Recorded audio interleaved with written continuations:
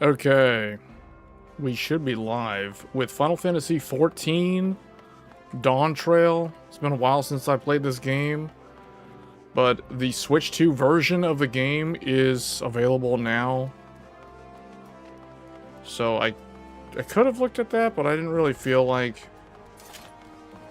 installing 100 and something gigabytes. It's like the file size for this game on the Switch 2 is hilarious. It's enormous. First of all, the game on PC is very large, but on the Switch 2, relative to the Switch 2's total storage capacity, I think the game is like 100 and something. It's like, I forgot how big it is. It's really large. It's over 100 gigabytes on Switch 2, so it eats up a lot of space. So I was like, my storage space on there is already starting to get a little bit limited, at least on the Memory Express card. So I was thinking, yeah, I'm probably not going to install this on there just because I don't need to. I can play it on this. And I'd rather save the space on there for Nintendo games. But definitely, if you want to play Final Fantasy XIV on the go, that is a really good way to do it. The alternative would be the ROG Ally X or any of the Windows-based handheld gaming devices. Or you could kind of... I've heard you can play this game on the Steam Deck, although it's not really officially supported by Square Enix because they don't maintain the... like how the game would run on Linux. But because of Valve with Proton, I've heard that it does work, so you can actually play this on the Steam Deck. I don't know how well it actually runs on a Linux handheld, but I know that you can play this on Ally X, and now you can play it on the Switch 2, which is really interesting. So what we're going to do here, there is a summer event going on, which is what we're going to be doing. I need to remember where I'm supposed to go to actually get the quest for that. There is a mount that you can get from the Moonfire Festival, which is what I'm going to be doing here. We'll be doing some other stuff. I might play through some of the story. I gotta remember, where am I supposed to go for this? Limza Lominza. Yeah, because usually it's Costa del Sol. So we can go from here, actually.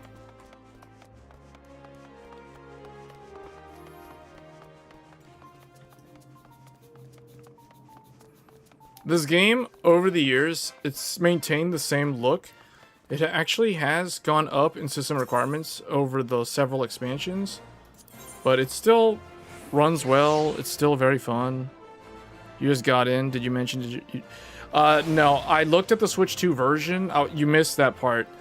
That was like the first thing I was talking about. So I looked at the Switch 2 version. The file size is enormous for the Switch 2. I think it's well over 100 gigabytes of storage space required for the game, and I just didn't really want to eat up that much of my Switch 2's storage for this one game, so I decided not to install it on there. But it's definitely playable.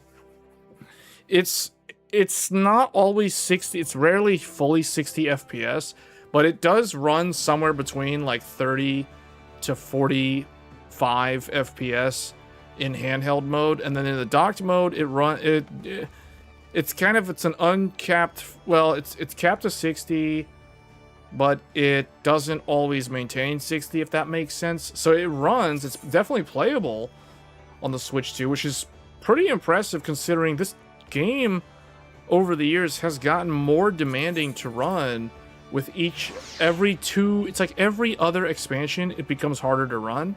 So I remember when the game came out, the first expansion, like Heaven's Sword, made the game slightly harder to run because it added the DirectX 11 client. And then Stormblood, it was no different than Shadowbringers. I think the system requirements went up a little bit because they were getting ready to remove the PS3 version of the game. And then when Endwalker came out, I think that was either right after or around the time when they were adding support for the PlayStation 5. And the last expansion, the most recent one, Dawn Trail, they dramatically overhauled. Well, they say dramatically overhauled, but they didn't really change it that much. Like, it still has the same kind of look, but they did increase the system requirements quite a bit with Dawn Trail. But otherwise, other than that, the game has... It's always been relatively... I would say it's kind of an... it depends on when you started playing the game. When the game first relaunched as A Realm Reborn in 2013, the system requirements for this game were pretty high.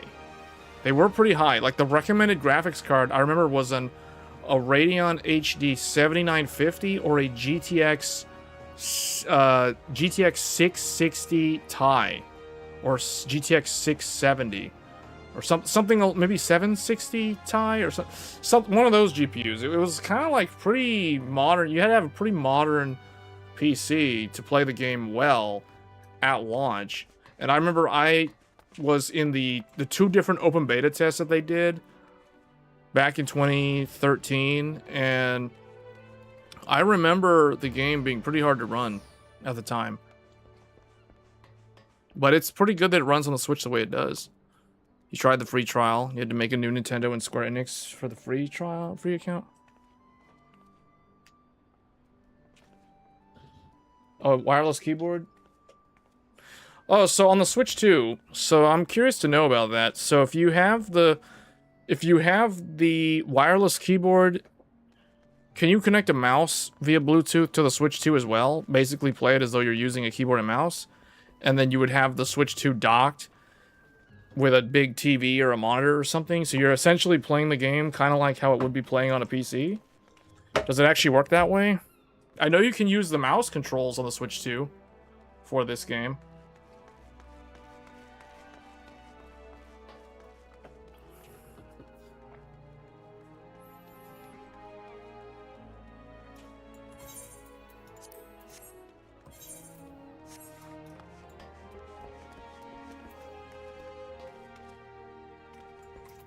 Oh, I need to...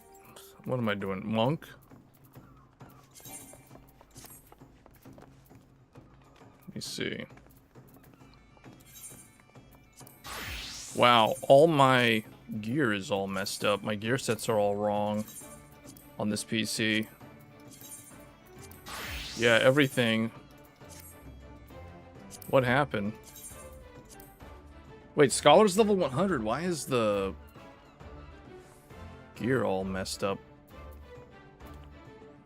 You saw it confirmed for wireless keyboard with USB-C dongle.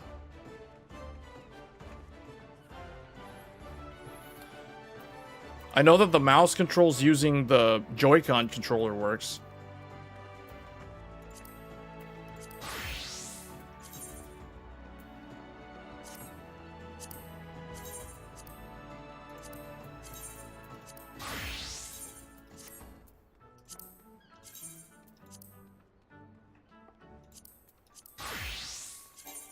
Okay, well, this one's correct. Actually, no, it's not. All my gear sets are all wrong. I really need to sync this with my other computer. This makes me realize I haven't played this on this machine in a while. Because all the gear sets are unsynced. Well, these jobs I never actually use.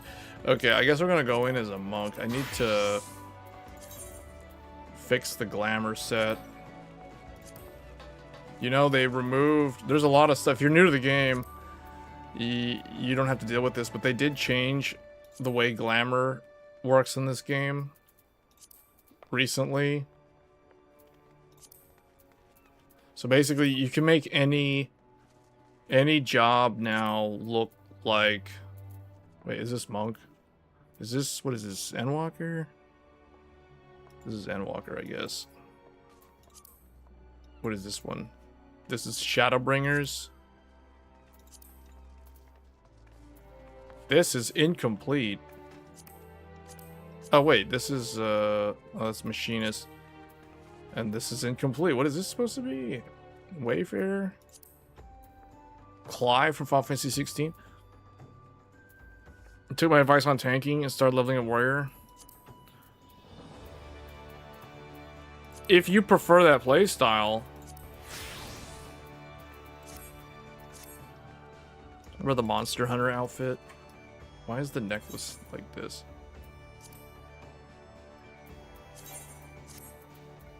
Hold on, how many of these things do I have?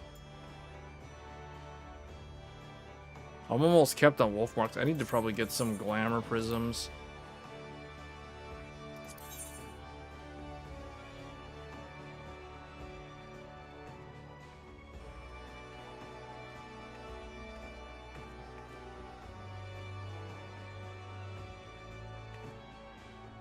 Wait, what?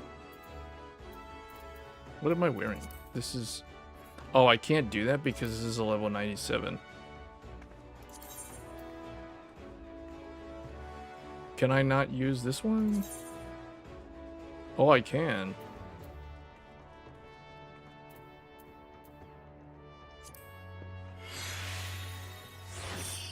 Okay. That totally doesn't match, but okay. It's like headphones were on a Monster Hunter outfit. Headphones as a necklace on a Monster Hunter outfit. Does this thing do... Okay, you can actually make it... Okay.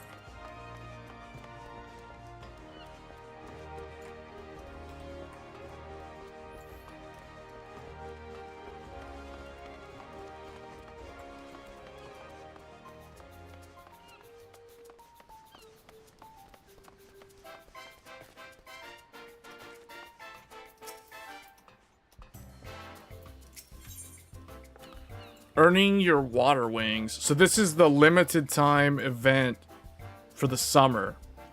Yeah, I was thinking, like, should I log into Final Fantasy and see if the event is up? It's up from August 12th until August 26th.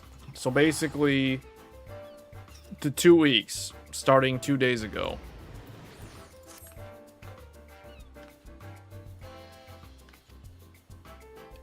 The one thing about this game, because it's a live service game, they put so much stuff in here, like this seasonal event. But I wish some of this stuff was voiced.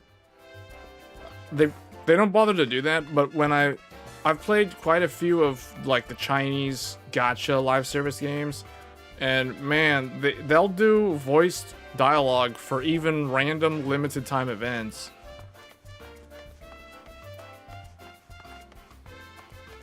I kind of wish this game would do a little bit more of that. We want to go to Costa del Sol. So I need to go to Fisherman.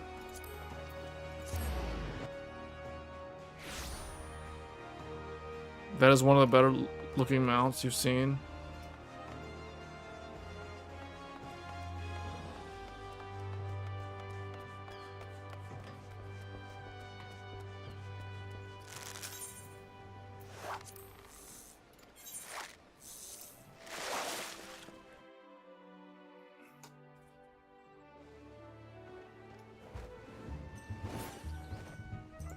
Oh, there's the slide. So, I want to go... I need to go this way.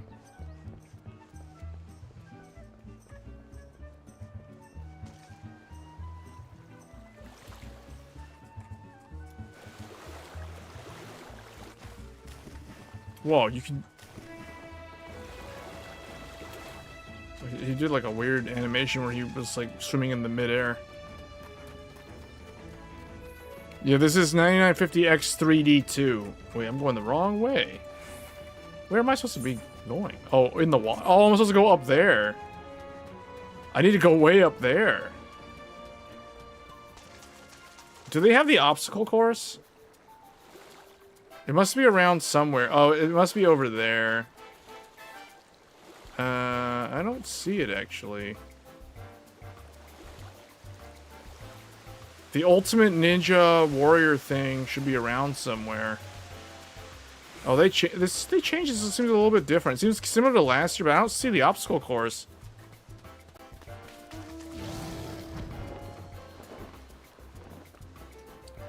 I don't know where it is. Normally, it's like over there. It must be on the ship then.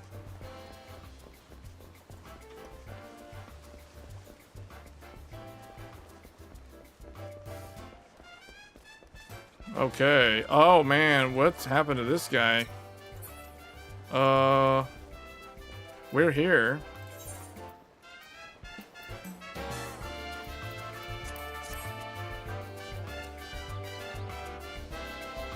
Oh, you know what? Is that the obstacle course over there?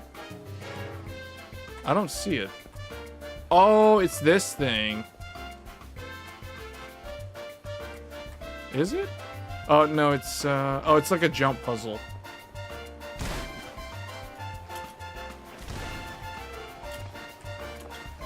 Oh, this is the obstacle course.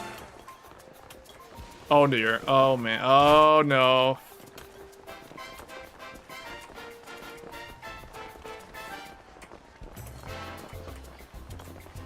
Oh my.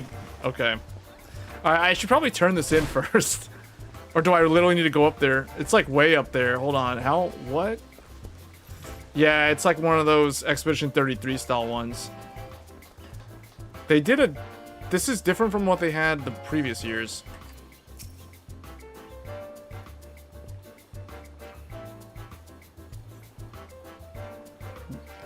The Moonfire Faire is a roaring success. Just take a look around.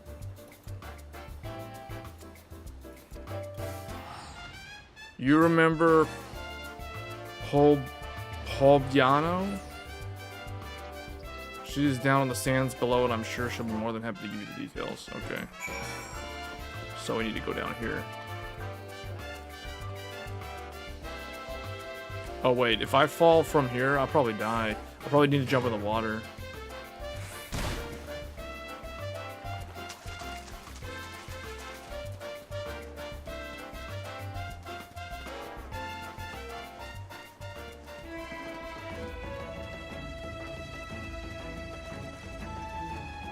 It's like the annual... This is like the annual trip to Costa del Sol.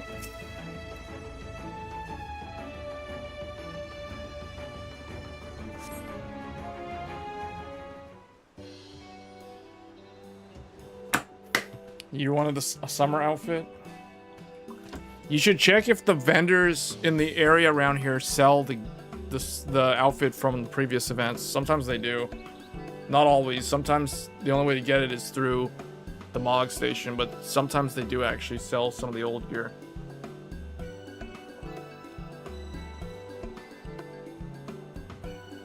These seasonal events are like, they're basically like the FOMO events, so they're limited time things. I mean, it's one of the reasons why I stay subscribed to the game, because I don't play the game that much outside of when an expansion is new. Like, I'll be playing this game a ton in January next year. Like, basically the plan, the schedule, my gaming schedule for next year is Evercold in January into February, and then Monster Hunter Wilds Ascension, so the expansion of Monster Hunter is gonna be like right after that. And then I don't know what else comes after that. This is a 4K OLED. It should be in the description of the video. Is it? Oh, did I get... I think it's not available anymore. It's probably not in my... Oh, I gotta fix this. It says it's the wrong stuff. Hold on.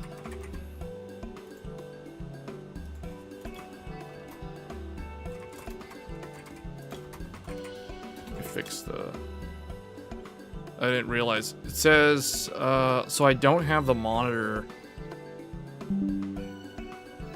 I thought the monitor was in the description. It's not, because it's not for sale anymore. It's an LG Ultra Gear 4K OLED, 240 Hz.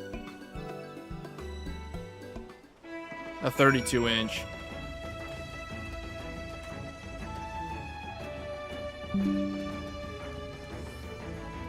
Where am I supposed to go? Oh, over here. Wait, why do I have this little dude following me? I thought I summoned a different minion.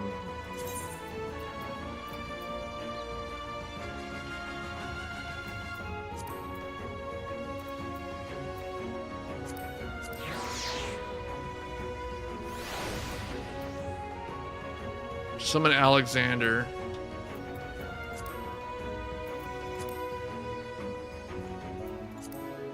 Yeah, we'll go with Alexander for this one. He looks like a crab crawling around on the beach, sort of, kind of. I mean, the alternative, instead of Alexander, I can summon Omega. He would look like he fits the beach. Yeah, he actually, you know, Omega looks more like a crab, crustacean style thing crawling around. Yeah, let's go with Omega. How does he swim? Is he just gonna like... Oh, he just disappears. Hey, that's something that they should tell the producer. Yoshi P needs to work on that. Like, make minions swim or something.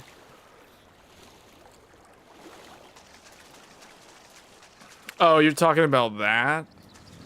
I think I have it set to 140% UI scale. I think it's like standard.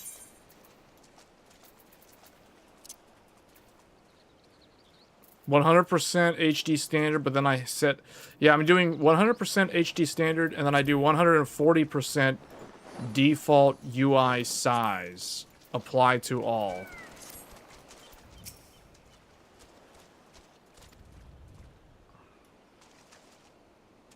Wait, what is he saying? The two young ladies here have come all the way from Gridania to attend the fair. However... As soon as our Mikote guest spied the ocean, she became quite agitated. What am I saying?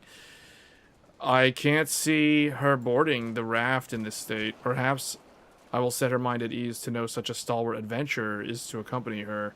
Would you be kind enough to speak with her? Wait, who's... Is this... Oh, that's an actual... Okay. Yeah, this is a cool looking mount. This is one of those big mounts, too.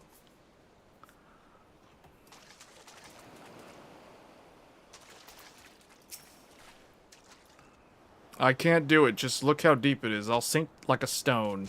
And I'm sure I heard someone talking about dangerous wavekin. No, I can't. Come now, Leo.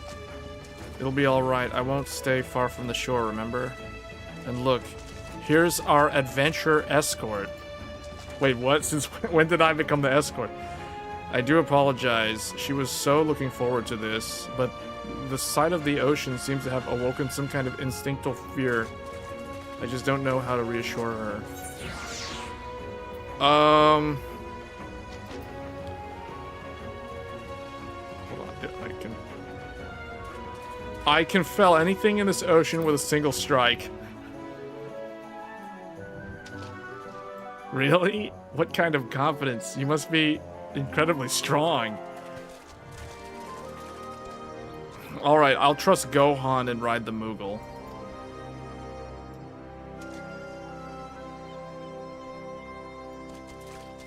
I'm heartened to see her fears have been assuaged. Once your own preparations are complete, please give Miss Avian a word. The Mographs are ready and waiting. Wait, who is this guy? Is this guy from last year? Pleasure Cruise Chaperone. No, I don't recognize this guy. I don't recognize any of these people. These two are obviously new. They're like original characters for this one-time event.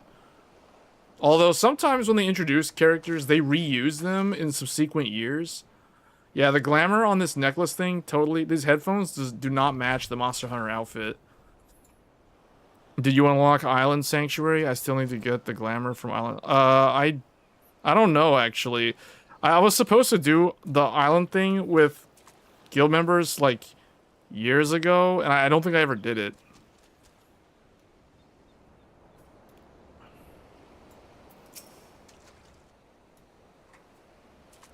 They said these follow a predetermined course, so I don't suppose it'll matter if a novice like me takes the lead. Gohan, I trust you have our backs. Okay. Alright, here we go.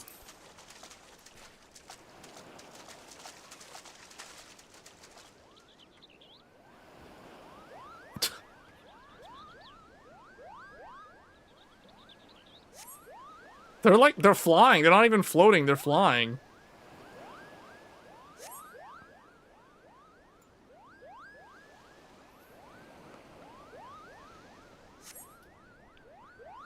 Wait, the here is where. So she's wearing an outfit from Island Sanctuary. A crab? I've never seen one like that before. Where? Where? I missed it. I don't know where they're looking. Am I supposed to be looking at something? Beds on the beach.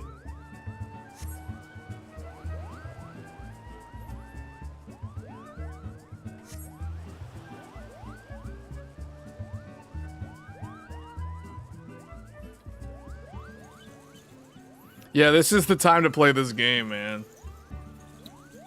Last week was Xenoblade Chronicles 2. The last 2 or 3 weeks was Xenoblade Chronicles 2.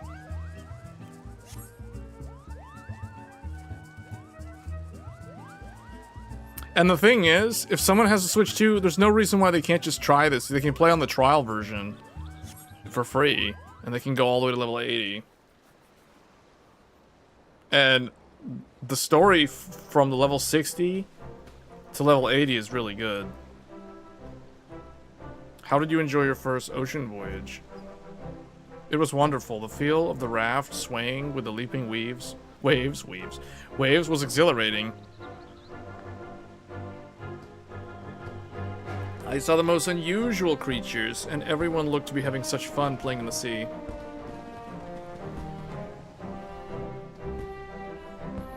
Honestly, you'd never know she'd been about to run for the hills before you turned up. Thank you for giving her the courage to enjoy herself like this.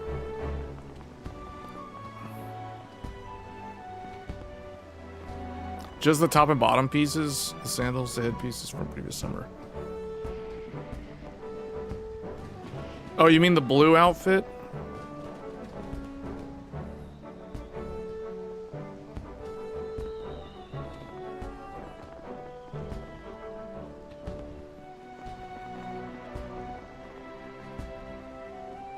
It's an interesting suggestion. If the Watery Wings pleasure cruise offer different activities, it might keep guests coming back to ride again and again.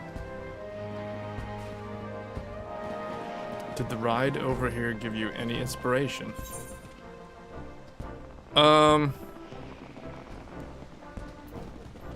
Pillar's course line with bombs?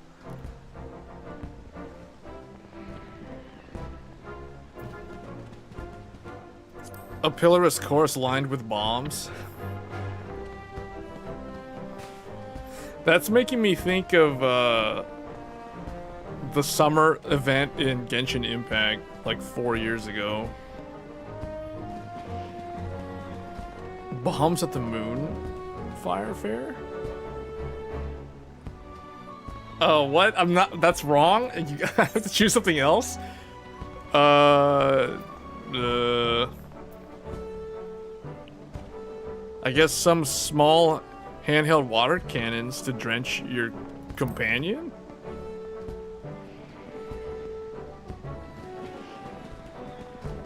Perhaps it would work on the beach, but I don't think I'd be able to relax and enjoy the scenery if someone was firing upon me from the entire cruise.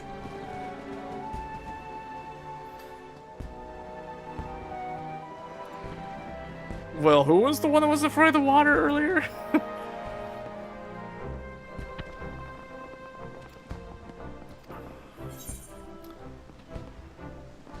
Some cold treats to snack on?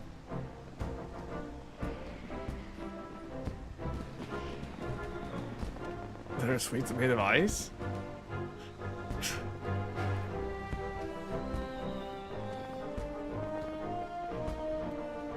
Foodstuffs may not be a good fit.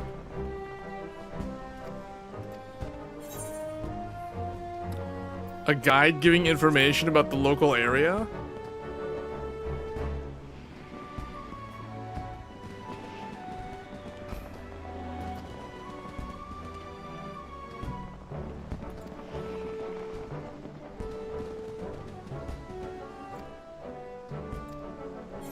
Well, I mean, there's no other ideas. It couldn't possibly be any more fun.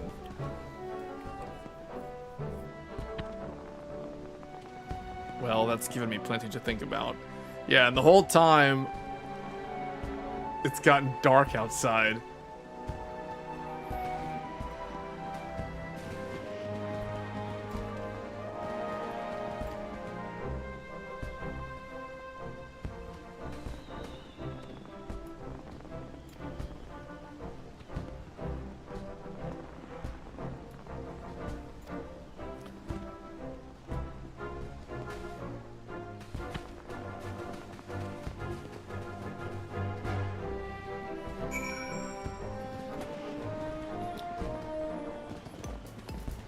Okay, the evening is when the music in this place gets good.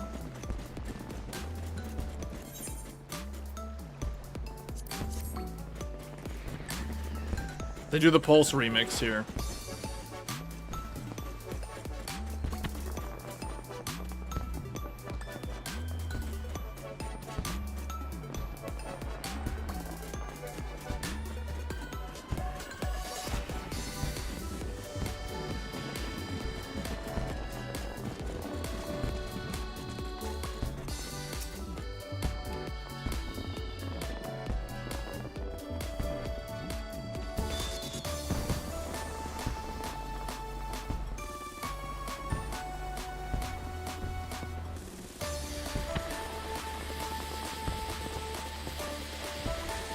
So if you already know about the Island Sanctuary, how long have you played this game? Like, you already have a max level character? You said you're playing a trial account on the Switch too.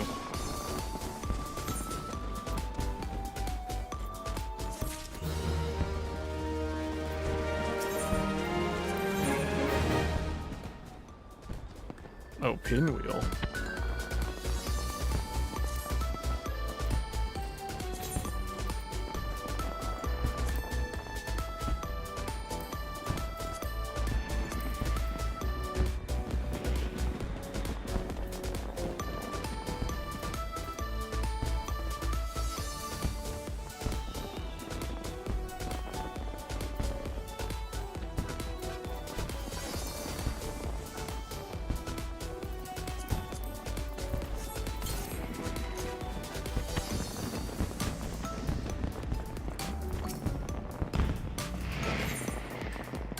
But no, I thought, okay, so this, she sells some stuff.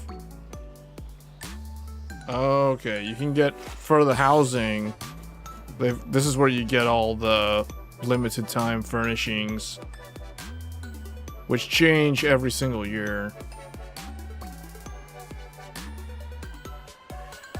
Oh, you started 3 months before? Okay, so you've been playing this for a long time then. Okay. But now you'll use the real account for real intent. Okay. Oh, is you just testing it out? So you just wanted to test how it played on the Switch 2?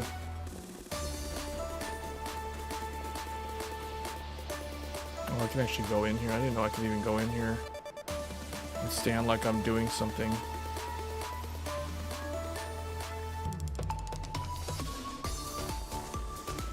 Is there something up there that's worth getting?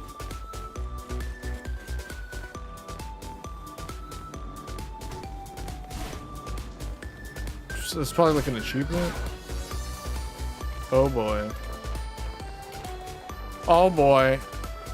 You know, sometimes I wonder if it's easier to do this with a controller because of the analog inputs.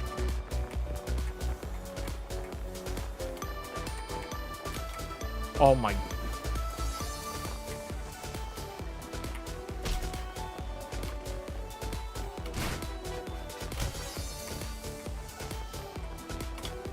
Oh, okay. Okay, okay. Wait, what? Huh?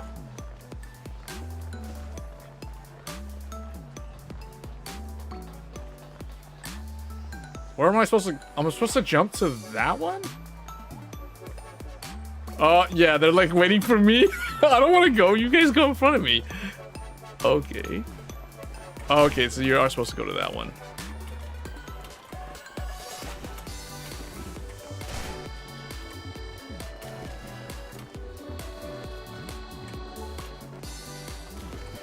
I find it easier to just like look at the column, but sometimes I don't know, because if I try to do this way of jumping, it just seems like it's harder. It's easier to like overshoot. Oh my, what?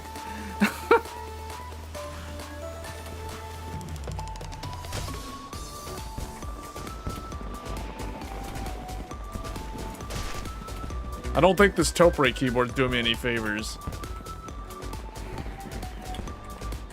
Oh, what the? How did that happen?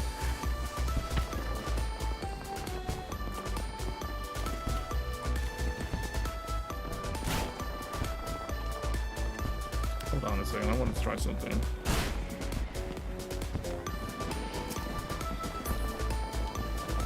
What's the jump button on the controller? Okay.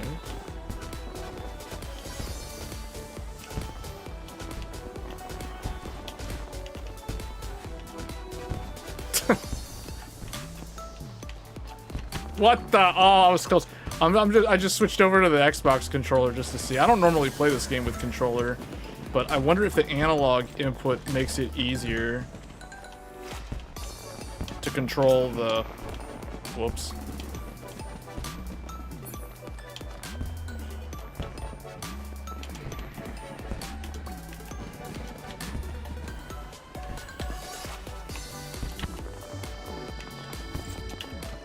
Yeah, it does seem like it's... I need to see how tall, how far away that is. Oh my goodness.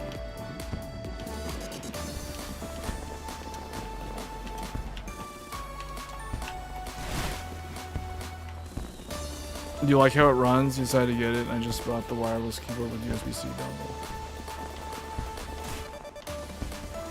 Do you use your Switch 2 with the dock a lot, or do you mostly use it handheld, or like with the kickstand?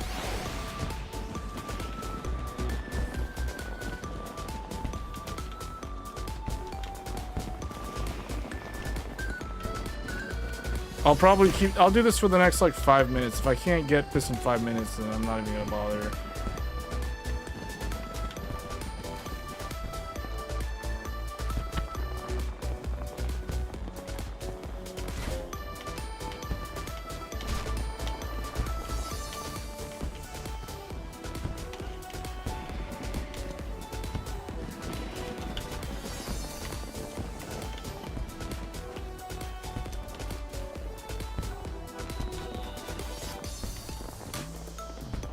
Now what?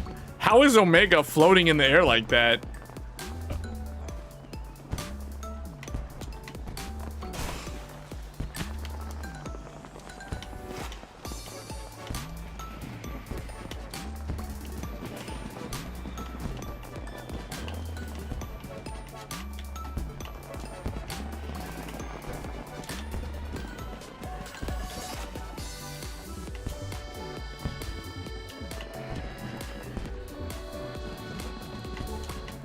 Oh, what? I usually use a handheld. Okay. Yeah, I use it. It's kind of mixed for me. It's kind of like, I probably use it with the TV maybe 60% of the time and 40% of the time handheld.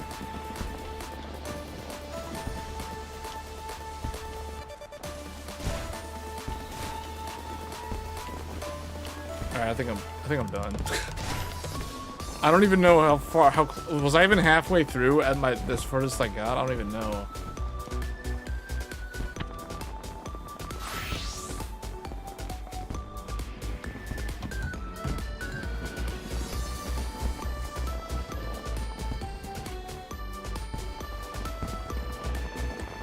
Yeah, I wasn't even close.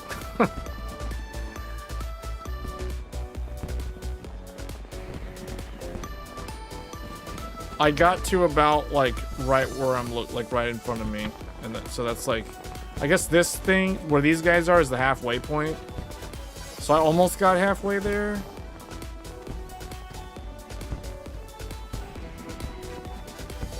Is that the obstacle course over there?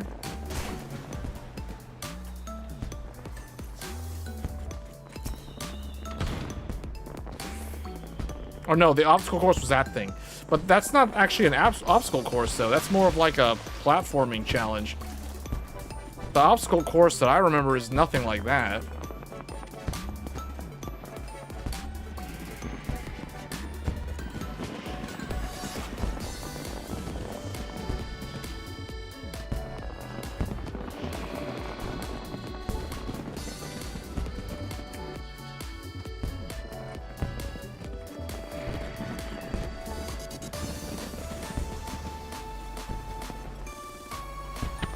I really do feel like it's easier to do that with the controller. I don't know if having a membrane keyboard makes it easier because it's the button presses don't send you as far.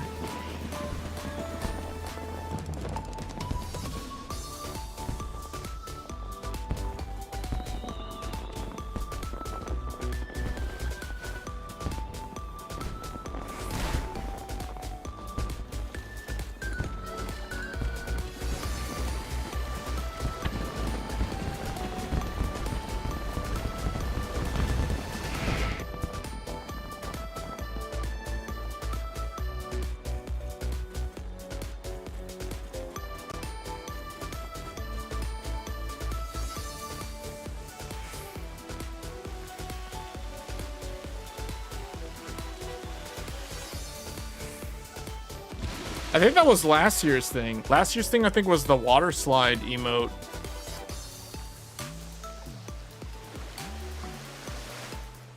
Wait, what? It sends you all the way over there? Wow. Okay, well, that was that. I think what I'll do is I'll probably try to figure out how far I am in the story. Level 100 in Fate's Footsteps.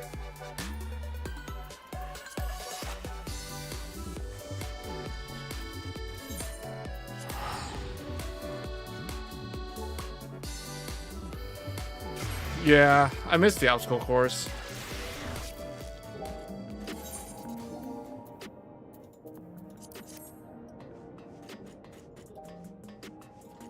I think I'm supposed to, let me see, there's something over here.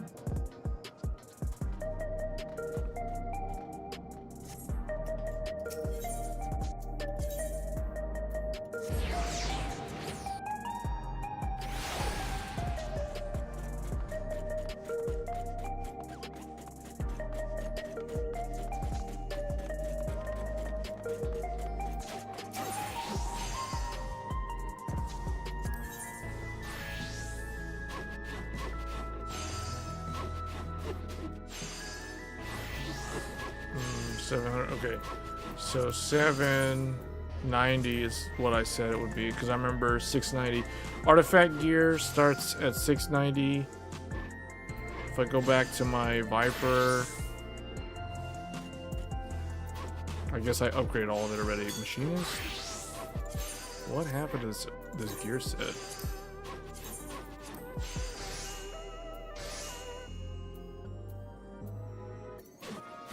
I guess I was further along than I thought. Is this 100? Yeah, all this stuff is not the artifact gear.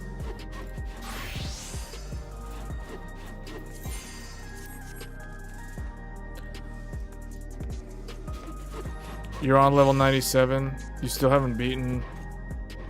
Oh.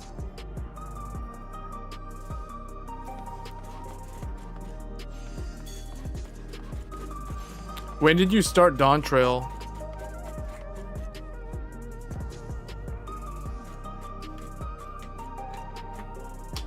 Because I can't remember if I'm in 7.3 post game or 7.4. I think I'm in 7.4, starting 7.4. But so you're basically in 7.0 story wise. Because 7.0 is Dawn Trail, 7.1 is like the first patch of Dawn Trail, 7.2, 7.3.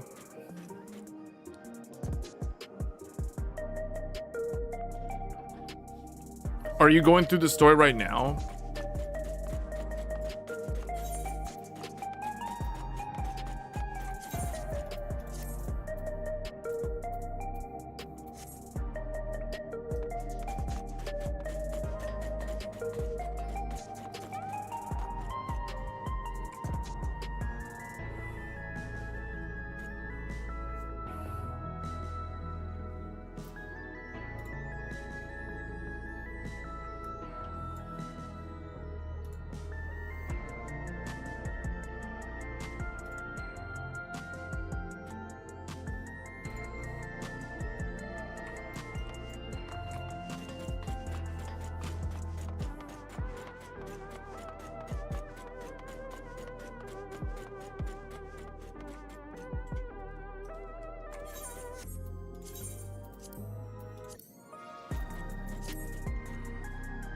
on release, you stopped playing halfway of the trial with Wuklamot and decided to play again because of Evercold.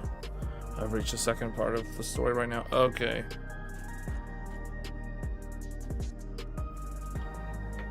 Yeah, Dawn Trail's okay. Dawn Trail's kind of like, in terms of story, I think a lot of people will tell you that it's not their favorite. I think it's kind of like Stormblood in terms of story. I don't know, people will probably say Stormblood is better. Stormblood had its moments more so than Dawn Trail, although I think it depends. Dawn Trail's post story, like post Dawn Trail, like the point 1, point 2, point 3, point 1 through point 1 is probably worse than Dawn Trail, but point 2 is when it starts getting more interesting, and point 3, because you know the format since you played through all the other expansions.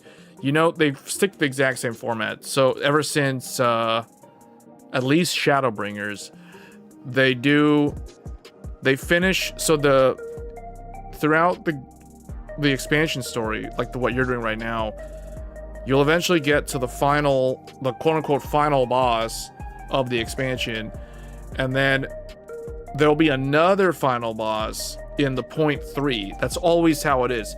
If you look at I like to use Shadowbringers as an example. The reason why I always use Shadowbringers as the example is because I farmed all the Gwibbers from the EX trials.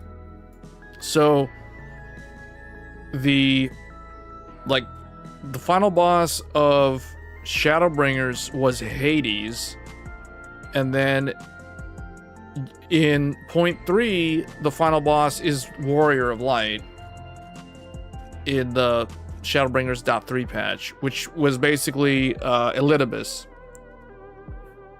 or was it La Habrea? No, it was Elidibus. Elidibus was the final boss in Shadow, like there was the final boss, which was Emmett Selk, and then there was the real final boss, which was Elidibus, which you confront in the point 3 patch at the end of that one.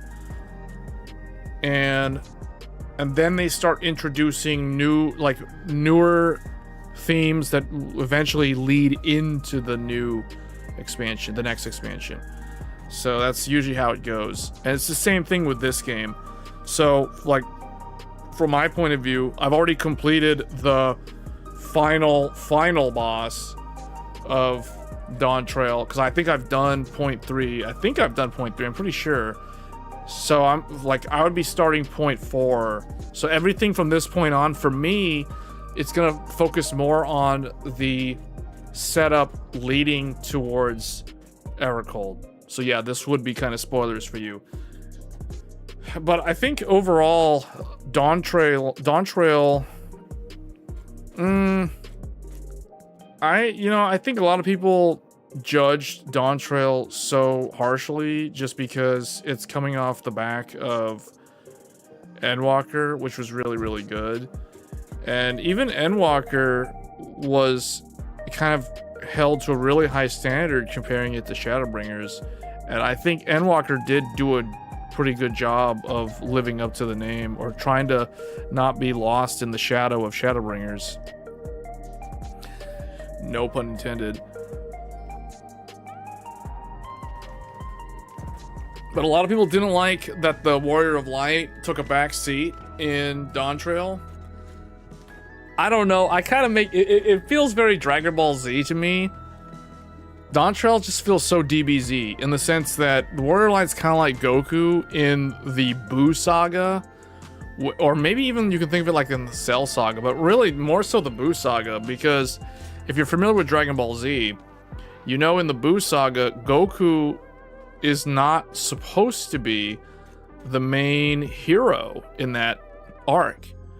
Similarly, with Dawn Trail, the Warrior of Light takes a back seat because the Warrior of Light's not supposed to be the main hero. The Warrior of Light's come on vacation. You know what I'm talking about? Like, we're gonna go across the ocean. We're gonna go on some cruise. We're gonna go across the ocean and go on vacation. So it's supposed to be like a joyride, but it doesn't turn out that way, obviously. And same thing with Dragon Ball Z, because Majin Buu basically was too strong for all the other heroes like Gohan, Gotenks, Vegeta, everybody to handle. So Goku was still kind of forced into the confrontation at the end, and he had to come in and save the day at the end. That's kind of what happens in Dawn Trail to an extent, to a large extent. So it's so DBZ, man. Like this, I don't know. I can draw so many parallels between Dawn Trail and like the Majin Buu. Well, not really, because this Dawn Trail doesn't have a villain that's like Majin Buu. Like some unbeatable force that you can't stop.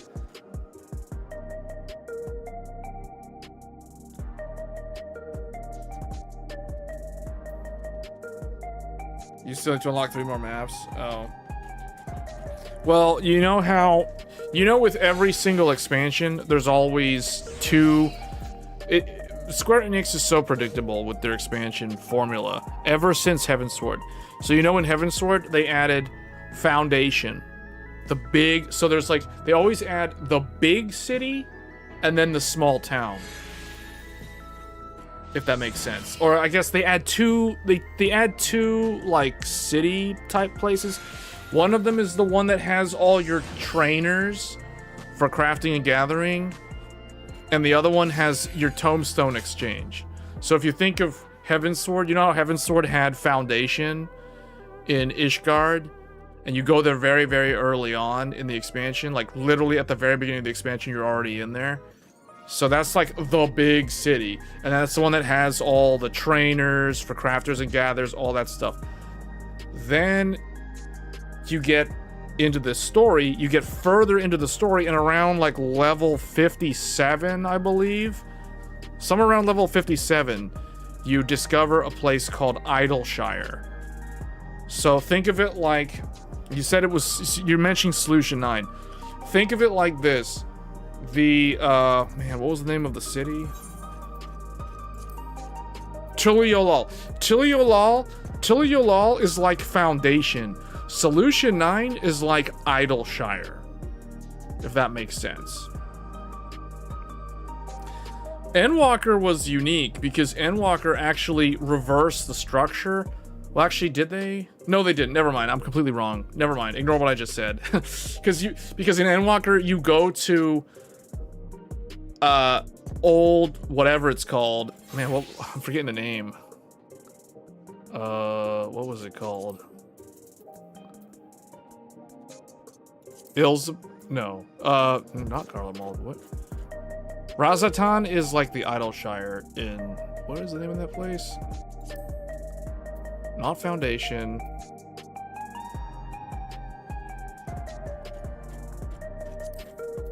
Old Charlian. Man, I'm forgetting like everything. Old Charlian is basically the Foundation in Endwalker, and Razatan is the Idleshire. So each expansion is structured this way. I figured it out. Like, they always do 6 zones. The final zone is never shown in any of the material that markets the game. So you never... They hide the final zone as much as possible so that they don't spoil it. And you know how I know this? Because you go look at the benchmark, because they let you download a benchmark so you can test how your PC runs the game. The benchmark already spoils almost every single zone except for the final zone. The 6th zone is never revealed in any material leading up to the release of an expansion. That you'll never see the concept arts for it. You'll never see it in the benchmark. You'll never see it in the trailers. It'll never be referenced. It'll never be talked about. Think about Shadowbringers. The final zone of Shadowbringers, the Tempest. That whole underwater place was completely hidden. You never knew about it until you finally arrived there for the first time. They always do this. Same thing. They've been doing this since Heavensward. The Azizla, or whatever it's called, the final zone of Heavensward. The final zone in Stormblood was... I gotta think about the zones. Stormblood had the Alamigo place, that other desert place. It had the Ruby Sea, which is my favorite zone. It had Yansha, and it had what was the 5th place?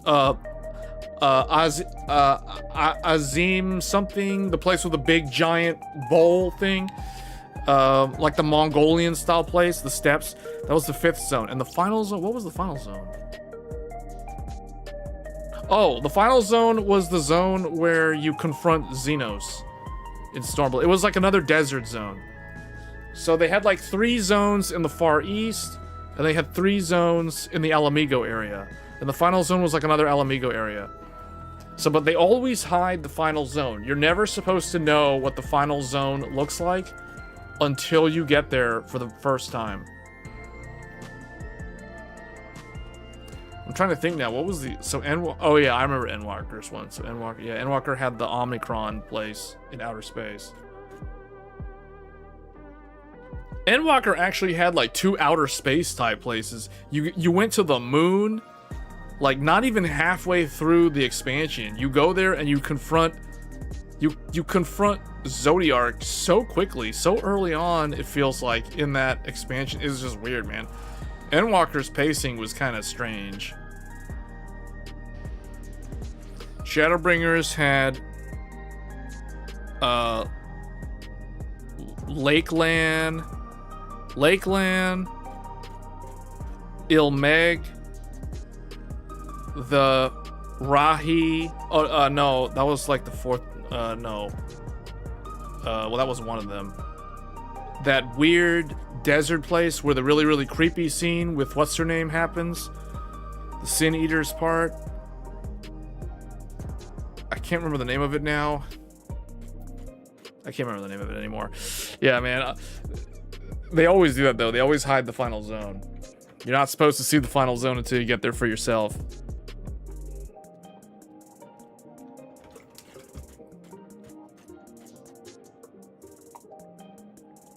They do a good job. So the funny thing about Evercold, the theme is like all frozen and everything. I have a feeling the final zone of Evercold will have nothing to do with like a cold looking area. It won't even be like a frozen wasteland. It'll be like something completely unexpected.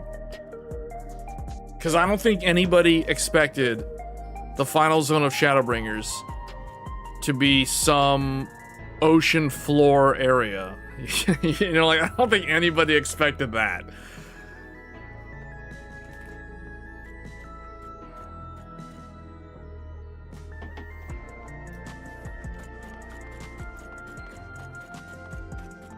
Yeah, but if you just keep playing through it, you'll eventually end up in Solution 9.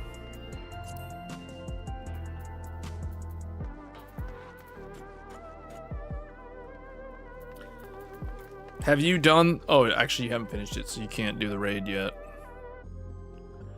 Ocean floor area was out of left field. Yeah, it's kind of weird how they ended up there, too. Man, maybe I should just do the Relic quest line, then, so I don't spoil the story. I don't even remember where that even starts.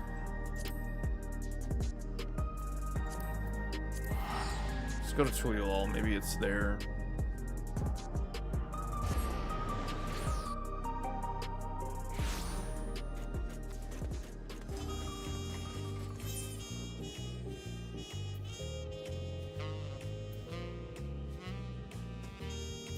Arcane Artistry. Oh, Arcane Artistry is what I'm supposed to be working on if I'm doing the Relic.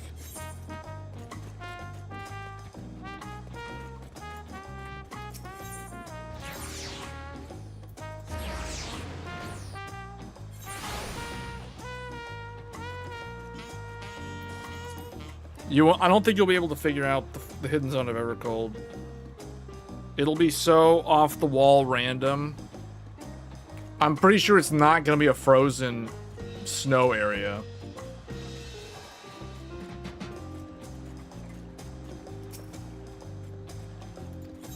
Okay.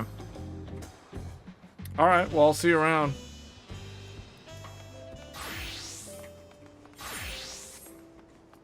think I'm supposed to do this on this job.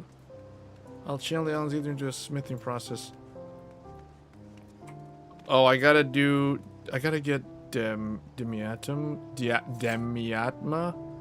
Can be obtained from fates and critical encounters in the occult crescent, southern horn. It can also be obtained from fates in other regions. These regions are the regions of Dawntrail.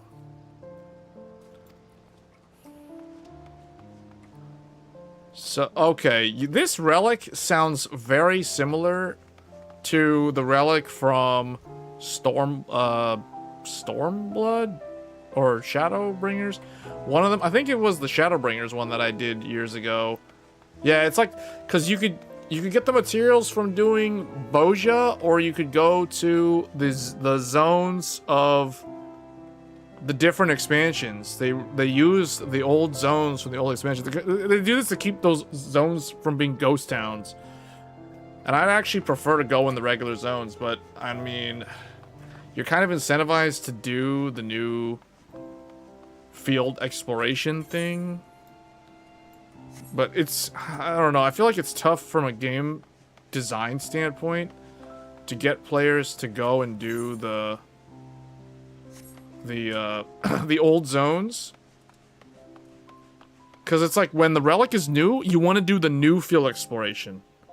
You don't want to do the old, you don't want to do fate grinding in the old zones, or in the level zones of Dawntrail. But then I think in the future, when Evercold's out, if someone wants to come back and do the relic for Dawntrail just to have it as a glamour, then maybe it's more effective to go and it's quicker to go do the fates in the Dawntrail leveling zones, because there's less people doing the field exploration content, if that makes sense. It's I don't know, I could be completely wrong.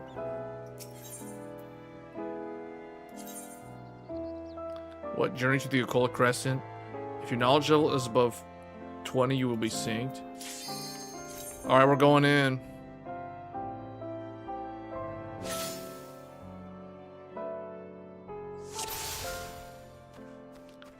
Alright, I'm in.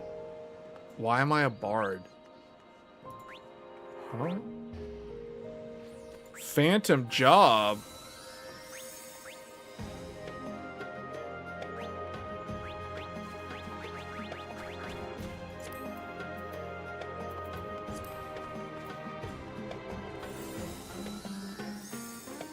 Can I be, hold on, can I be a level, like something else that I want to level?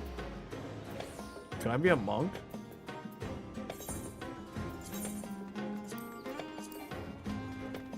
Oh, you can't while you're inside this place because we're in an instance. Well, I don't want to do this as a gunbreaker.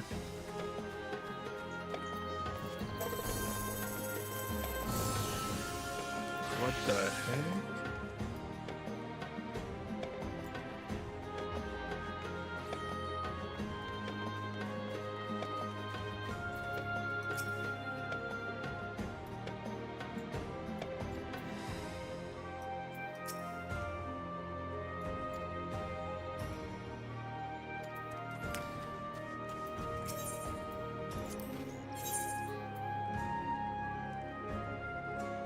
That thing's 300,000 gil?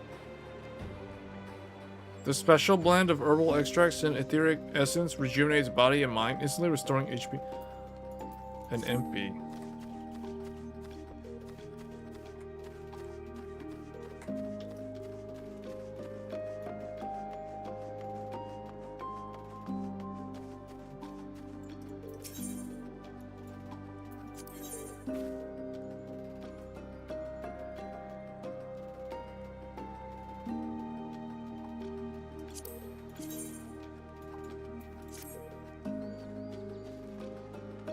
Okay, so you can get 745 gear from this place. Or the glamour.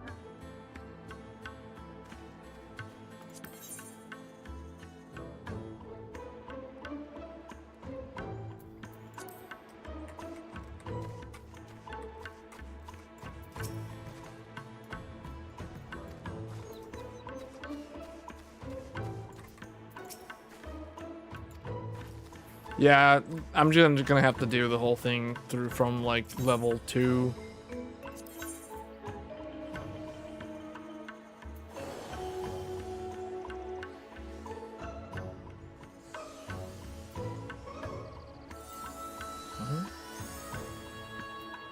What does this do? It looks like it's the same gear. Oh, Occult Crescent plus 80 plus 2 instead of plus 40. I see. So it's almost like you're incentivized to craft this gear from this place. As long as you're in this place, it seems like it's best in slot. Although I don't know, maybe higher item level gear will probably still have skill. It does. It looks like it scales a lot for Occult Crescent though.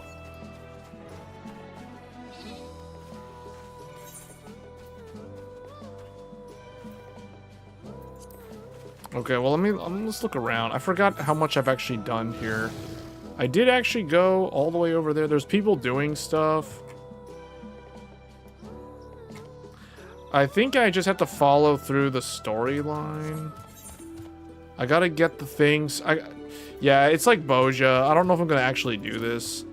We might just do the story mode.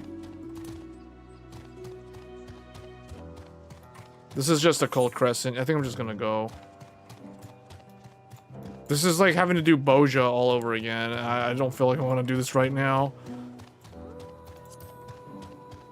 Although this is a very good time to be doing this because there's a lot of people doing this right now. So it's easy to find a group and just grind levels in Occult Crescent for like an hour or two.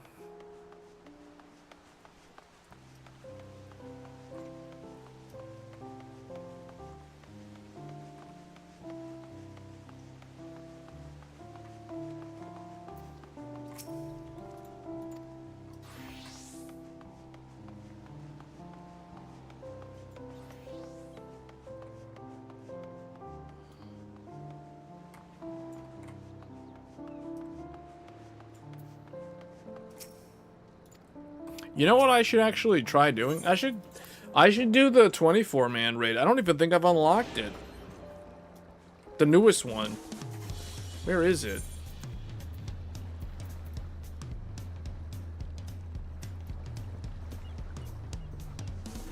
The Hollow Promise. It must be this one.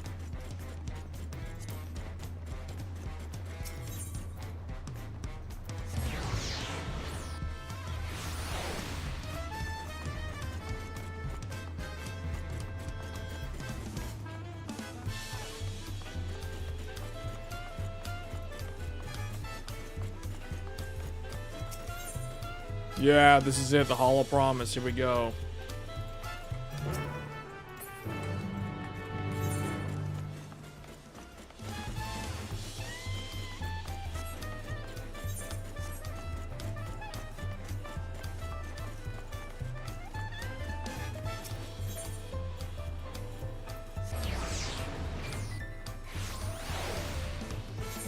Wait, what? This is not correct.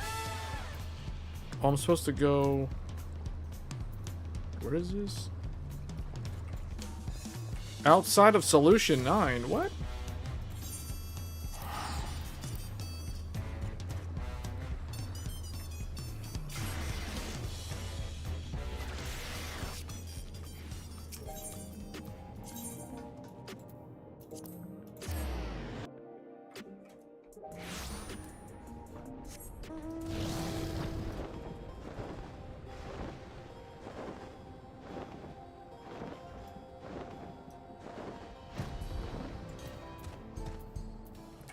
Oh, they're here. Wait, Prish and them are here? What are you guys doing over here? Oh, yeah, this is where we left off. I remember. It's only been like 6 months or more.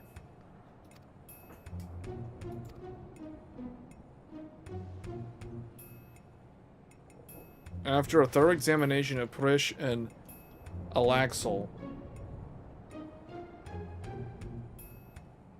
Or was it Axel?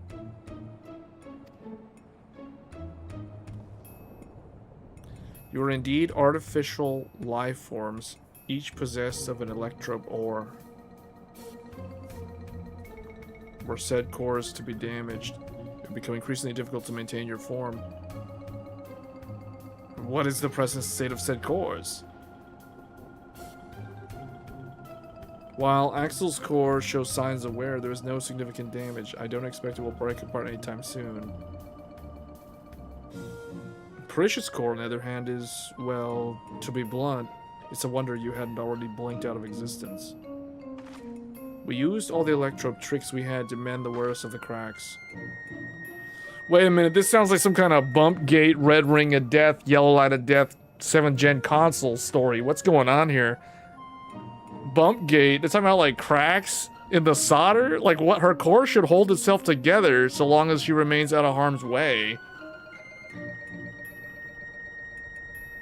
Galul Jaja better do his job. It'll be fine, I won't overdo it. Wouldn't want to miss all the adventuring we still have left to do. That I couldn't imagine going on without you. We are comrades born of memories from the same home, after all. Even if those I can recall are few and far between. Ah, that's right. You're always so quick to share what you do recall. It's easy to overlook how much you've forgotten.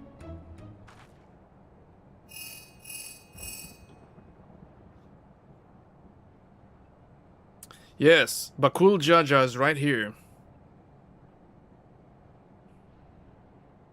What is it? There's been an attack at Mamuk. Strange creatures in Landsguard are unable to fly. An attack? Echoes, in all likelihood. The sentries there will need reinforcements. Let's hurry.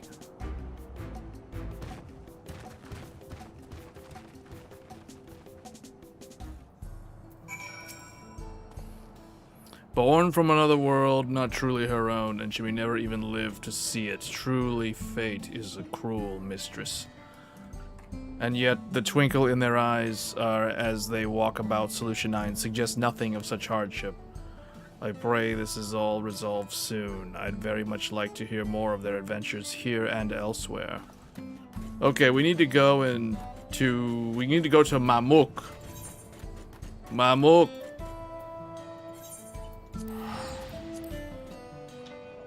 Thanks for the voice acting. I kind of have to get into it though. That's the thing. Like, it's hard for me to focus on reading tons of dialogue. Once I get into it though, then I start randomly developing actual voices for the different characters. Remembering a dream. Oh, there's another one?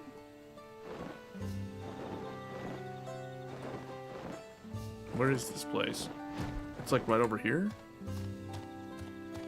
Oh, is this? What is this? This is a different one. Remembering a dream. Oh, no, this one gives you XP. I don't want to do that. That's for leveling.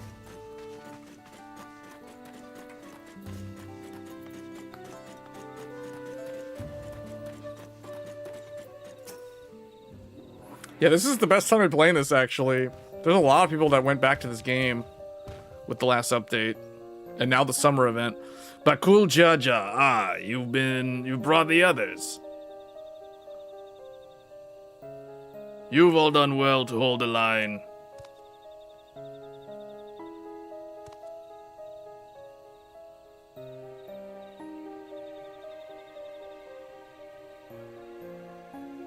Snake people?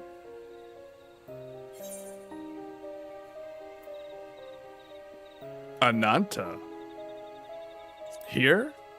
Wait, isn't Ananta an upcoming gacha game? Ananta? So you've seen this manner of creature before. Not here in Tural, surely. But how? Or why?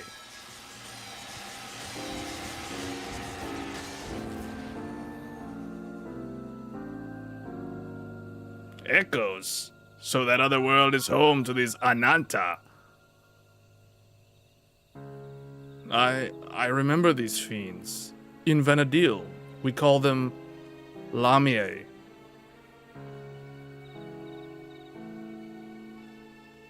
But thankfully not cunning or ferocious enough to overcome our Landsguard. The situation is a little more complicated than that, I'm afraid. Allow me to explain. We were standing guard when an army of these snake creatures appeared as if out of nowhere, surrounding us in an instant. Their numbers were beyond count. Had they pressed their attack any further, they could have easily overpowered us and besieged Mamuk.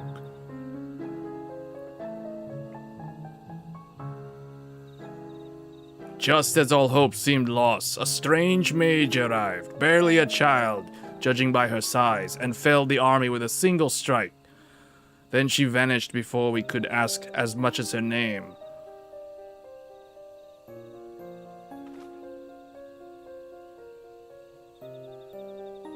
If I didn't know better, I'd say we're describing Kryl, or her magics. We also retrieved this letter from the enemy's remains.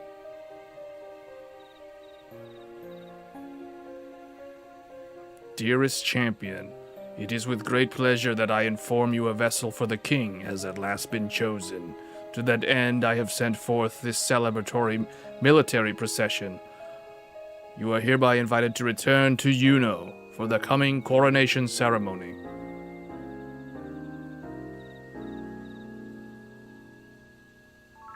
Invited? As if he wasn't planning to release more echoes. There are continued skirmishes to the south even as we speak, but I fear it's simply a battle of attrition.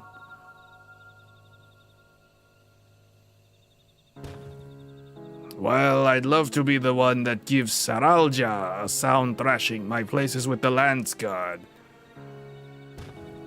You seem to have a knack for passing on information. Your job will be to outline the current situation to the soldiers when they return.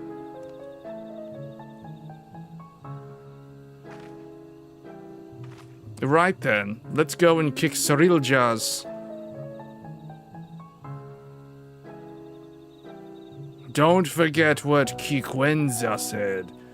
If it looks like things are taking a turn for the worse, get out of there.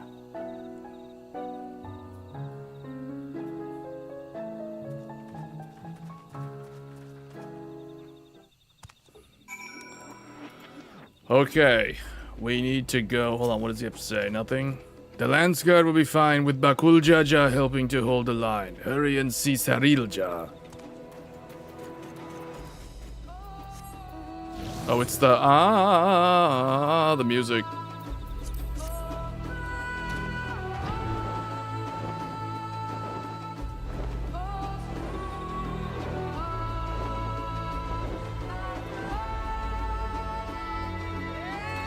Oh, whoa, whoa, whoa, whoa, whoa, whoa, whoa. It's one of the rare creatures. That requires like 200 people to kill. Man, this place was popping off like 2 years ago. This place would have been jam-packed with people flying around looking for the rare monsters.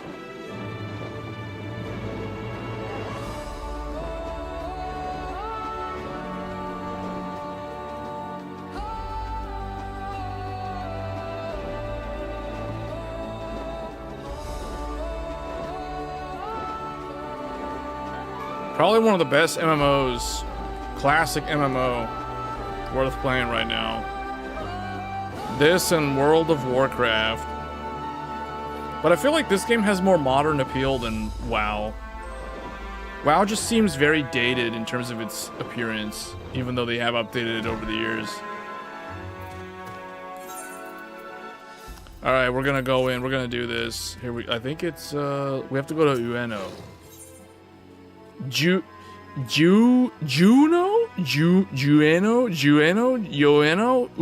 I don't know how to say that. Lower Juno.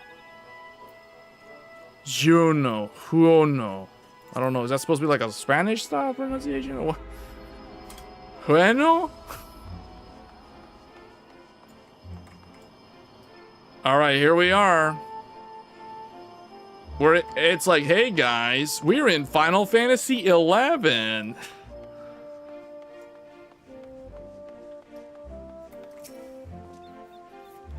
Oh, there you are.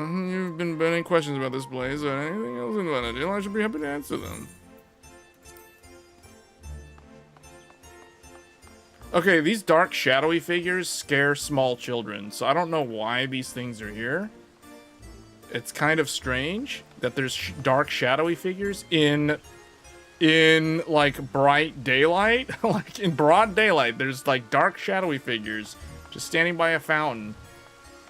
And they're even talking. Wow. Monstrous recorded Dale. Okay.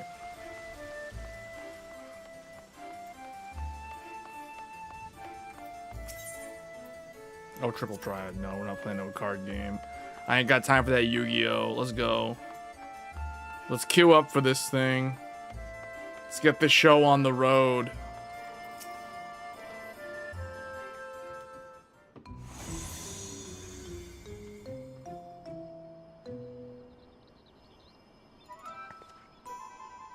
Look, another one of those portals. Maybe he'd decide to cut the chase and get straight to the fighting. Perhaps, but Surreal Jaw struck me as the sort who enjoyed hearing himself talk.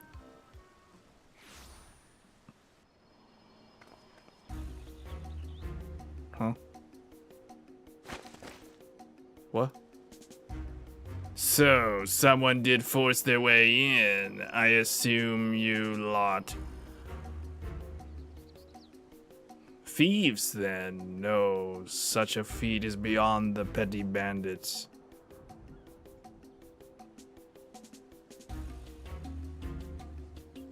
I suppose it doesn't matter in the end.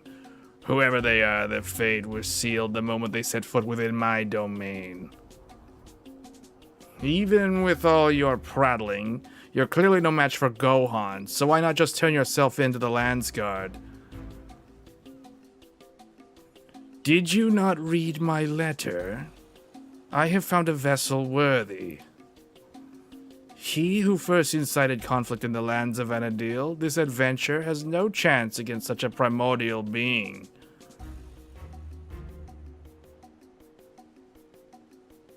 Very good, Surreal Jaw. Finally we have the power. Rule Vanadil, yes. But have we need of subjects in this world?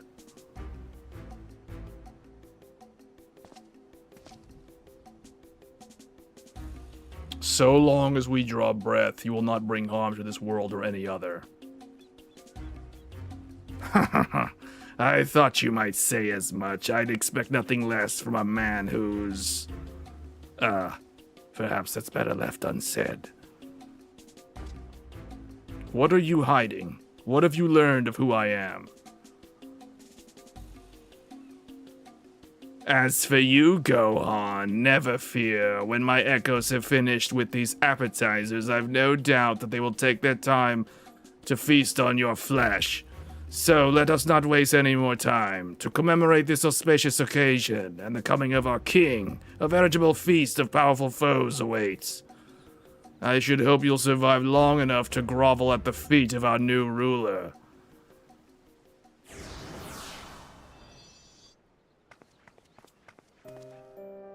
That bastard didn't even acknowledge I was here. Next time I see him, I'll make sure he never forgets this face. You'll do nothing, no such thing. Or have you already forgotten the warning? Leave this fight to us, please. Fine, but don't you go and do anything reckless, you hear me?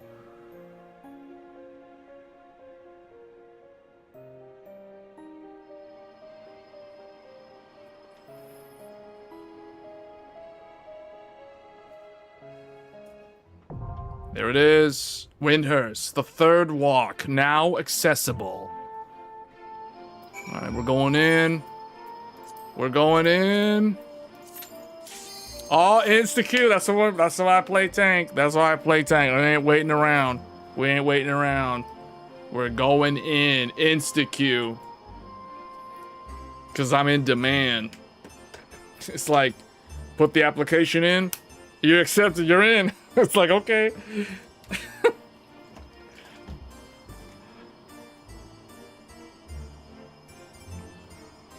Man, there's a lot of people playing this game right now. That was super fast. I thought I was gonna wait at least like 40 seconds. Uh-oh, someone's not where they're supposed to be.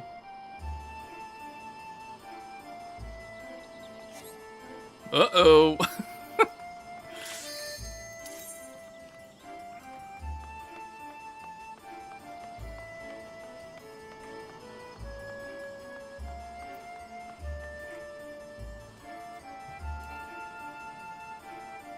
Yeah, this game is probably the only MMO that I think I'll continue to play. A couple times I've thought, like, when will I quit Final Fantasy XIV and, like, for good, you know?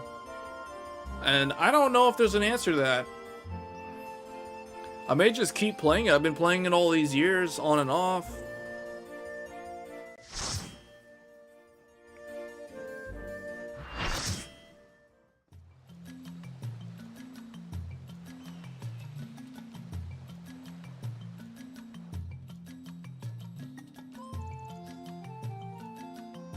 Windhurst the third one. That looks like the Ifa tree from Final Fantasy IX. Or it looks like Clara. Wait, hold on a second. Shantoto.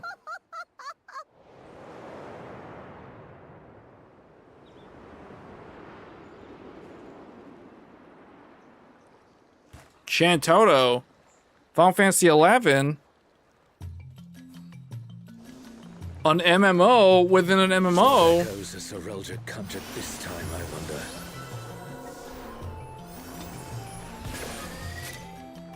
All right, here we go. I'm bringing the big stick. Here we go. This is it. The great star tree. This must be Windust walls.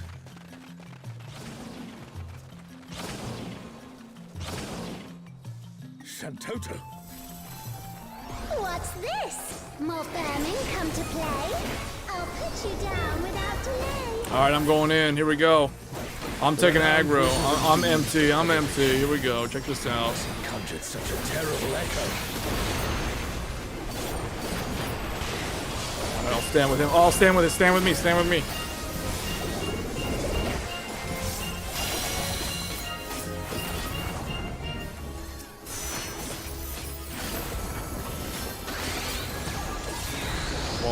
Whoa.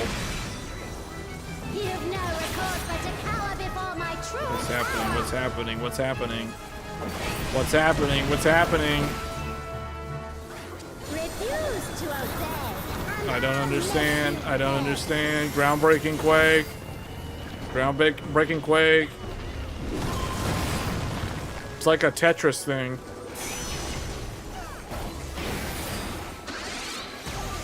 Oh man, we all messed up. All the tanks messed up. Before we're through, you'll learn there's nothing I can't do. Ley lines, ley lines. Something next.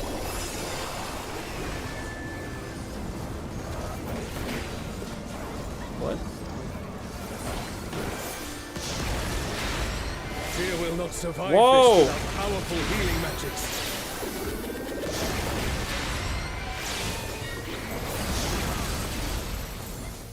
What? Oh man.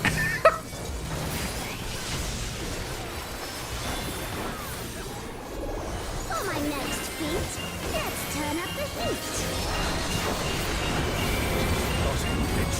What's with all these Dragon Ball Z references? Let's turn up the heat. That sounds like when they're powering up. They say that when they're powering up. I don't know what's happening. I guess we're gonna just go away from this stuff. I'm no saint, so don't expect restraint.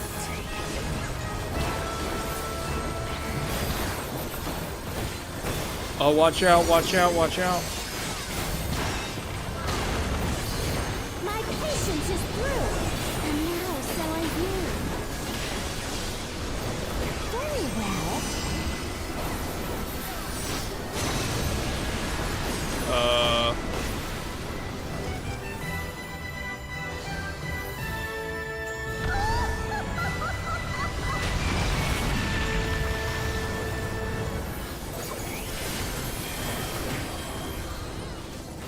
Oh my goodness, there's so much random, like, AoE spam.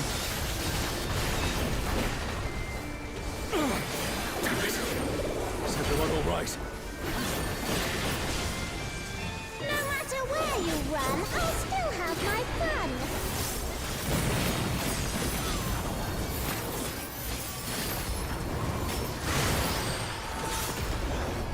I don't know what I'm supposed to be doing. I don't know what I'm supposed to be doing. I guess I'm supposed to stand here. Surrender, I'll allow, if you but give up now. Apparently I did that correctly. I did that correctly without even knowing what I was supposed to be doing. Well, I did that one wrong. Your offenses demand consequences.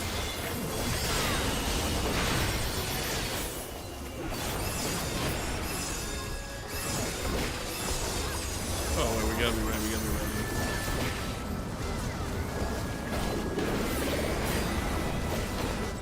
Be ready, be ready. Be ready.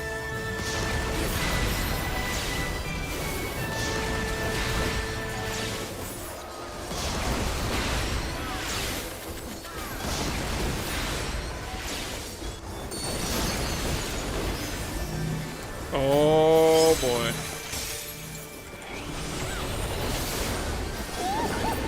Too slow, I fear.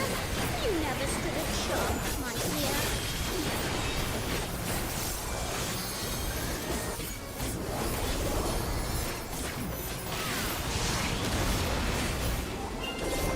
Comrade is down. You mustn't give up. Quickly. Oh someone boy, oh revive boy, him. oh boy, hold on, hold on.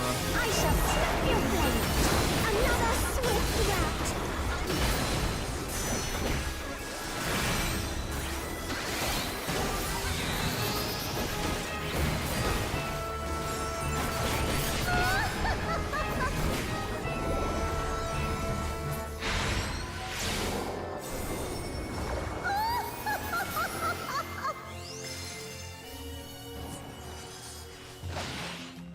She was a doll.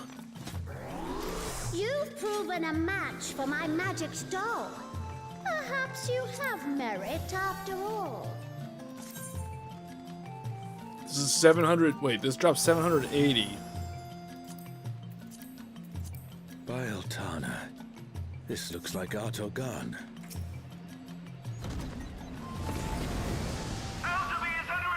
I think it's one per week. Is it one per week? Is it?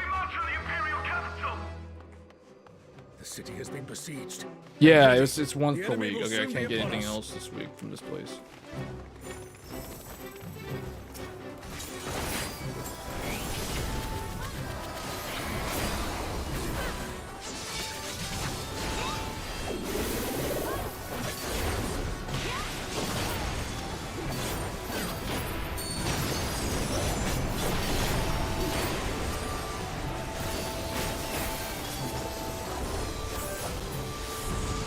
What was that? Reinforcements!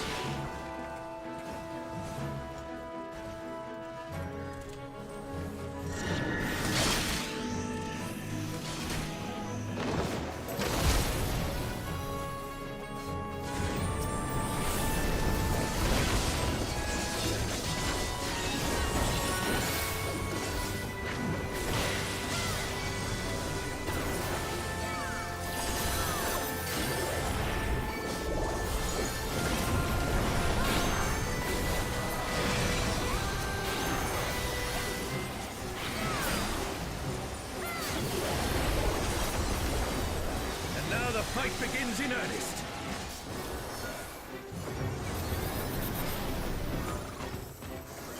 What the?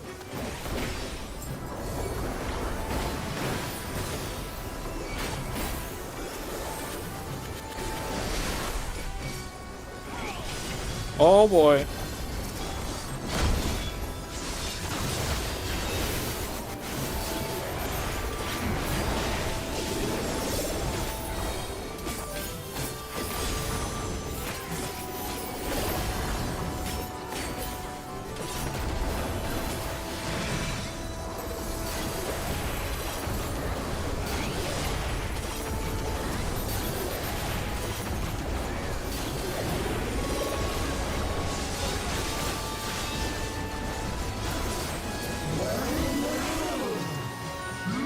all these adorable two legs. Come, dance with me, mortals. Their leader has finally shown himself.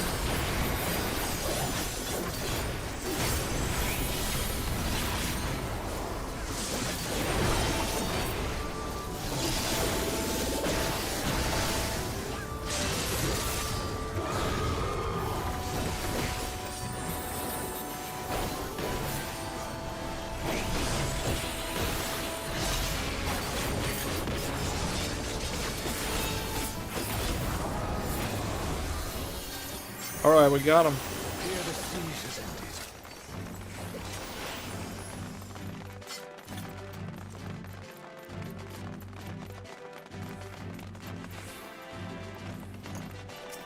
Where is Sovelja hiding?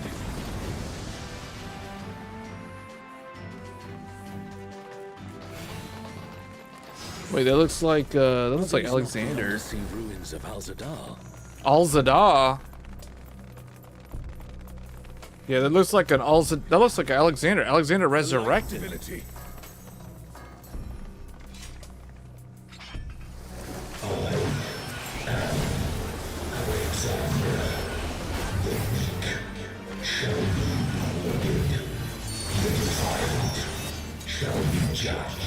Banishka.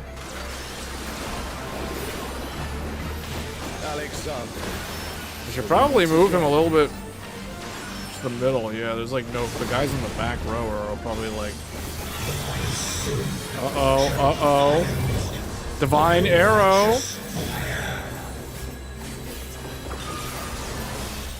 What does that mean? Oh.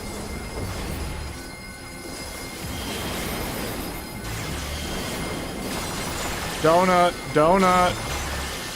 The ring.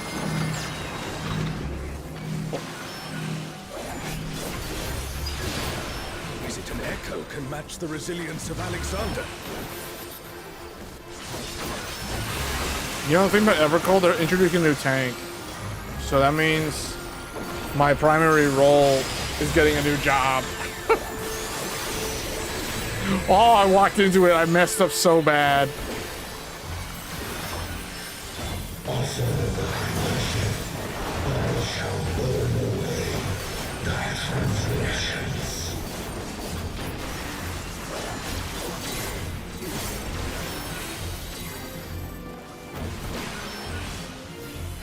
Does it matter if I'm like, can I just be right here? I'll just go like this. I'm so good, yeah. I'm so good.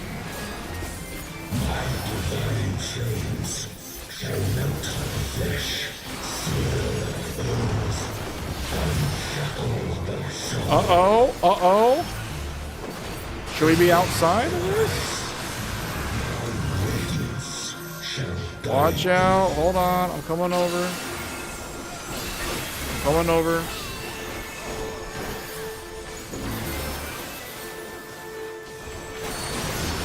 Yeah, this is Final Fantasy XIV, Dawn Trail. Uh-oh. Watch out. Raid mechanics are happening. Destroy these things quick. I expect nothing less of such a deity. DPS check. Uh-oh. What happened? Uh-oh. Donut. Uh-oh. Hold on. Get in there. Wombo combo. Watch out.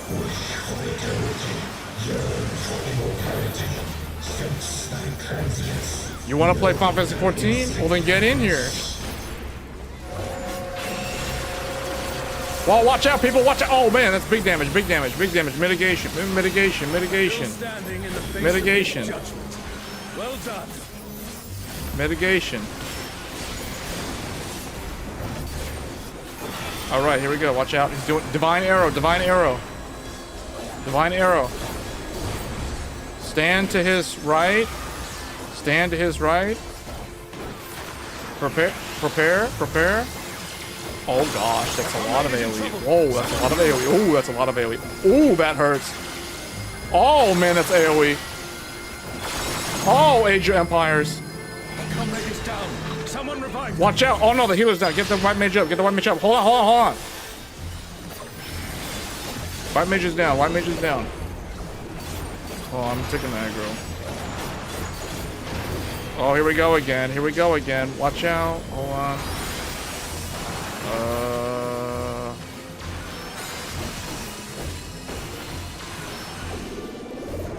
Oh, I called it wrong. I called it wrong. It's okay.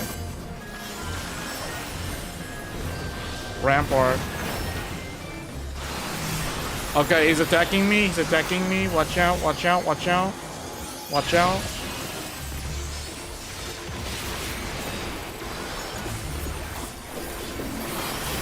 Big mitigation. All right, okay, we got him. He's down to like 11%. Come on, come on, come on. Okay, hold on, hold on. I'm gonna go right here. I'm gonna go right here. These people are kind of smart. The casters are smart. They always go to the back row. So they can easily just walk it out.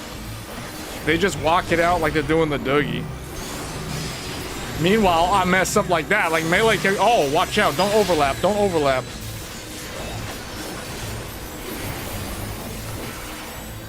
Oh, man.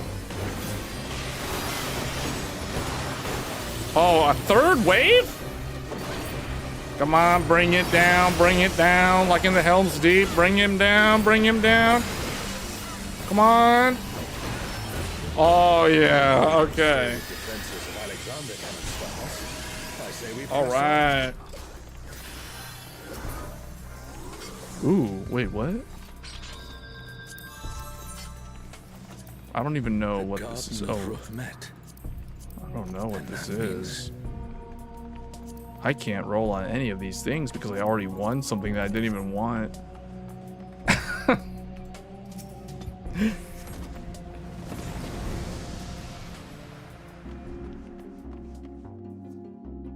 Remember what I said last time? I said that for the month of August, the choices were Xenoblade Chronicles 2, which we already covered on like 3 different live streams, or Final Fantasy XIV Dawn Trail, or I think the third choice was some other, I can't remember what the third choice was. I think it was just this game.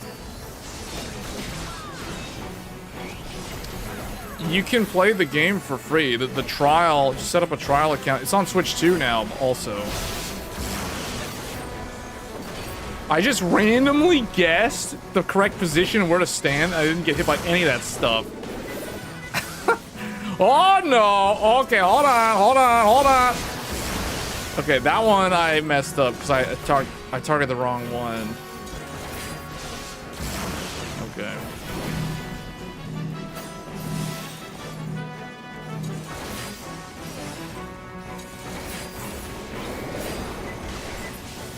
Alright, I'm getting these down.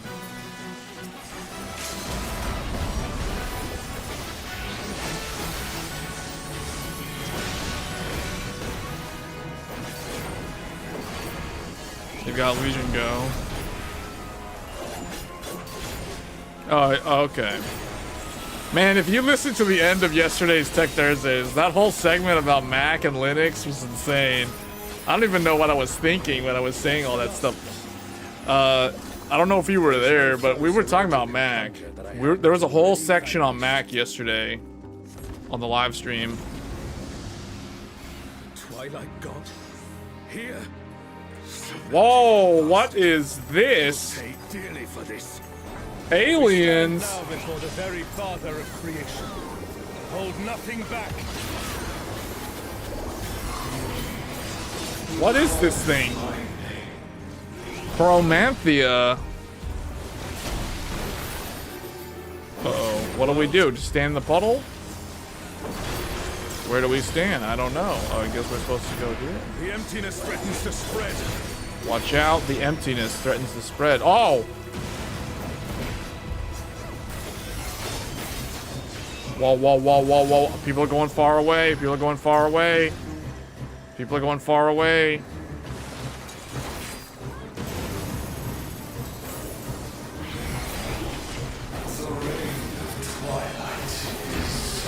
Watch out. Oh, watch out. Watch out. It's going to be big AoE. Inner circle.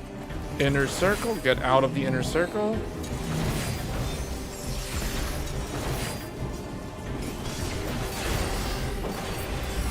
Get out of the outer circle. Get inside the inner circle. Get on the in circle. Stay on the inside circle.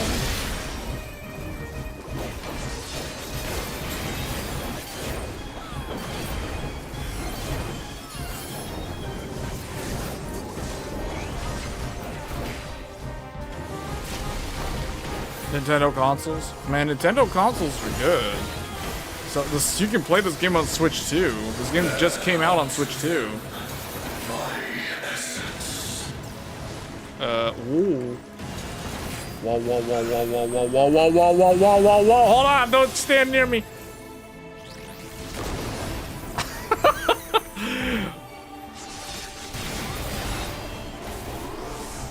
What is happening? Uh-oh. Watch out. The darkness. Darkness. Growing. This place Kingdom Hearts, open the door. by the emptiness. What does this mean? Stand behind the two arrows?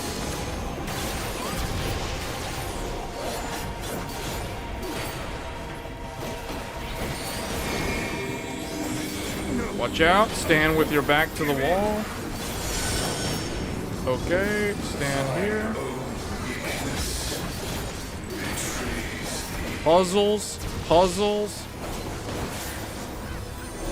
Puzzles. I beg your grace once more. Watch out. Backs to the wall. Backs to the wall. Puzzles. Okay. I went to the wrong one. So long as I hold faith Fantastic. in my comrades and they in me, darkness shall find no place. Man, this game is still good. This game still got it.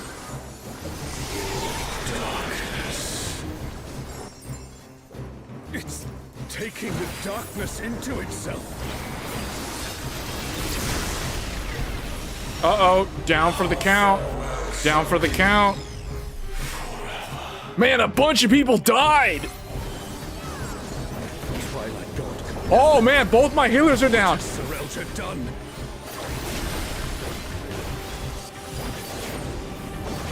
Oh no, we're gonna need help. Hold on, I'm gonna throw some shields on my healer. Oh no, oh no. Big mechanics are happening. Big mechanics are happening.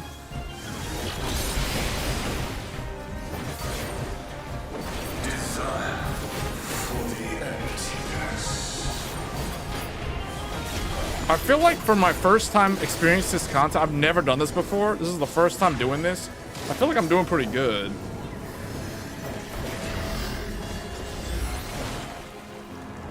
Oh gosh. A comrade is down. Someone revive them. Oh gosh. Oh, almost my whole group is dead. A comrade is in trouble. Our comrades, he keeps saying our comrade's in trouble. I know, comrade. Somebody help us. Come about. Oh, go inside the thing. Careful, lest the darkness take you. Whoa! Whoa, whoa, whoa, whoa, whoa. I don't know. Oh, man. Okay, hold on. Whoa, whoa, whoa, whoa, whoa, whoa. Oh, wait, get away. Oh man! Oh! Whoa! My group keeps getting hit really hard. Goku! Goku!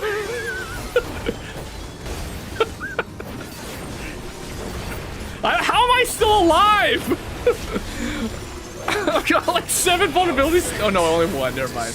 I'm about to say I thought I got 7 vulnerability stacks. How am I still alive? My healers were dead. Oh man. Okay. Oh! How am I still alive? What? This is why I play as tank. As tank, because of all the armor, all the mitigation. I can take hits. I don't die in 1 hit. I can pretend to look like I know what I'm doing, and most of the time it works. Oh! No! Hold on. Whoa!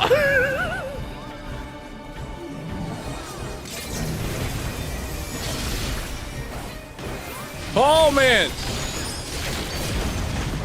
Finally, someone's doing the limit break. The adventurers of your world are extraordinary indeed.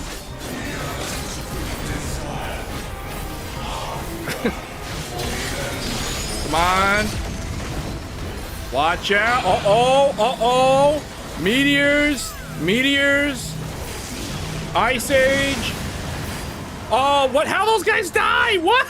They were standing right next to me. How did they die? I'm the only one that lived. Oh no. Okay. Man, that was action-packed. That was crazy. I looked like I knew what I was doing. I was like halfway competent.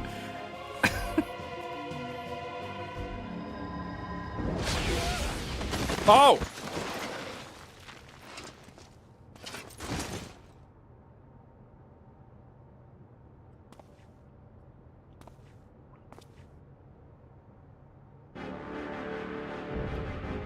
Shinryu Paradox? Dread made Flash.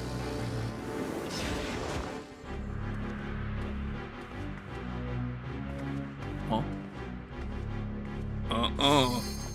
You can worry about how I caught up to you later. We've got a dragon to slay. Come on, we'll be fine. Aren't we always?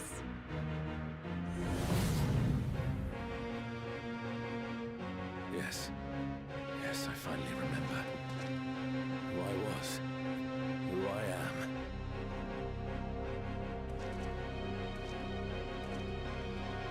Let us be done with Sorelja and his schemes.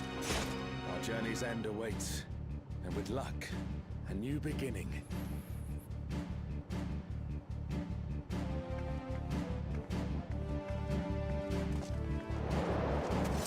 All right, this is it.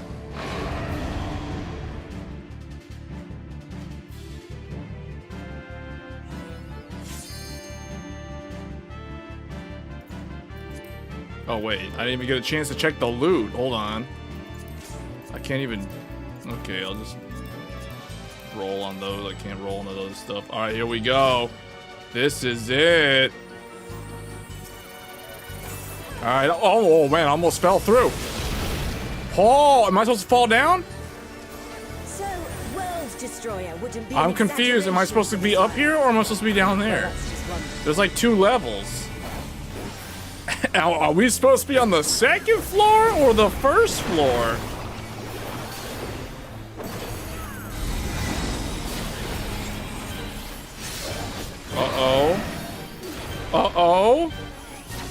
Uh-oh, I guess purple goes downstairs. Okay. Aether running through the floor threatens to explode. Okay.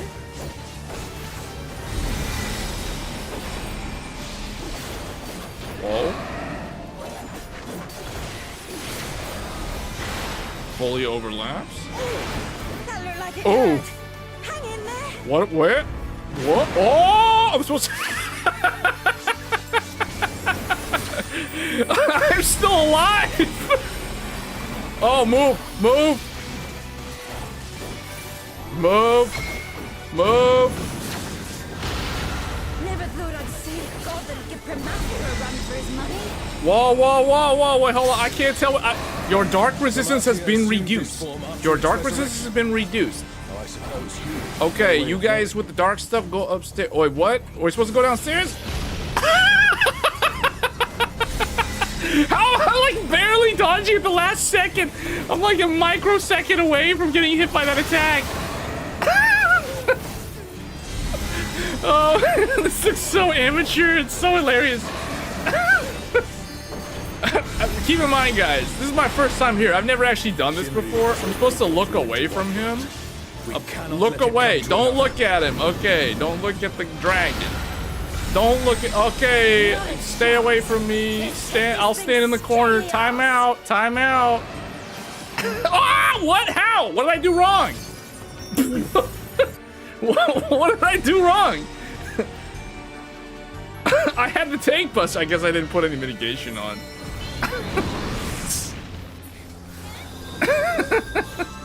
That's actually the first time I died here. I mean, uh-oh, down for the count. Has Serelja finally prepared the vessel for his king?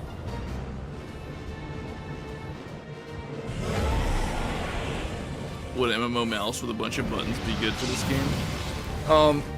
I mean, it could help. You don't have to, because you can remap. If you're using a keyboard, you can just remap the keys to the ones that you're familiar with using.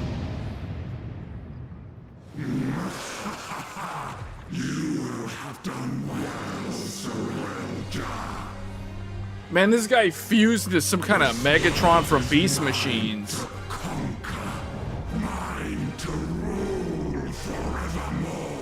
Oh, this was what that guy was talking about earlier. All right.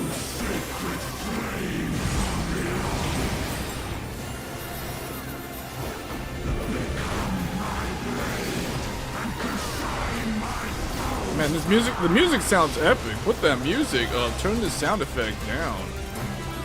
Everyone, with me! Oh, get behind him, get behind him. Right? Oh wait, are we supposed to stand on some stuff? Oh man, they formed the shield.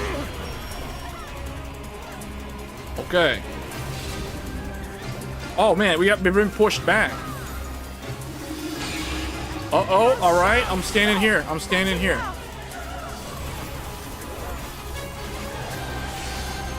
Oh! Whoa!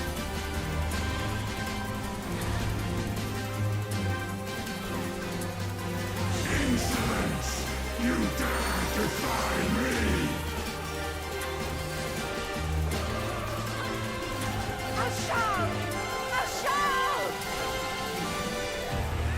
Don't you worry about me, Krishna.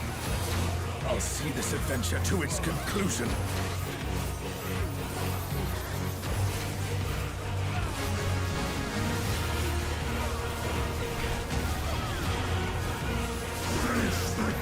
Left swords, left sword, left sword. Get on the right side.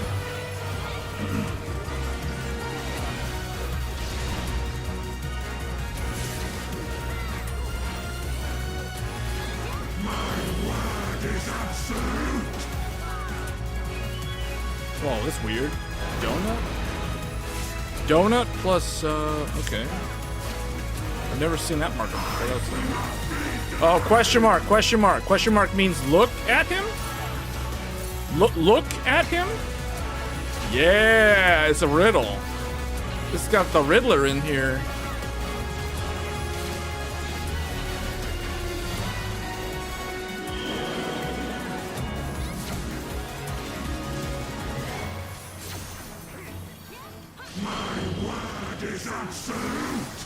Uh-oh, donut. Uh-oh.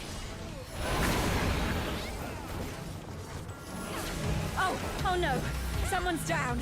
Can anyone revive them?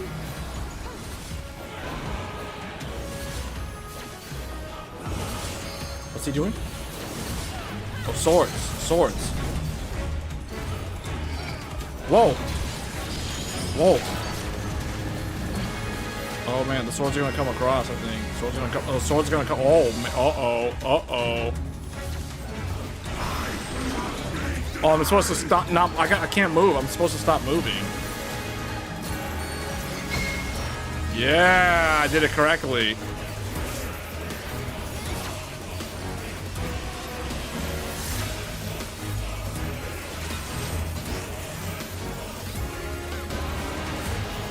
Oh man, Alliance B needs help.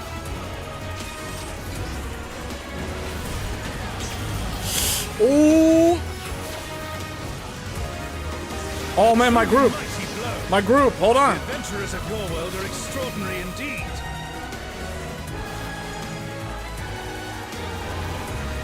Oh no, we lost so many people. Face the king's judgment.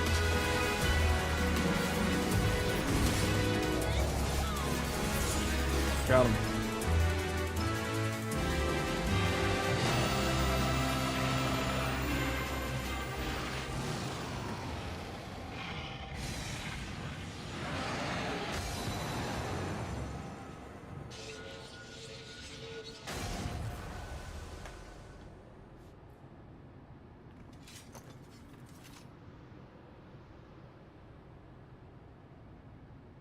It's just like a quiet thing.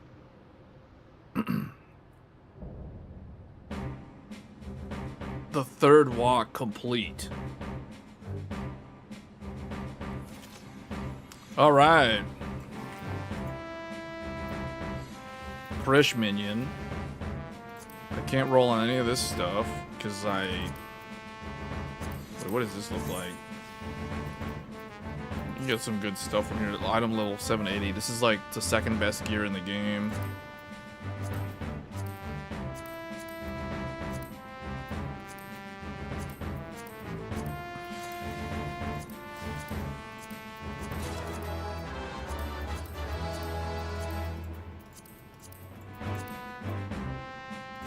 Ball etiquette.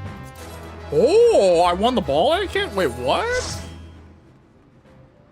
Cackle. Oh. I learned an emote, cackle. What's that supposed to be? Oh, that's like a Keck W thing. Like what? What?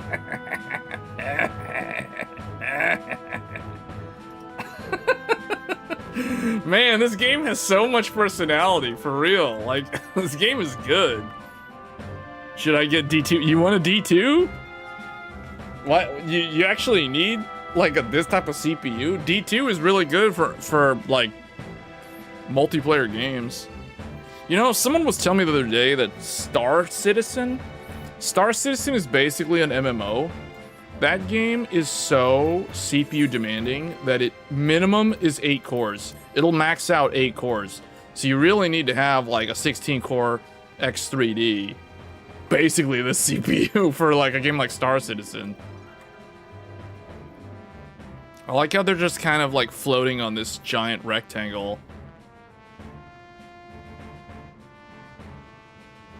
All right, well, everyone else left. I'm going from this place.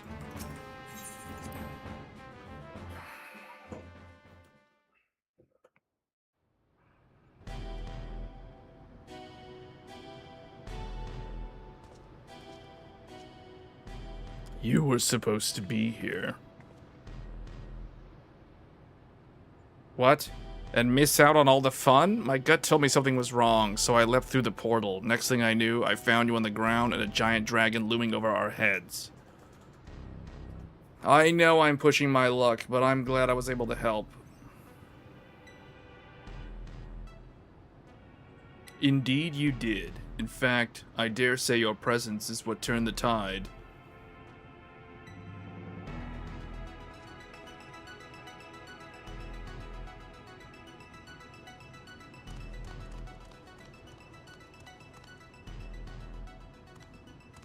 My king, no. How could this happen? You had the perfect vessel, the power of a god at your command. If it was perfect, then why do you other corpses not lay at my feet?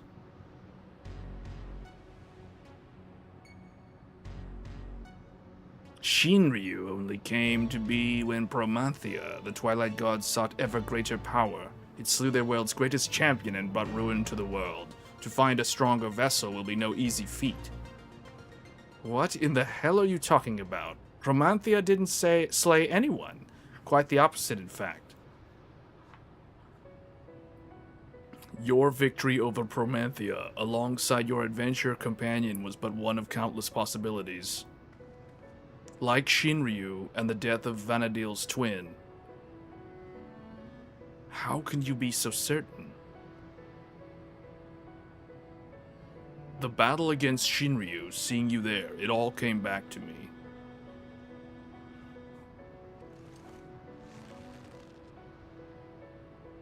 Both memories of the world where heroes prevailed over Promanthea, and another where you alone survived an encounter with Shinryu. Preposterous, I know. Yet now it all makes sense. I finally remember who I am, what I am. The memories that echo within that rift between worlds, from past and future alike, from adventures of our world and those not our own, somehow intertwined and coalesce into the man who stands before you.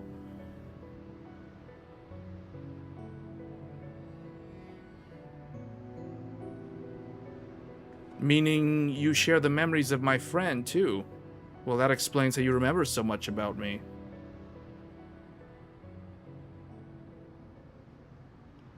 We are not to be ignored. Saralja, quickly. I need healing. Before it's too late, I need more.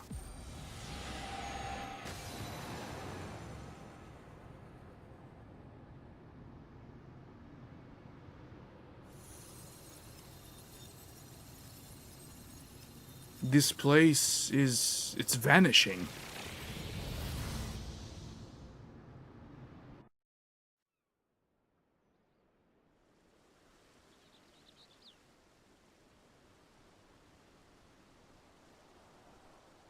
Looks like we're back in Juno.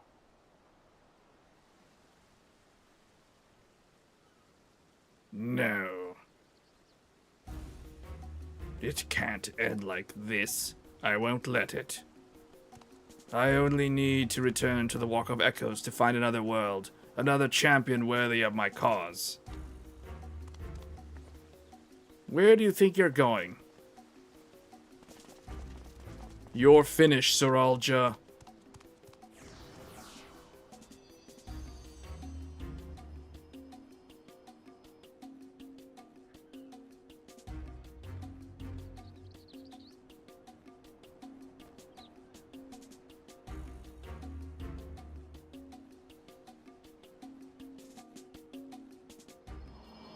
Why was Shantoto there? That was kind of interesting. Is D2 better for GPU intensive AI? It can be. It can be good for something called prompt processing for agentic AI. So yes, it can be, but it's kind of situational. The other thing to keep in mind about Zen 5 in general is the AVX512 capabilities. Because I was trying to figure out the other day, why is the framework laptop with last year's Ryzen AI 300 CPU more expensive than the same laptop with the Intel Panther Lake? And then I realized, well, the AMD one is 12 core 24 thread. The Intel one is 16 core 16 thread. And the AMD one can do AVX512 and instructions that the Intel one can't do at all. So there's maybe something there that's specific to AI or certain apps. I know that in cryptography workloads, any kind of compression, decompression, that sort of thing, and encryption, the AMD CPUs have always been superior, regardless of X3D. X3D does help, though, with certain things. But I was trying to figure out, like, what's the reason why Zen 5 is still so good, even though it's technically, it's kind of like almost a 2-year-old architecture at this point, but it's still so good. It's still competitive, so that's why, like, even in some of the benchmarks, last year's AI 300 can still beat this year's Panther Lake, which is bizarre, but because I was looking at the different prices. We did this whole segment on Tech Thursdays yesterday about that. But yeah, the D2 can be better. in certain situations. It's my favorite CPU that I have currently on desktop.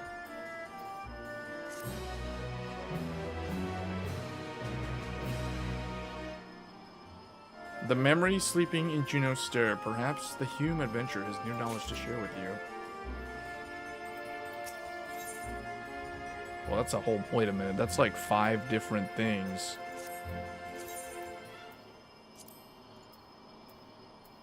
That would take up... I'm almost going to run out of space in here. I need to drop some of this stuff.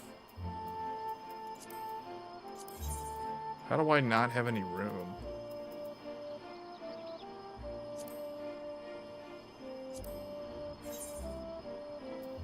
I need to stack some of this stuff. Let us return to Mamuk for now. Perhaps someone in the Landsguard spied Saralja and has fled.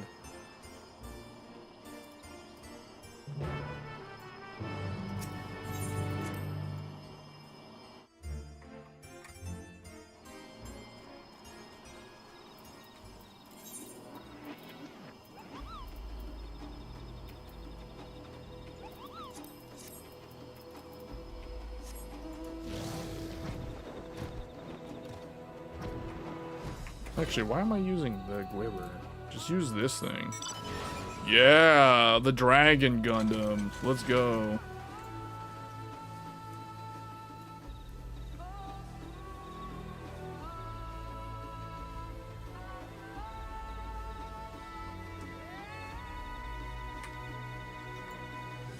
You know, they said that they made it more realistic, the flying, but... Is it just me? Okay, when you use the arrow keys, I don't know. They show that whole demo before Dawn Trail came out, but it's like, well, it's still the way I control the flying. It still flies like the original. Does the D2 get hotter than X3D? No, not really. It does use a little bit more power though, overall.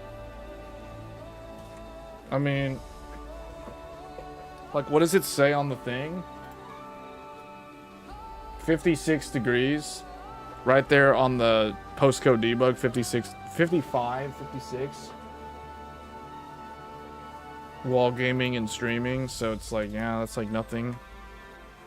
But yeah, it does use more electricity.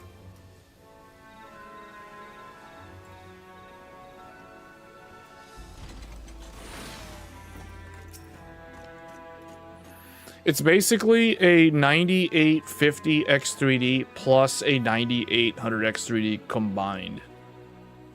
Because one of the CCDs is the golden sample CCD, like a 9850 X3D, and the other one is the generic one, like the average one, like a regular 9800 X3D.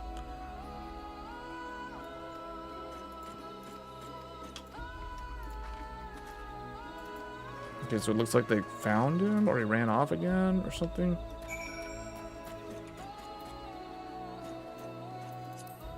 Where's that new mount from the event?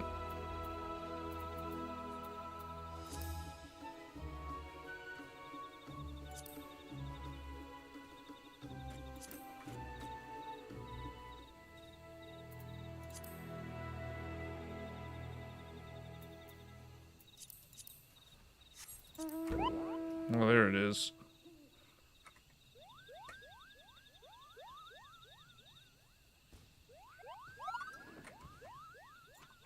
Wait, there's a... Oh, that's a leveling thing. That unlocks something, though. I don't know. Probably like 53 degrees or something.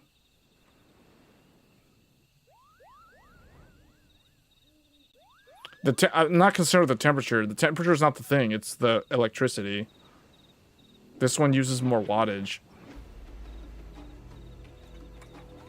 Temperatures are exactly the same.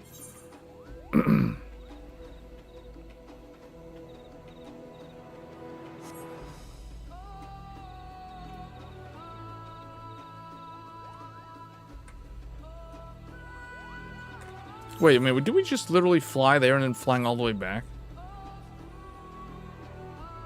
Wait, speak with Landsguard soldier at the entrance to... Oh, he's going there.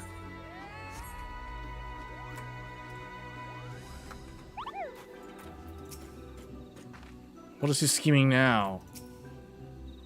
Does he truly intend to conjure more echoes? Saralja, he took us unawares. We tried to stand our ground, but he forced his way into the sky-deep cenote. Bakuljaja arrived but moments ago and immediately set off in pursuit after taking our report. I hope he can handle that slippery snake. If anyone will be fine, it's him. That said, Saralja is not wont to give up without a fight. We haven't a moment to lose.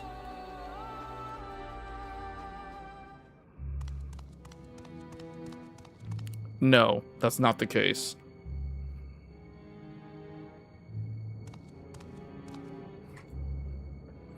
Perhaps I should make for the Mist Continent. No, it would be all too easy for them to follow.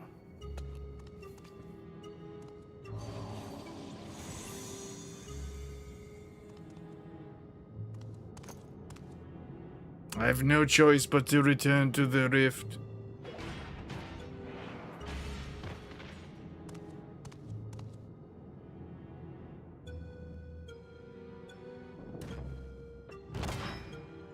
It's over, Saralja. By the authority of the Landsguard, I'm taking you into custody. Already you're upon me. I must set aside my pride, if only for a moment.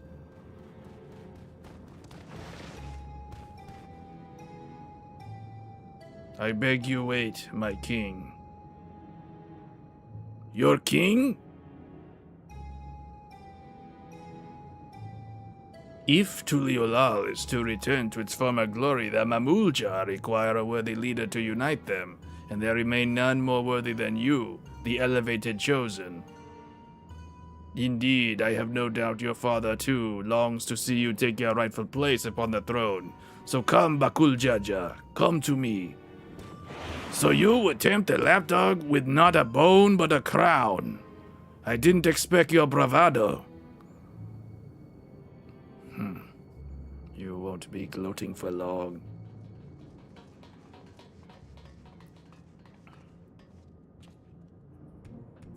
Ah, what fortuitous timing, you three. Please, will you not convince our dear Bakuljaja? After everything you've done to sully the memories of our home for your twisted ends, you expect us to help you? I wish to make amends. Yes, amends for my transgressions. You were cursed as a child to never age, is that not so? Being made from memories as you are. I'm fine just the way I am, thank you very much. And since you admit I've done wrong, we should discuss punishment.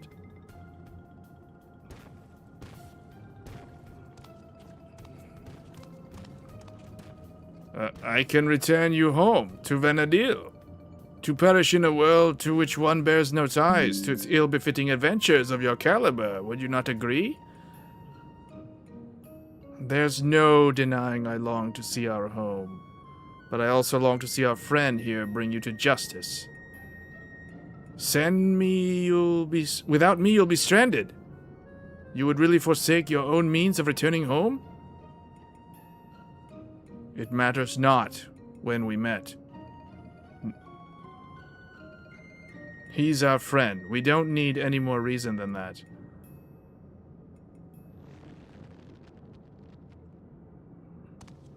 Fools, all of you! Such childish naivety. And why you will inevitably play into the hands of Alexandria's queen. Trust is how you find yourself a tool, used and cast aside like so much rubbish. And I will be no tool no longer.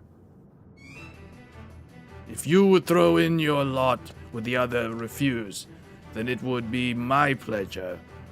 You will die here, mourning the world you will never set eyes upon again.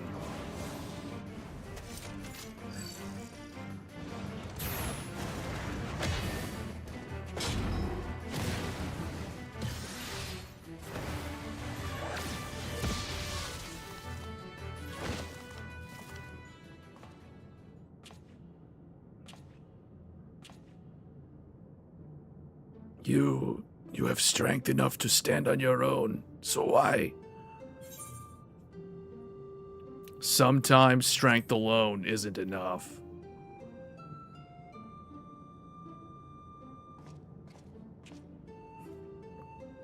When faced with a terrible foe, or the crushing weight of a seemingly impossible mission, a friend can make all the difference in overcoming hardship. I will never understand such folly.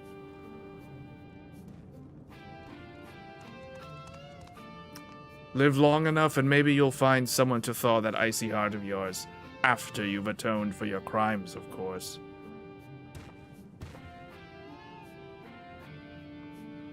Thank you. But what will you do now? What? You mean about getting home? It's fine, really. Oh, my dear Prish, is there something in this world you truly wish for?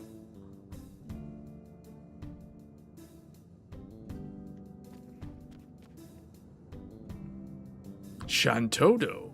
But how?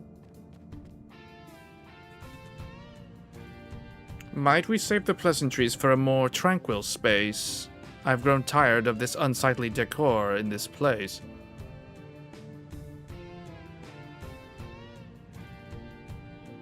I take it you're an ally, then.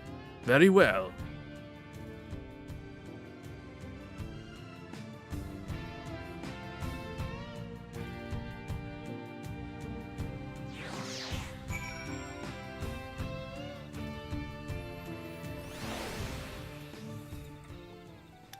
Shantotto shows up like so late into this story arc.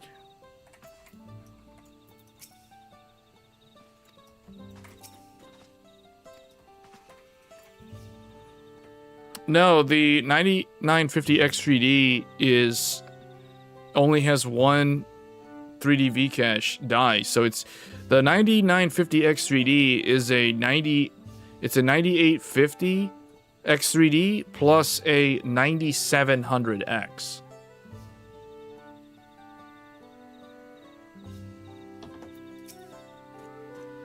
So it's definitely not the same.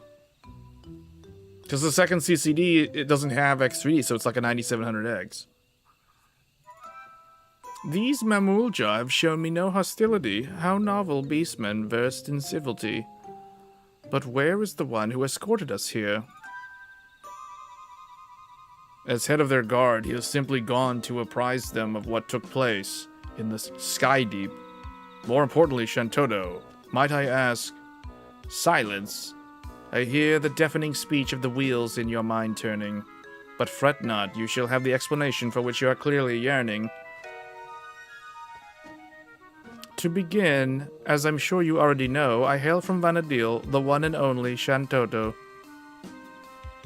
And it was you two who bested this Magitech doll, a rather amusing and unexpected sight to see me fall. I thought it peculiar that an echo would pity a decoy. Echo, an interesting name for the creatures we felled, much like you, born from memories of our homes as well.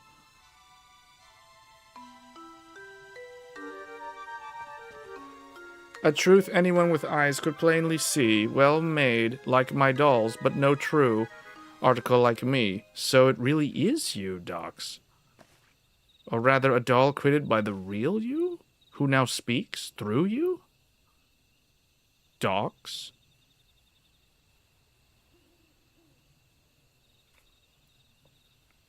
Ahem. Even here, I'm glad to see you're the same as ever. My cross-rift research was proceeding apace when I sensed a disturbance in this interstellar space. I was being watched, the nerve, the gall. To this end, to find both Juno and Winhurst here was quite a surprise. Not one, but two faithful replicas. I couldn't believe my eyes. There was also a half-made Bastuk, shoddy work at best. The echo of a certain engineer could have built it with zest. And soon after we found you beset upon by more of those strange creatures? Not that they would prove more than a mere trifle for you, of course. In that first instance we met, I knew right away you posed me no threat. The thrill of a good fight fills me with such delight. I could hardly resist trying to set you both all right.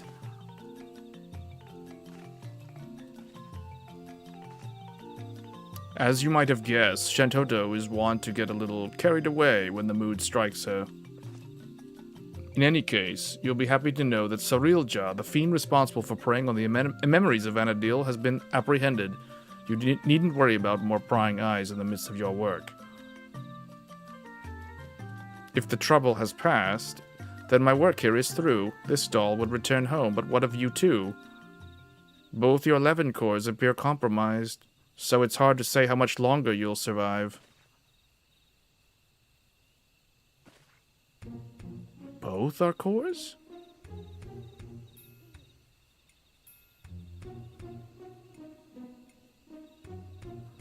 'Twould seem our battle with Shinryu took a heavy toll.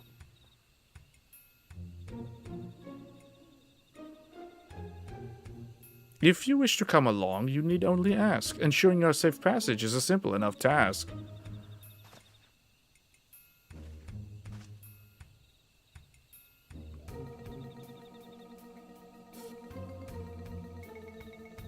The offer is appreciated, but I think I'd rather stay. There's still a lot of adventuring I've left to do with Gohan. I would stay as well.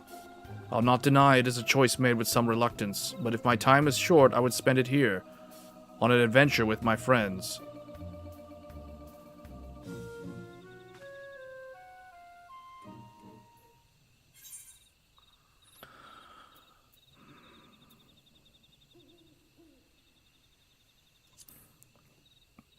I'd rather you show me around Vanadil.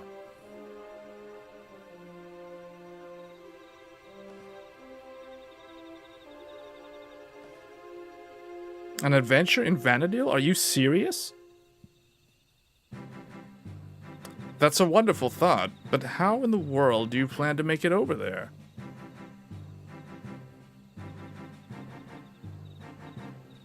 I suppose I shouldn't put it past you to find a way. Then it's settled. We'll save our adventuring for Vanadil. With any luck, we'll have found a solution to our electro predicament by the time you arrive. But before we go, could we see maybe just a little more of Tuliolal? It's only right to say our goodbyes.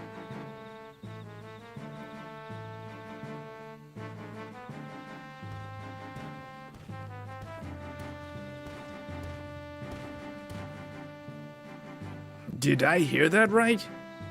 You're looking to take a trip around Tuliolal? In that case, that's at least one place I'd like to take you along the way.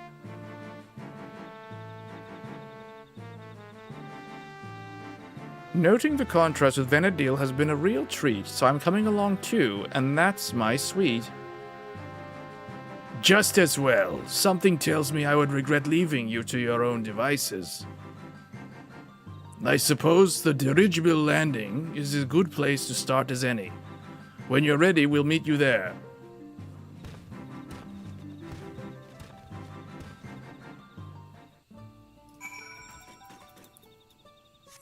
Man, the dialogue moves quick.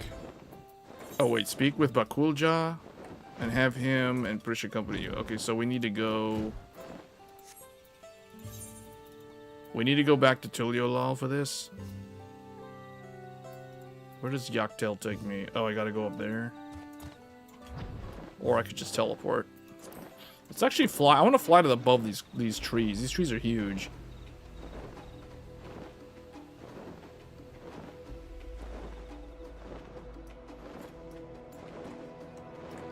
Man, those trees are so thick down there that the sun doesn't even get through.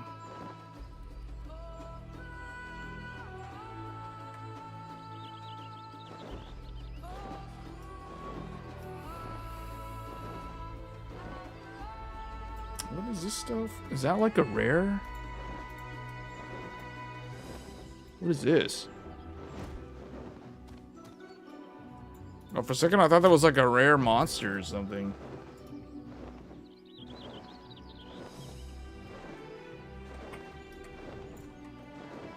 I wonder if like Evercold they're gonna make the zones. I don't think they need to make the zones larger. These zones are large enough when you don't have the ability to fly.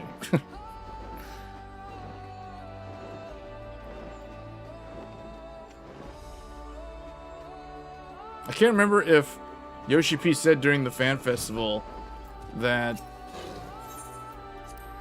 they are going to make the zones in the next expansion larger. What is this distance? Oh wait, I'm supposed to go where? Oh, they're right there.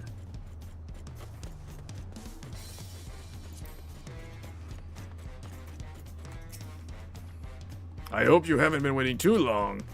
Before I tend to my own business, I'm sure there are a few places in particular you'd like to visit before returning home. While you see to Axel and Prish, I will show Shantoto about the city. Once everyone has finished, we can reconvene at Shablavti.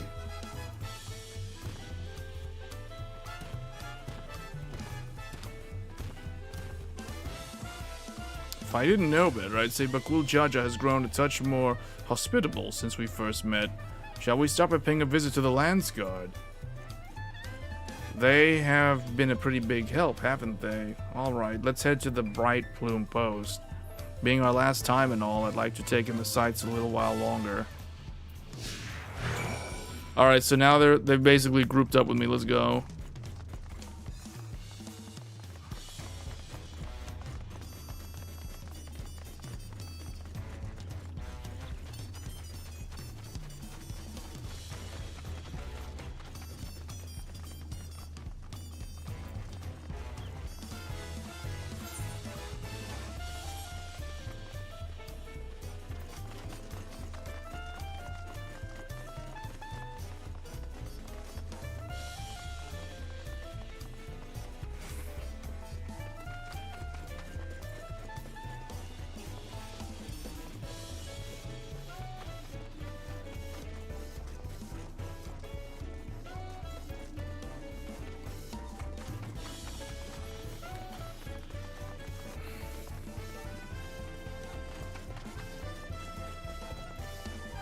It's a lot of steps.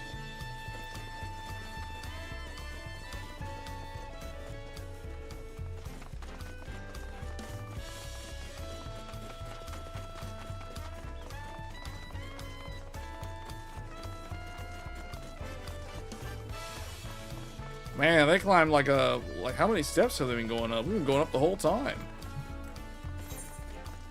Oh, they're going the wrong way, actually.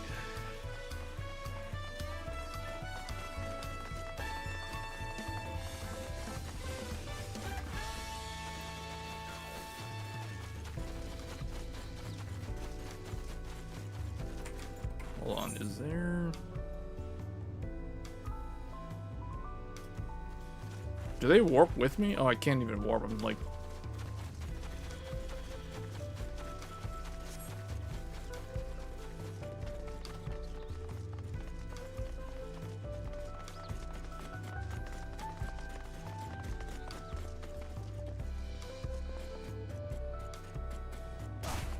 Ouch.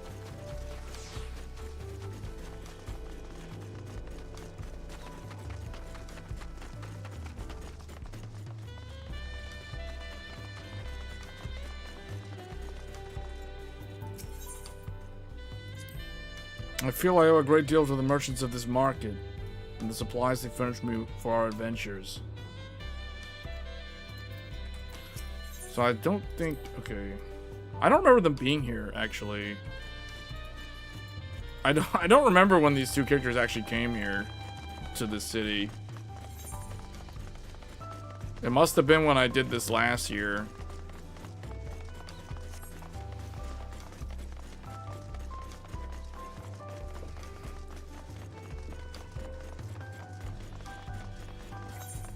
Because I remember Vanadil. Hold up, what am I trying to look for here?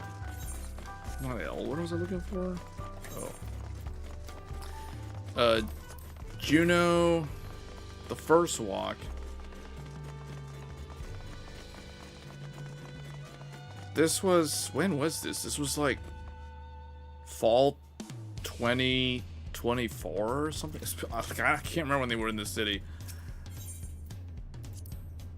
During their time in Kozamuka, the Moblins told me of the Potsworn and their practices to foster an environment for crafting the greatest gold and metalwork in Tyrol.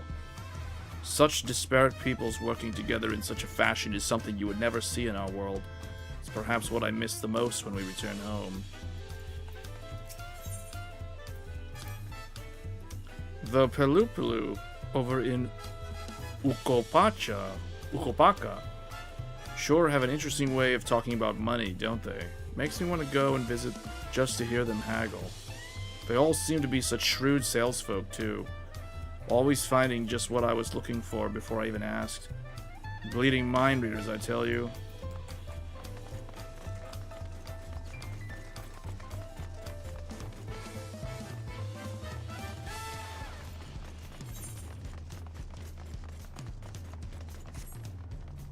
I wonder, for the next expansion, besides like Northern Ice stuff, I think they're gonna try to make things more fantastical again, like Heavensward, and maybe Shadowbringers, because Stormblood they try to go for a more realistic environment, and I think they also went with a realistic environment for this expansion in terms of what they're sort of drawing upon. Endwalker also was kind of like that. I think we were already there.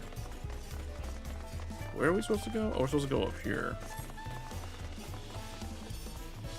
This place, parts of this city remind me of that one city in Dragon's Dogma. Like the second major city that you go to in that game. Baklatal or something. I forgot the name. I think that's the name of it.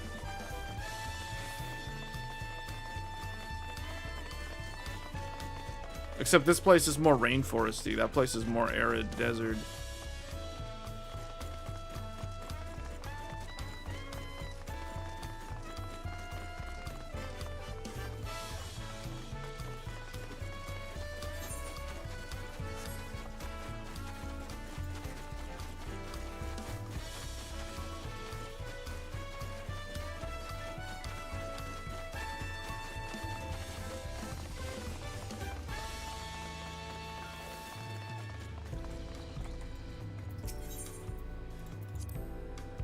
Ah, before I forget, I meant to ask you about those talking catfish.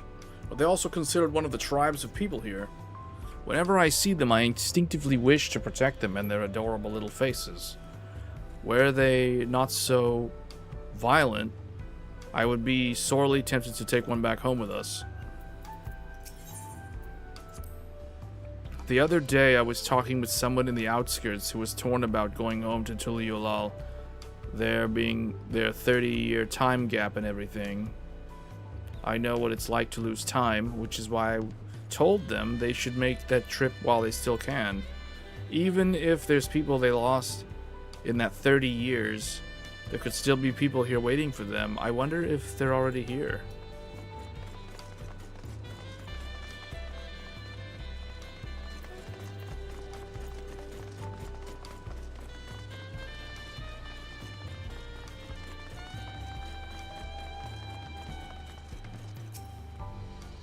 Welcome back. On behalf of Landsguard, you have our sincerest thanks. As I'm sure you already know, Sorilja is being held in one of our cells and awaits sentencing by the Wing of Reflection. There was a time when his crimes against Tyrol and the throne would have undoubtedly resulted in his death. That said, I believe redemption is not impossible. Makul Jaja has proven that.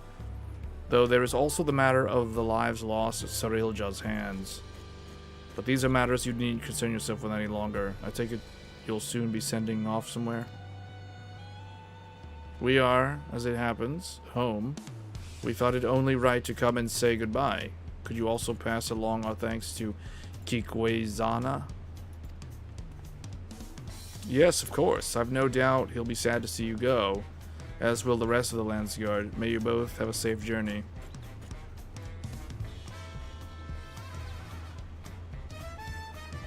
If we have no other stops to make, then let us make for Shbalyavti. Okay. Okay. Where's that? Oh, way down there. What? Can we teleport with these guys following me around? This is a long walk, man.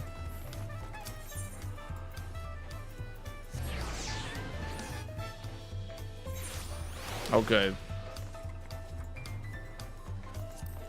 Let's go the quick way.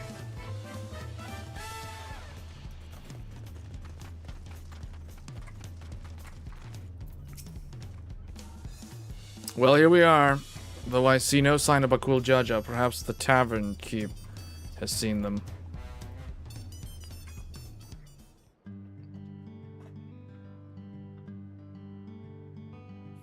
Come with colorful company today, I see.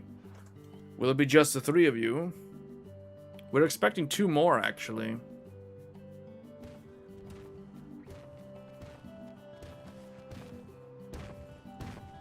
Sorry to keep you waiting. Addressing all her questions proved more time-consuming than I anticipated. And address them he did, without a moment's hesitation. The Mamulja of this world have exceeded my admittedly low expectations.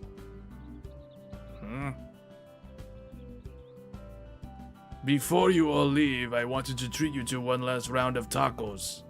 Let's find a place to sit.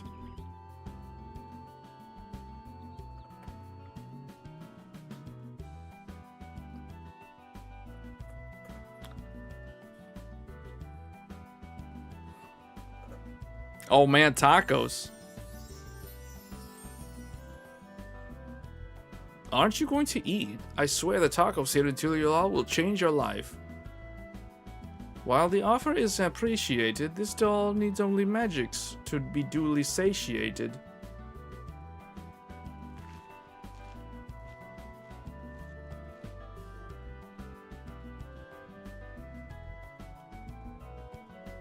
Wow, these tacos are amazing, as Aunt T's. If I might have your attention, everyone, today we would offer you all a special treat.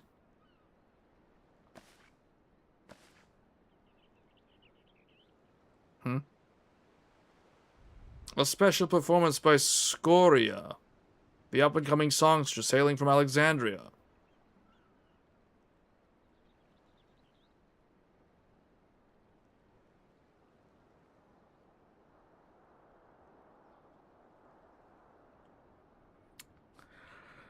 I don't remember these characters.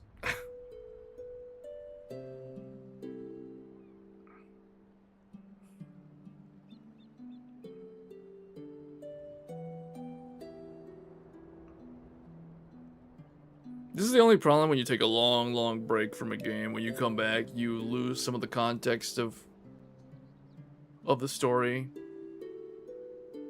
without doing some kind of refresher or summary of what happened. Was she in Solution? I guess she was in Solution 9. My. What are the chances we would meet again here of all places?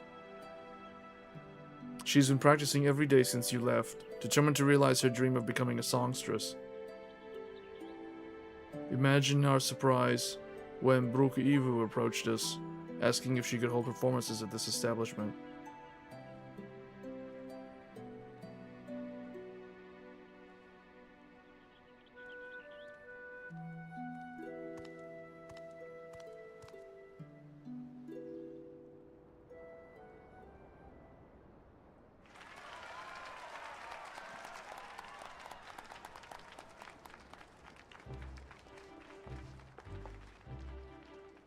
Krish, so what do you think? I'm finally doing it, bridging the gap between Tuliyalal and Alexandria through music.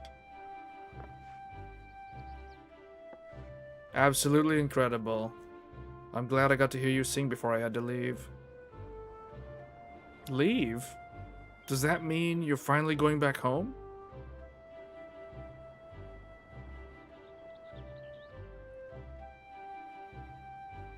In that case, I'll just have to go and sing there someday. I'll be the best singer they've ever seen. No doubt about it. Looking forward to it.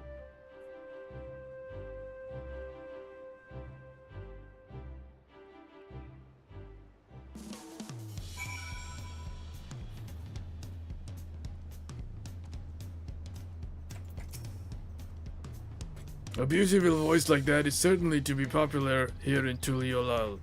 Hopefully she visits Mamuk as well. My mother would love to hear her sing. Mouth-watering tacos and unforgettable serenading from Scoria. What more could I possibly want? Time, I guess. But there's no point in trying to delay the inevitable. Alright, we're ready to go. Then let us make for Juneau without delay. The connection home is strongest there, and will help us on our way. Will you be seeing us off, or are you planning to stay?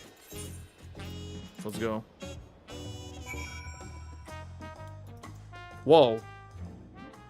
Whoa, we just like went straight over here. That was quick. That was really quick. It was like instantaneous load time. What happened?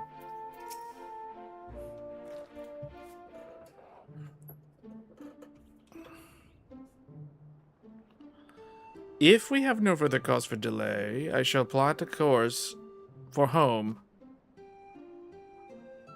Concentrate on home. Hold its picture in your mind. Reach out with all your heart, and the path twixt worlds will answer in kind.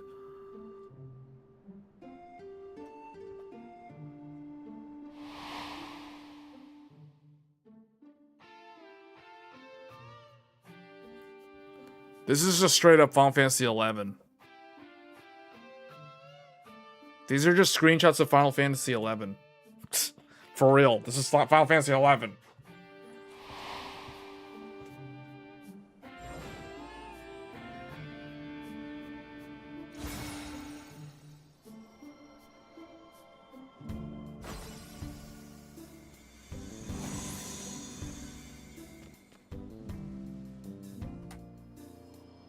Oh ho ho! Well done, I'm impressed. Pupils worthy of merits. I confess, you have potential. You're not just all bluster. Certainly better than a total loser could muster. All right then, until we meet again.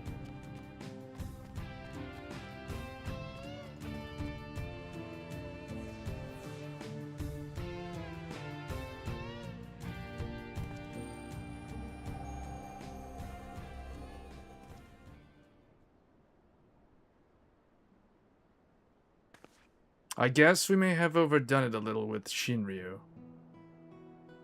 We had a lot of fun times here, didn't we? And met so many interesting people. I'll treasure these memories of Tulial for all my days, however many they may be. And I expect to see you in Vanadil someday, you hear? That big world of ours will always be waiting for you.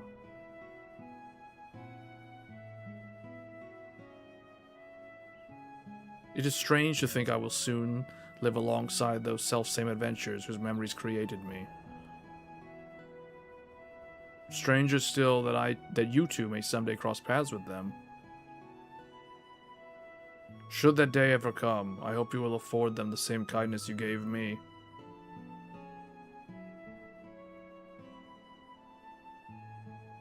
I'd invite them on an adventure to create new memories all their own.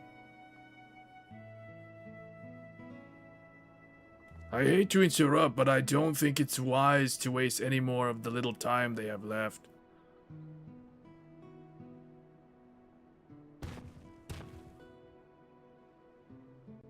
But you should come back for tacos sometime. We're comrades now, after all. And we always have short on those.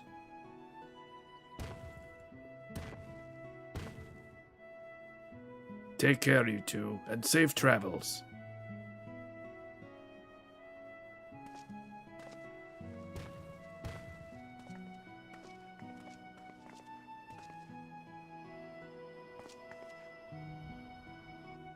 Until next time, Bakul Jaja, Gohan.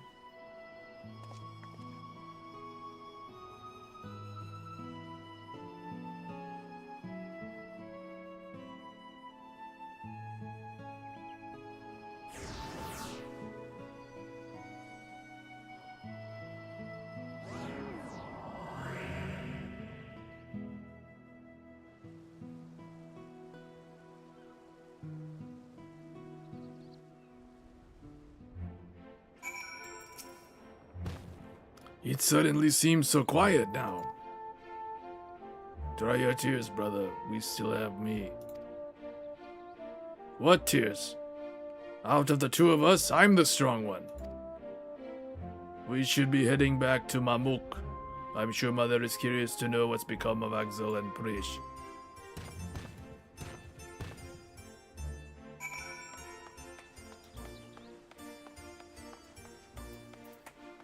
We gotta go back to Mamuk. What's your favorite Final Fantasy? Final Fantasy X. Final Fantasy X is my favorite.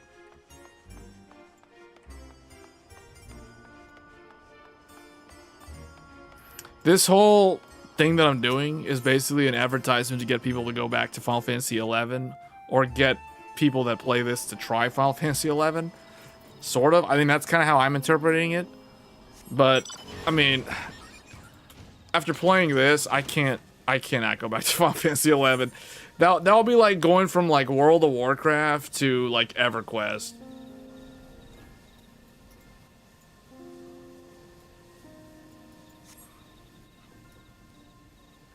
No, because all those characters, those two characters, the guy, the tall dude, is basically supposed to represent the player character in Final Fantasy XI, I think. That's kind of how I interpreted it from that universe. And Prish is basically a major character in the storyline of Final Fantasy XI. So was Shantoto.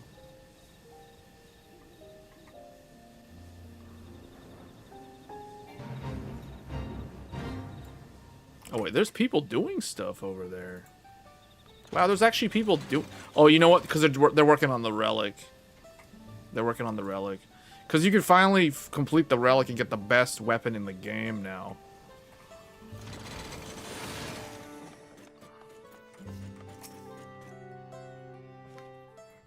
Is it similar to WoW? Yeah, it's similar to WoW.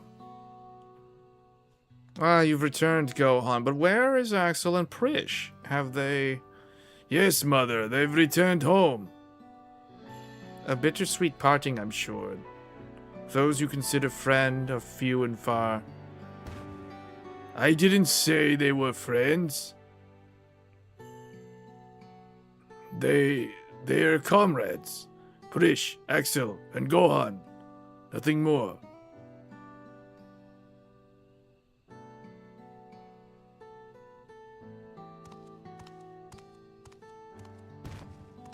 Huh?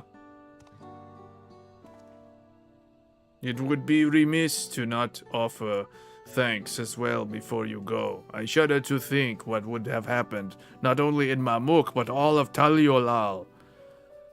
Threatened by our own ritual magics, no less. Never could we have imagined them being combined with Electro to serve such nefarious ends. Which is why the techniques for conjuring shades will henceforth be forbidden, never to be passed down to future generations. We might have walked a similar path if not for you and Wuklamat. We made many mistakes during the Rite of Succession, hurt many people. Despite all we've done, we were given a second chance, and so long as there are those who believe in us, we will keep trying to live up to their expectations. We found the right path now, but won't stray from it again. We refuse to be a burden to our comrades. Bakul Jaja. It's not too late to find yours as well, Father. If there's one thing I've learned, it's that people need only the opportunity to change. Perhaps you are right, son. Perhaps you are right.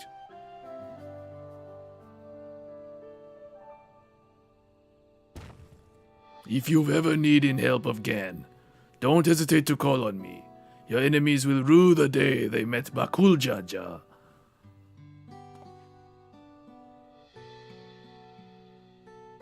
Perhaps violence shouldn't be our first solution. You could learn a thing or two from the vow of reason, brother. Do you suppose Prish and Axel made it home safely? I hope they can come back and see us someday. They will. I'm sure of it.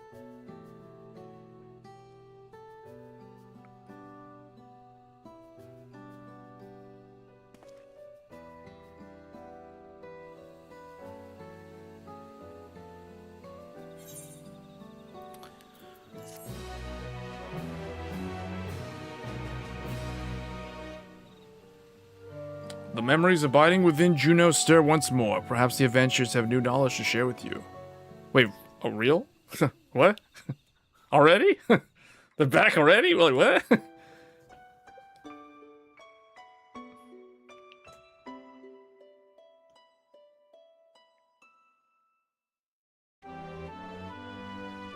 The nits on the OLED, man. What is this brightness?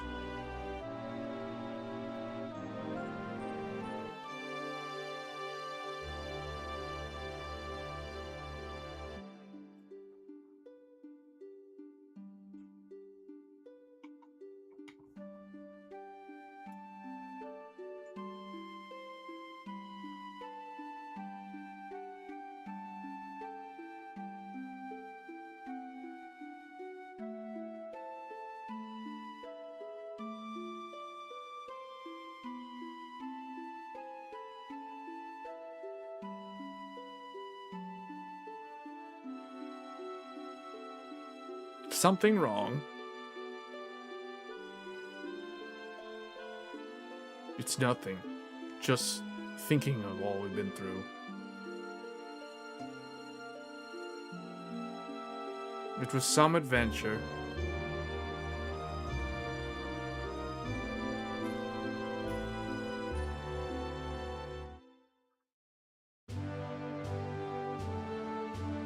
At the beginning of our journey, I had nothing.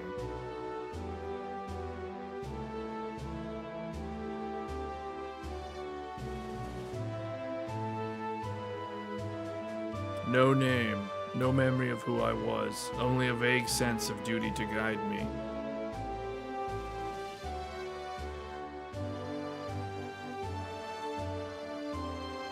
With each battle we found our way forward, and eventually I would remember.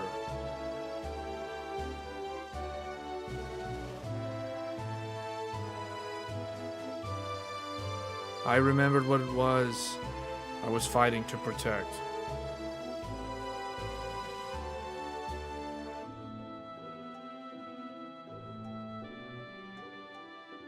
Something more valuable than any treasure.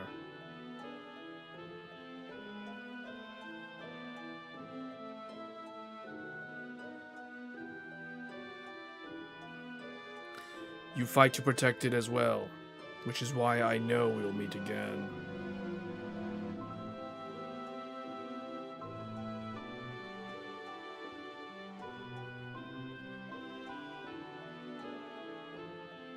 Until that day. Let's be off. Adventure calls.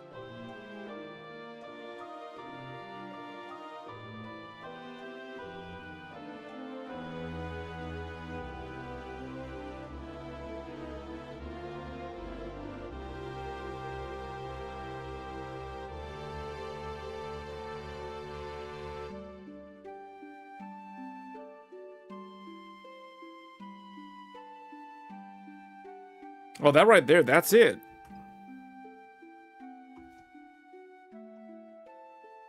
We'll leave the light on.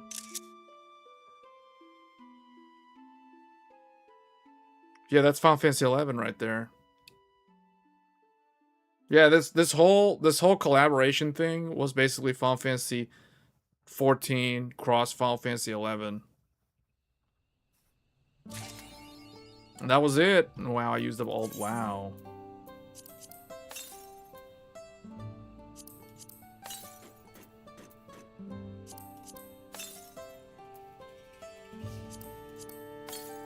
What does this do? What is this?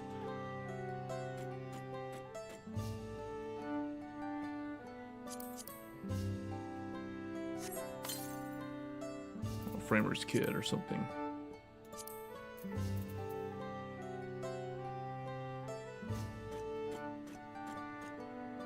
Oh, okay, it's for housing. Alright, well that was the Juno arc, or whatever. That was a 24-man raid. So the difference between this game and WoW, this game is far more heavy. It puts a much, much heavier emphasis on the story, on the narrative, on the characters.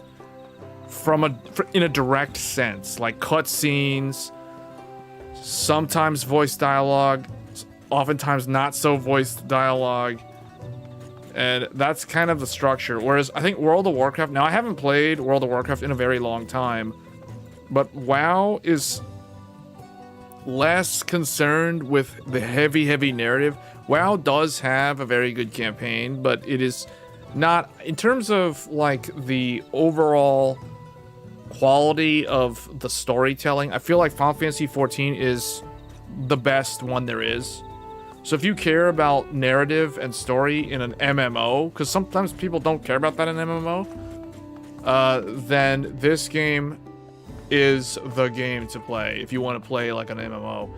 If you don't care about that stuff, then maybe World of Warcraft might be better. The other thing too is obviously the art style is different. Like this game, Final Fantasy has the typical like Final Fantasy look, where it's got that weird mix of like magic, fantasy, and even sometimes futuristic sci-fi. Where WoW is way more rooted in the current time frame of the game world and the lore and all that stuff. So WoW, as far as I know, World of Warcraft does not branch off into outer space. You're not going to go to the moon. You're not going to go to another planet. Those are common themes in Final Fantasy. So it's like you will eventually, at some point in this game's franchise, you will end up on the moon. You will end up on another planet. You will end up on another planet. It's like more than one. So like it's like the scope in terms of the world in Final Fantasy XIV is way larger than the world in WoW in terms of like the narrative scope. Where I think WoW shines is in the actual world, the level design, the world itself. World of Warcraft is better than Final Fantasy. So if you like exploring multiplayer content that is large scale, mostly large scale focused, WoW is probably the better game. If you like multiplayer, or if you like more narrative driven, cinematic, and smaller multiplayer scope, meaning smaller group size, like for example, WoW, the party size for a light party is 5 players. In this game, it's 4 players. A full party in this game is 8 players. A full party in WoW, I think, is like 10 players. And then if you start looking at raid groups in Final Fantasy are typically 8 player or 24 player alliance raid, which is what I just did earlier. And then WoW, I think it's, I can't remember if, yeah, I think WoW scales still up to like the 40-man raids that they were known for back in Classic. But I don't know how modern raiding in WoW, like Mythic raiding, I don't know how it works in WoW. Like, I assume it's still relatively large groups of people, maybe like 20-man raid groups. Like, yeah, I don't know. I haven't played WoW in forever, so it's like I'm not the best resource to explain how raiding in WoW differs from Final Fantasy. That being said, I've done raiding in Final Fantasy, and it's typically 8-man. 8-player raid groups are typically the most common. Obviously, sometimes they've got larger scale raiding, the 24-man raid, which is basically pretty easy to do. That's like a weekly thing. And then they occasionally, with field exploration content like they have for the Relic right now, they have stuff that can scale up to 48-man raid, which is unique in itself because there's not a lot of different instances where you can do that in this game. There's Eureka, there's Boja with Delubrum Reginae, and then there's the current one in Occult Crescent. So it's, you know, they're kind of similar in structure, but Final Fantasy, it depends on what you like too. Like, if you don't like, if you prefer the cartoony art style of WoW, then WoW will be more appealing. If you prefer the less cartoony but still not very realistic, almost like more realistic but still very anime-ish style, like you can tell it's Japanese designed in terms of the art aesthetic in Final Fantasy, then you probably would prefer Final Fantasy over WoW. So it just kind of depends. But anyway, I don't know, I'm surprised we did 3 hours. So we did 3 hours, and I completed the 24-man raid series for Dawn Trail. So I didn't do any story. I didn't do any spoilers. We are going to do 7.4 soon. In fact, let me just go to... Where does it start? Oh, it starts there. We're probably not going to do it on this stream, though. It'll probably be a different one.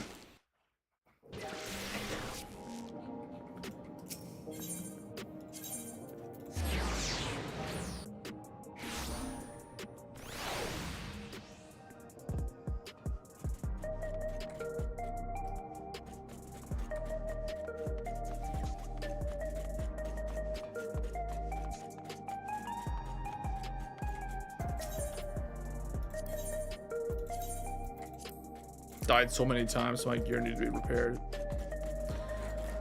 Or not died so many times, but took so much damage as the tank. Alright guys, well that's probably gonna be it. I don't know, I think I've streamed, yeah, we're over 3 hours, so this is probably a good stopping point.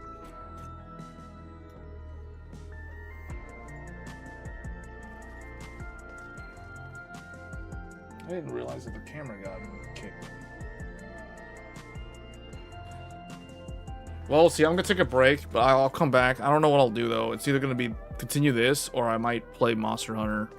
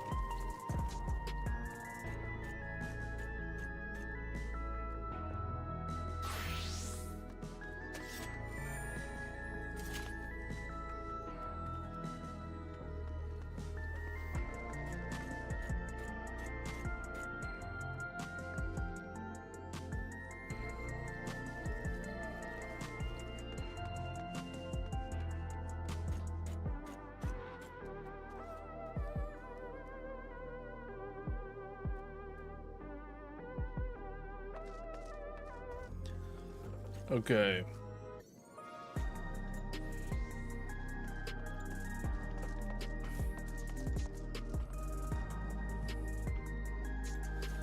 Okay, let's take a look. There was something that I never managed to talk about yesterday on Tech Thursdays. And that was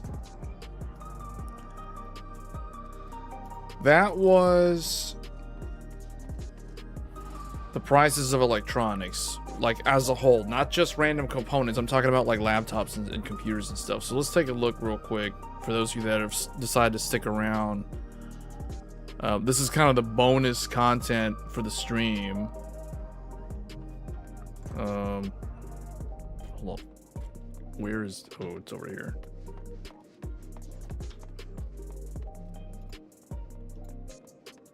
Wait, why is this...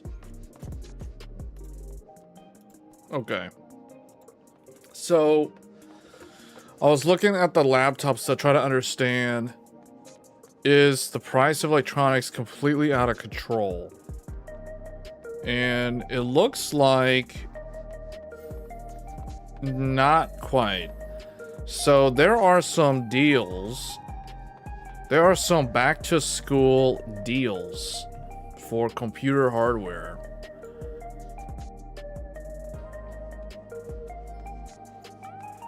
Hold on, let me adjust something here.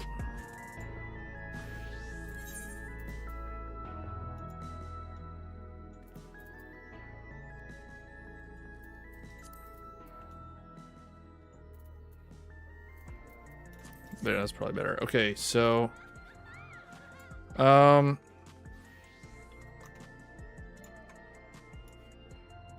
okay.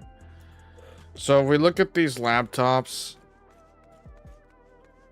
let's look at these laptops. First of all, this is like really old, but now like Ryzen 7000 with 512 gig SSD, 680M graphics, integrated graphics on the HP. So here, okay, this is interesting. Wow, this is really interesting. So this one right here, this is a Lenovo Legion 7 Pro OLED 16-inch gamer laptop in Eclipse Black. And this thing,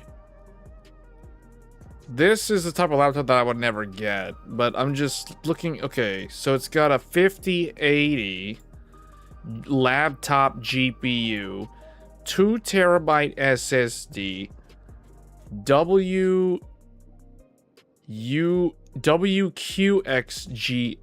OLED glossy, 2.5 gig LAN, Wi-Fi 7, Bluetooth, 5.5 pounds, Windows 11 Home, AMD Ryzen 9 9955 HX3D.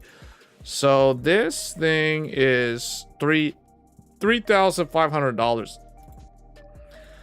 with 64 gigs of RAM. That's actually for 64 gigs of RAM, that's actually not too bad. Like, let's look at this framework stuff just as a comparison. I'm just trying to think, like, what if you wanted to build your own laptop? Is it cheaper to build your own laptop, or is it cheaper to you know, let's see, let's, like, okay, compare that thing. We'd go with framework, laptop 16, DIY. They're out of stock on Ryzen 7040, that's whatever. AI 300 is where it's at. So okay, to be kind of similar to that thing, you have to go HX 370 and then RTX wow, what? Well, that's a lot of money, like 2,900. Okay, so, and then 64 gigs. Oh my word, that's already more money than this Legion at the Micro Center. And the Legion has a 5080 in it. So yeah, man, building your own. So the point that I'm trying to make, and we haven't even configured the SSD yet. You put that SSD in there now, it's like 4,000. Wow, this is not good, man. Like, build your own is going away. Like, they're killing off the PC DIY hobby. Because, okay, let's, like, look at desktop computers. Let's look at desktop computers.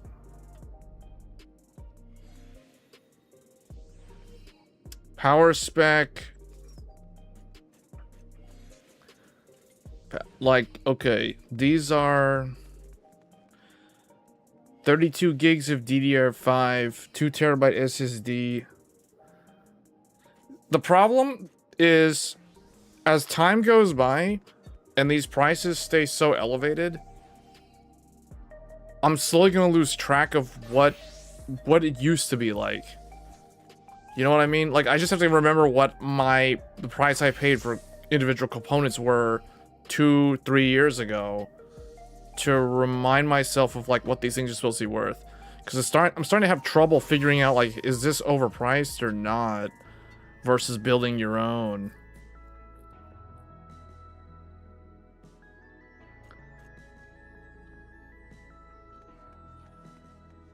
See, like, this is 32. Okay, at least there are some 64 gig DDR5 options. These are not really good options though. Okay, like $3,200. $4,000 for the developer Ryzen AI Halo. Wait, Ryzen AI Halo with Linux or the Windows one are the same price? Why is the Linux one the same price as the Windows one? The Windows one has the Windows license included. The Linux one doesn't need a Linux license. It's like, what? Okay, Dell. $1,000 for this. Like, is this just integrated graphics? Like, what's in this? It just says AMD Radeon graphics. This one just says Intel. Are these like integrated graphics desktops for like $1,000 with 32 gigs of DDR5? Like, what? Is that good? Like, it's hard for me to tell because how much is the RAM by itself?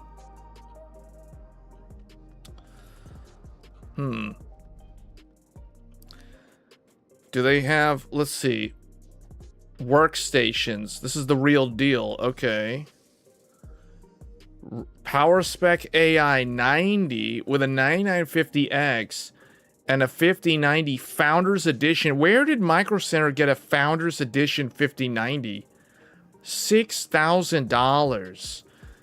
64 gigs of RAM and a 2 terabyte SSD. Like, is this so? The 5090 is like a $2,000 graphics card, so you subtract that, you're down to $3,000. So now the RAM is like $1,000, so now you're down to $2,000. So is the 2 terabyte SSDs like $400 or so? So now you're at $1,600. The CPU is like a $500 CPU, so now you're down to $1,100. So the case, the power supply, and whatever else comes with it is the remaining $1,100. Like, it's hard to say, is this actually overpriced in the current market, you know? Like, here's one. This one's $10,000. This is a Power Spec AI 100. So you can get an AI 90. Or you can get an AI 100. An AI 100 is $10,000. This one has my Threadripper CPU, my 5090. I don't know what 5090 this is actually. What 5090 is in this? Is this my 5090 or is this some rando 5090? It's probably some rando 5090. Yeah, it's some random 50. Okay, yeah, this is some ghetto 5090 in here. So we've got Threadripper. We got the same CPU that I've got. Same motherboard that I've got. Same, not the same RAM. It's got lower end RAM. My RAM is RDIMM Expo DDR5 6400 G-Skill Zeta. So this got lower end RAM. And it's got a 5090. It's like some cheapo, whatever, gigabyte 5090. So compared to the Astral that I have, my 5090 is better. And then this Samsung Pro thing is garbage. Who cares? But 2 terabyte, man, that's like super overpriced. So this is like, and Windows 11 Pro. So $10,000. Is that worth $10,000? I can see that it has. What type of liquid cooler is that? That doesn't look like the Silverstone. That looks like some. What's the liquid cooler? Some random 360 AIO for Threadripper.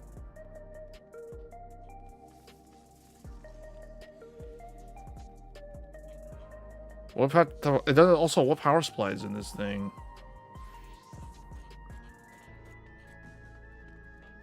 Titanium 1600 watts. So it's got a Seasonic power supply in here, I think. If it says titanium. Oh, they actually, okay, that's good. They actually show it. It's Kingston Fury RDIMMs 5600. Although they don't really advertise the power supply, but they show, at least they show these things. So it's got that stuff, this thing, this thing. $10,000. 10,000 bucks. The case on that looks worse than the case on this AI-90. The AI-90 has a nicer looking case. What is this case? This looks like a fractal. It looks like a fractal North that someone spray painted the wood black. Unless fractal has like a newer one or something.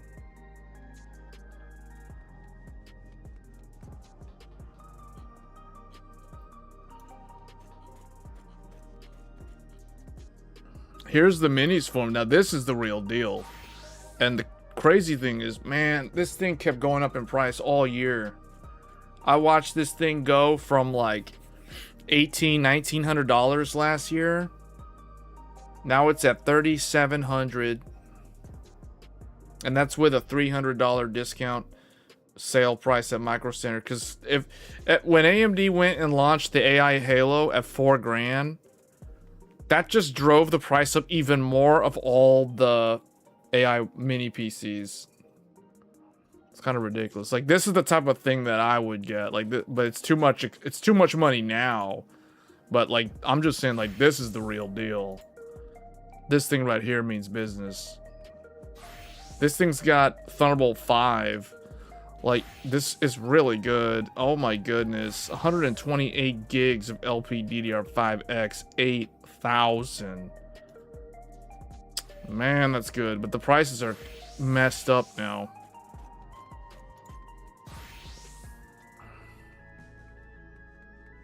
This is all, it's all messed up, man. Like, what is, ooh, this has got that Silverstone. Whoa, they got a pre-build with a Silverstone. This thing means business. I can tell when something means serious business. This is the real deal, because you can put this in a rack. It's got the rack rail mount right there. You can see the handle right there. You can turn this thing horizontal and stick it in the rack. This is the real deal. Heavy duty. Wow. Now that's what I'm talking about. That's a real computer right there. None of that fake ghetto stuff with glass. Yeah, this is the real deal, man. Oh man, it's got that Silverstone AIO. Silverstone AIO. This is a real computer. Look at that RTX Pro 6000 Max Q from PNY. Oh man, RTX Pro 6000 Max Q. That's the good stuff. 4 terabyte. That's what I'm talking about. I don't do 2 terabyte. 2 terabyte is pathetic. 4 terabyte SSD is the minimum spec today. Dual 10 gig LAN. Windows 11 Pro. Threadripper Pro 9975WX. This is too much. This is too much. I can't handle that. That's too much. And then this WRX 90 WS Evo motherboard from ASRock. Yeah, wow. It's they mounted it upside down in here. It doesn't really matter because it's gonna go. It can go in sideways. It's meant to go in a data center anyway. But I like how Silverstone allows the consumer to decide. It's like, hey, if you have a home lab and you want to put this with your, if you want to make this into like a rack server with your network switch, like your 48 port network switch for your home lab, whatever thing that you're building, like by all means, just put it right there in the rack.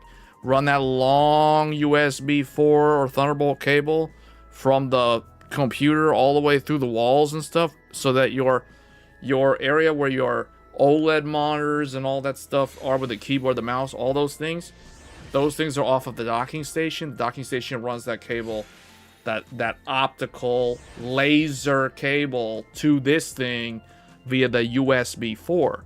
So you've got all the stuff on one cable. This thing's far away. This thing can be blaringly loud in a rack somewhere, and you don't hear any of the noise because you're so far away from the computer that it doesn't even bother you. Like, that's the real deal. This is like super, super high end though. And then, but it's like, hey, if you don't want to do that, if you don't want to put it in like a basement with a rack with all this network equipment and everything with the cabling. You want to run it as a regular tower, you can make it, they put the feet, you can make it into a tower and run it vertical. So I like how they do that. This, honestly, like if I was going to build a new computer in the future, obviously right now I can't build a computer because everything's just stupidly expensive.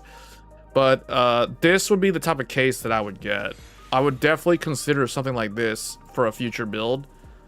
Because this gives me the flexibility. Because eventually I was thinking, like, do I want to actually try that? Like, put the computer with the network in the network room, like the IT room with all the switches and the router and everything, and just use optic Thunderbolt cables to just connect to the computer remotely, like from a completely different room.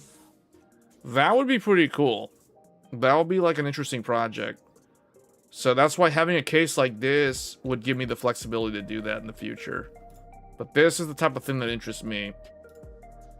All that RGB glass, whatever nonsense, those aquarium things, those don't interest me at all. Like, I just, man, those things are like, it's like the meme. It's like, nah, I ain't about that. I don't do aquarium style computer builds. That's trash. This is serious business though. Heavy duty industrial design, rack mount. That's what I'm talking about. This means real computer. 1, 2, 3, 4, 5, 6, 7, 8. Full tower, real deal, real business. This is the real deal. Put 4 RTX Pro Max Qs in there. See that? So this is real stuff. This is real stuff. This is also kind of real stuff, sort of, with this fractal design that someone spray painted the wood black. What else we got here? This is the type of computer. This is the type of computer that you see in the doctor's office. Like, this is a doctor's office computer. Like, you go see a doctor and, you know, they're asking you, like, you go for your annual checkup or whatever, and they're taking notes. If they don't use the iPad, they're typing it into one of these things. That's what this is. This is basically a doctor computer. This is not actually, like, you can't really play like any games and stuff on this. So it's like, it's got an optical drive. That's how you know it's meant to be in like an office, and it isn't even heavy duty. Like, what is this? Wait, what, for real? i7 9700? This is so weak. Like, 9700 i7, that's like so 2019. That's so bad. Oh my goodness. Get this out of here.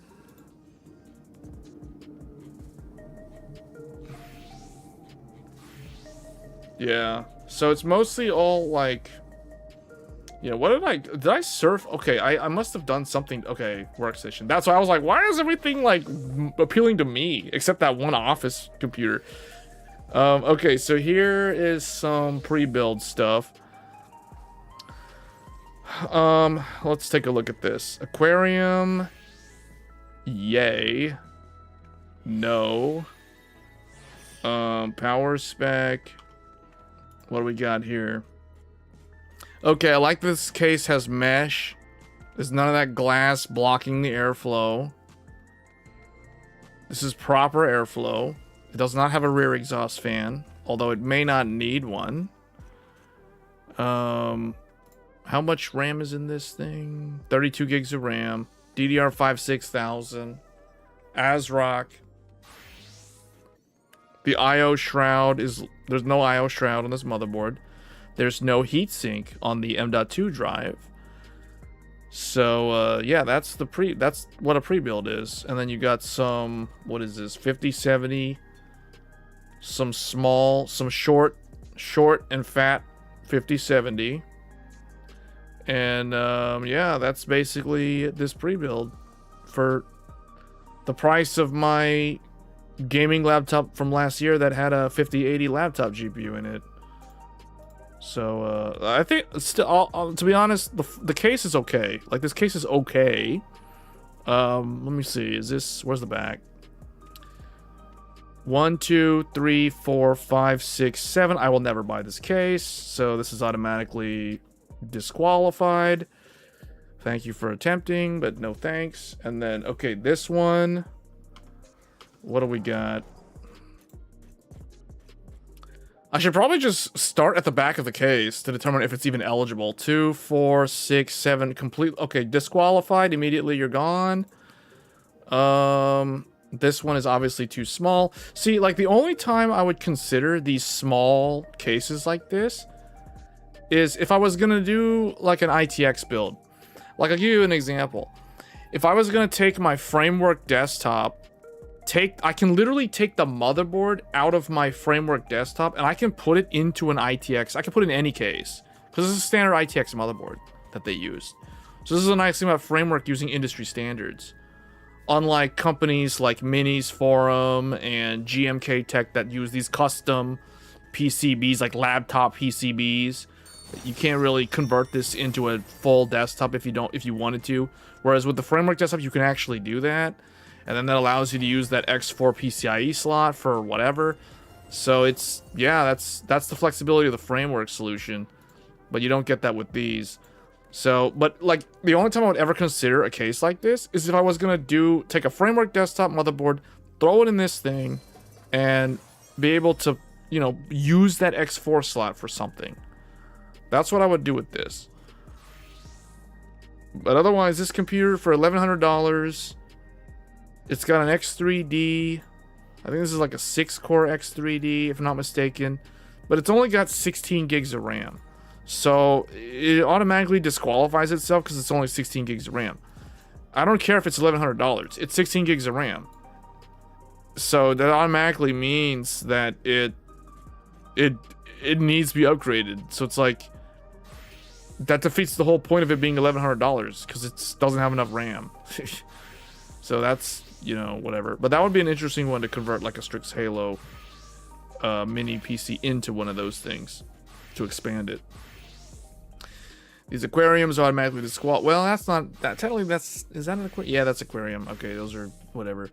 All right, this one. That's again. It's the same as this one, except it's the black one. That was the white one, and then we have an Alienware.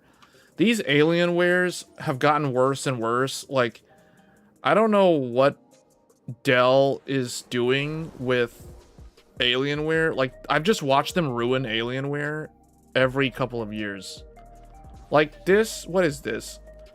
Okay, so it's still technically front to back airflow, but the front is so air starved because all you have, like, the moment, if they were to remove this front cover, they would automatically get better airflow. This is terrible design. Like, I hate this design because this is so suboptimal airflow just for the looks. It's sacrificing functionality for aesthetics. And my motto is you can still do good aesthetics without sacrificing on the functionality. So this, I would never buy this. Like, this is just terrible design. The components, so the problem is the CPU is not at risk of dying because of this poor design. The problem is your lumped circuit elements, like your capacitors, your inductors, all that stuff over time. If there's humidity, you basically have negative pressure with this case. This case is going to have negative pressure, so it's going to get tons of dust because it's going to pull. I don't know if there's side fans. I highly doubt there's side fans on this bottom mesh here because the graphics card is probably too thick. So all those side vents that's only for exhaust. It's for intake for the graphics card more than anything else, because the graphics card's heat is going to exhaust out the rear fan and the top mounted radiator fans. So that's meant for intake. The problem with this design is that intake is only benefiting the GPU, which is okay. But now, like, your front fans are starved for air, so you basically end up with negative pressure all the time, unless your GPU is running a game, but then it needs all the air it can get. So I don't know, this is awful. And this isn't, whoa, this isn't even, I thought this was tall. This is actually a small case. This is a micro ATX case. Yeah. So this is like a small form factor build. But yet it's too thick to be a small, I don't know, this is weird. Dell has just kind of ruined Alienware year after year, as far as I'm concerned. But to Dell's credit, at least they're not doing these dumb aquarium cases. Like, if I had to choose between the Alienware case and these aquarium cases, I'd probably choose the Alienware. They're both just as bad for airflow. Like, the problem with this one, the reason why I'll never do aquarium cases is because they always have suboptimal airflow. They've got your air comes in from a radiator of all things, pulling air into the I assume this is in pull, not push. If it's in push, it's even worse. So if this is, yeah, this is just intake fans. Okay, so it's push, it's pulling air in from the side.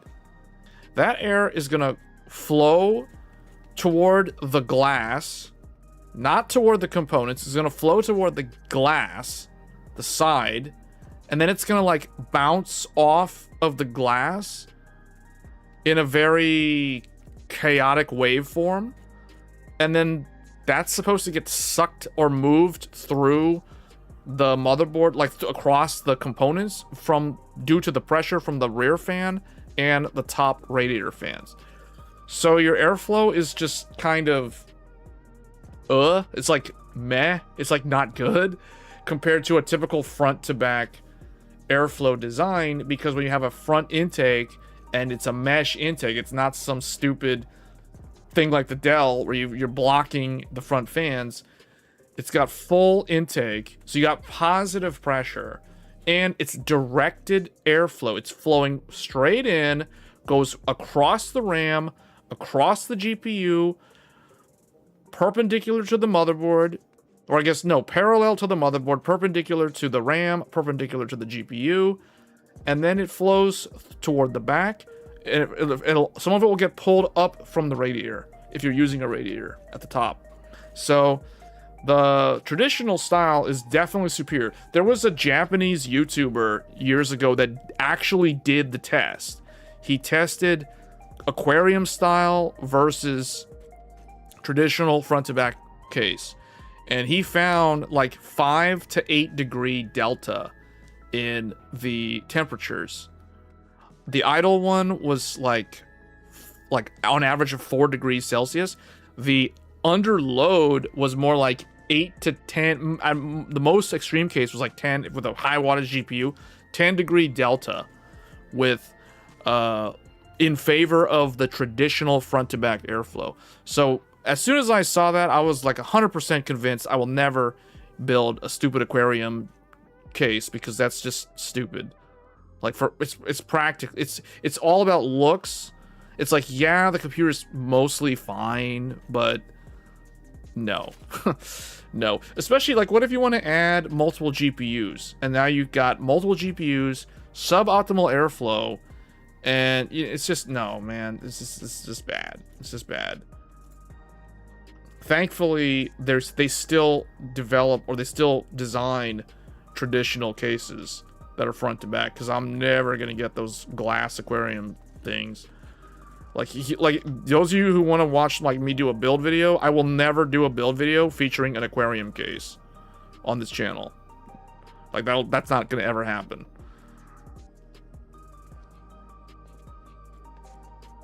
Yeah, there's quite a bit of mini PCs. I'm surprised how many mini PCs are on the market now. But it makes sense because they fall into the pre-built category.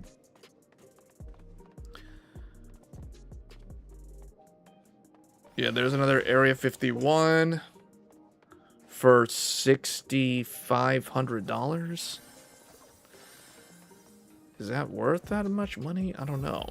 That just seems like it's going to become obsolete very quickly, considering what's in there. And then there's a bunch of office things. Yeah, the pricing just does not look good, man. Like, everything looks terrible right now. This year is not a good year. Yeah, laptop memory went up another $100. I've been tracking this RAM every single month just to see if my theory on RAM keeps going up. This went up another $100. The last time we looked at this RAM, it was $799. Back in February, this memory was $649. $650. Then in June, it was like $800. Now, in August, it's $900. So memory prices are still continuing to climb. They are definitely continuing to climb. And then for desktops, it's like people have to settle for like low-end RAM now. Like what is it? 64 gigs for $1,500 just because it has RGB? So this is how I shop for RAM. So okay. Yeah, so the CUDIMs was still the same based off of what we looked at last week. So it's still, you know, $955 for RAM, but my goodness, the fact that you have to buy 2 of these, that's like $2,000 give or take on RAM. That is sickening. That's the MSRP of a Founders Edition 5090 for just RAM.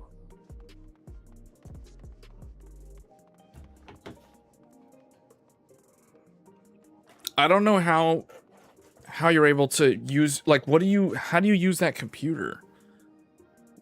That computer technically doesn't even support Windows 11. Like, what are you running Linux with that hardware?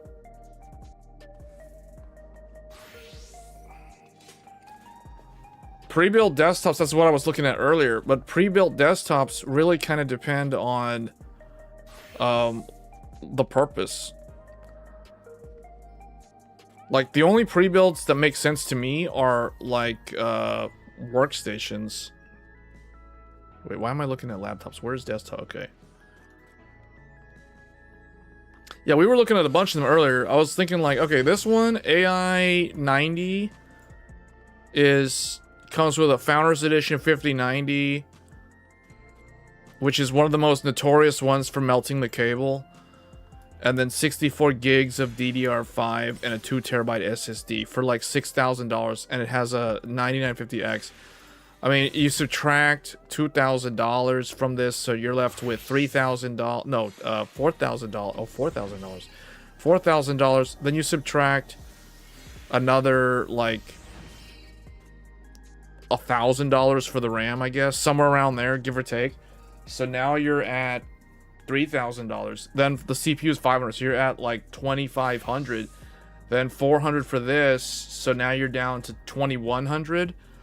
So the power supply is what exactly? See, it's hard for me to justify these prices. 1700 watt cybernetics titanium power supply. 1700 watt power supply. Why does this thing come with a 1700 watt power supply? I mean, it doesn't have a Threadripper and it's only a single GPU. Why does this need a 1700 watt power supply? Well, that's driving the cost up right there. That's probably like a $700 power supply right there. So,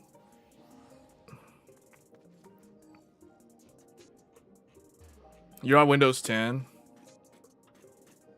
Oh, you fall into the category of people that we were looking at like a few months ago, or like a month ago. It was probably like 2 months ago now, almost 2 months. You missed my live streams. I did a live stream featuring the i7 4770K and a GTX 1080 SLI and 32 gigs of DDR3 1600 mega transfers.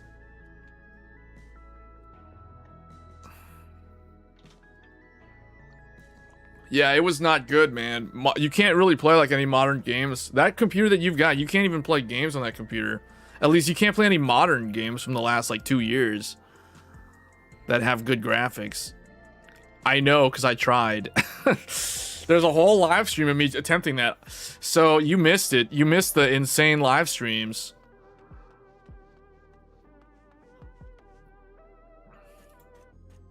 Yeah, but I haven't played League in like 10 years. And I haven't played CS in probably like 6 or 7 years.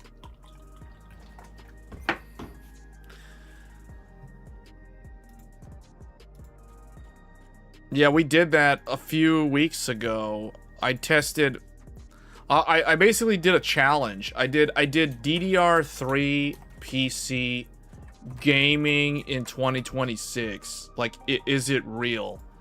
That I probably need to rename the video so it's better.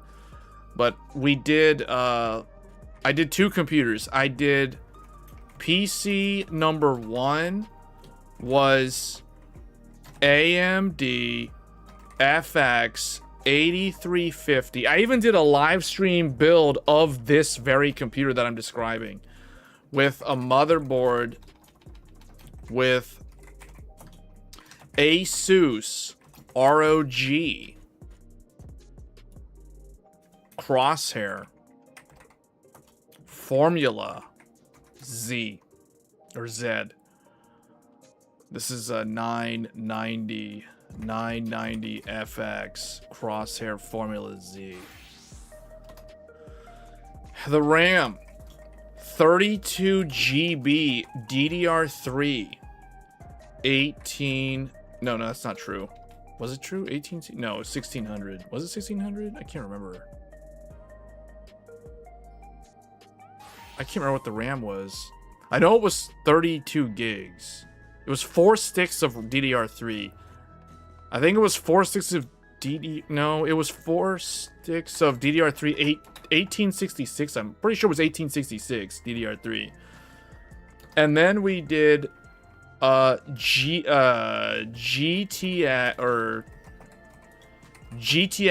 1080 SLI Founders Edition. It's the blower styles, 2 of them in the SLI with a high bandwidth bridge. So we were doing dual graphics cards, dual 1080s with 32 gigs of DDR. I'm trying to max it out, man. I was trying to max out the power of a DDR3 computer. How powerful can it possibly be? And it was atrociously bad. I can't state it any other way. It was bad. It was terrible. You have to go watch. You gotta go watch the live stream to see how this plays modern. We were playing Unreal Engine 5 games. We tested all kinds of games, multiplayer games, single player games. The games were all under 4 years old. I don't think I tested any game that was older than 4 years old. So it was all modern gaming. It was all like PS5 generation gaming, and it was terribly bad with this computer. All right, then PC number 2. PC number 2 was Intel Core i7 4770K Haswell, and the motherboard MSI Z87 GD65 Gaming, and then RAM was 32 GB DDR3 1600 because I couldn't get it to run at 1866 stable. Because Intel, you either overclock the RAM and then you can't overclock the CPU, or you overclock the CPU and you can't overclock the RAM. So in my case, I overclocked the CPU, so I can't overclock the RAM. So it was just the regular XMP. And then the GPU was the same thing. It was the GTX 1080 SLI Modern Gaming. The Intel CPU, because it was stronger than the FX850, it did do a little bit better. But it was still atrociously bad because it was so memory bandwidth bound because of DDR3 that it just couldn't do anything. It was so bad. No, the 1400K is terrible. Don't get that CPU. That CPU is known to degrade and fail over time. So I wouldn't, especially if you're buying that used, I would never get that CPU.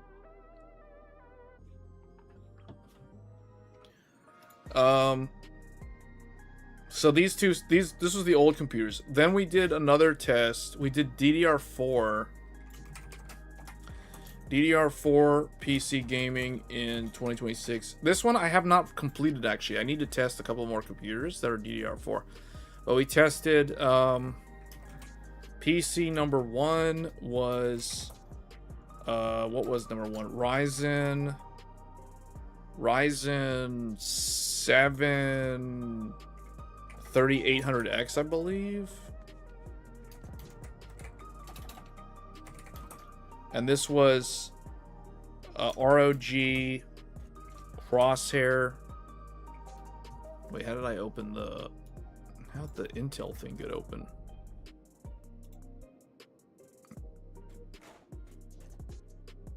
Alt-Shift-O. How did I open that?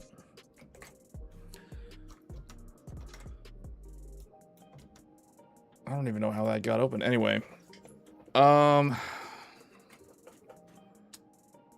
Okay. Crosshair 8 Hero. RAM 64 GB DDR4 3200, I believe. Yeah, that's right. That sounds right. And then the GPU was again the GTX 1080 SLI. So what basically my test was, what happens if we keep the GPU the same? Because the problem was I had a hard time knowing when I was using the DDR3 computers, I had a hard time being able to tell if the 1080 was the problem or if the CPU, well, CPU was always the problem, but I was having a hard time figuring out, is the 1080 like truly limited by the CPU right now, or is the 1080 also limiting the performance of the game in addition to the CPU also limiting the performance of the game? So I decided to move the 1080s to a newer DDR4 computer, and it was significantly better. Like it was significantly better, but it still struggled with certain games, like with CPU bound games, like Dragon's Dogma 2, for example. This still struggled. So we did some other ones. I did PC number 2 was basically the same exact stuff, except Ryzen 7 5800X. And then we did PC number 3 recently. PC number 3 was Ryzen 7 5800X 3D, which this one was so good that I had to change the GPU. So this one basically used the exact same specs as the top one, except the GPU was changed to, what did I use? Radeon RX 6950 XT. I think that's what I used. So, and this was actually an interesting computer to test, because this one is a DDR4 computer, but it is a computer from the year 2022. This is a 2022 computer. This represents a 2019 computer. This represents a 2020 computer. This represents a 2022 computer. This represents a 2016 computer. This also represents a 2016 computer. Because the reason why it's 2016, even though this came out in 2012 and this came out in 2013, is because the 1080 came out in 2016. So that becomes the limiting factor. That's as far back as we can go.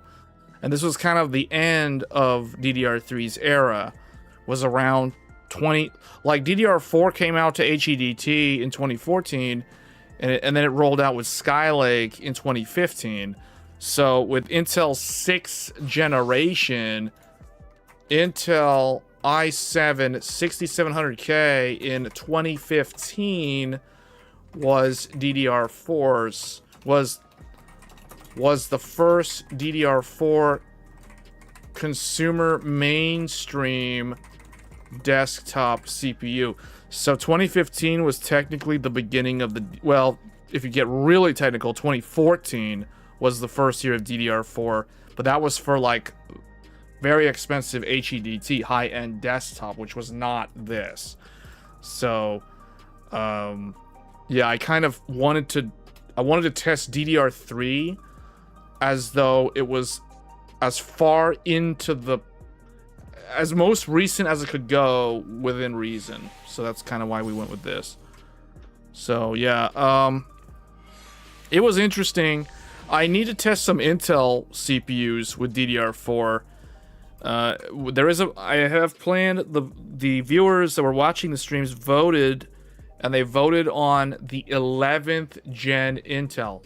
So the 11700K is one CPU that we will be featuring on this channel soon. In sometime in the near future. I just have to put the computer together. I have to take apart one of my other computers to make room for that one. So that's why it hasn't been done yet.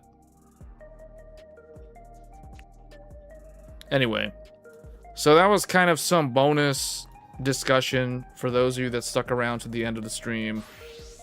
I guess the bottom line is this is not a good time to build a computer. It is a terrible year to build a computer, actually, because everything is just too expensive.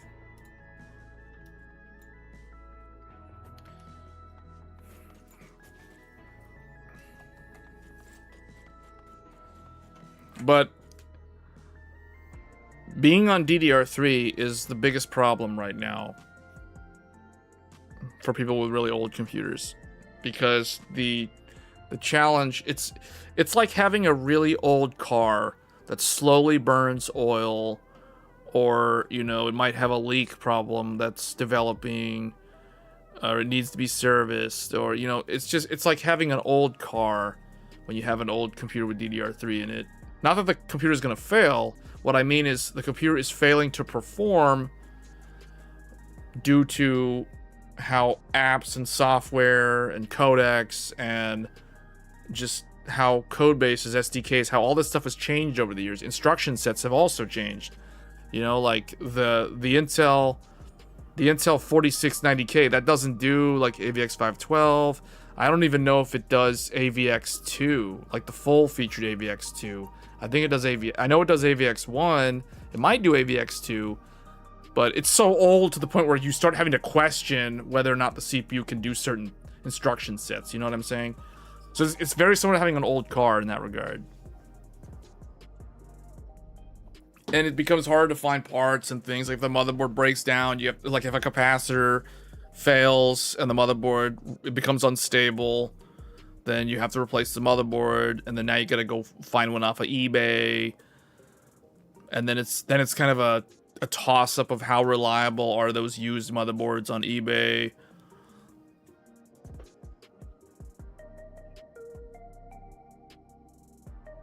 You would need to know your budget. Well, I mean, are you gonna build a computer or are you gonna buy a pre-build? Your question earlier was all about pre-builds. $2,200?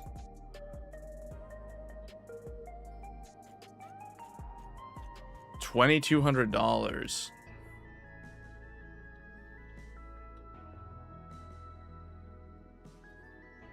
I mean, there are some okay ones that are right above that range.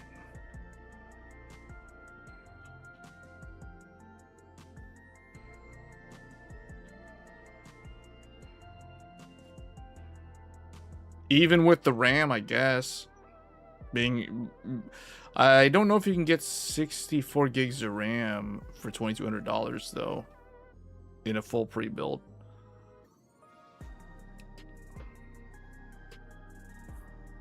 Oh, you're looking at used? Man, if I was gonna spend $2,200 on a computer, I would definitely not buy used. I would not buy used if I was gonna do $2,200. Let me see. Hold on. Where's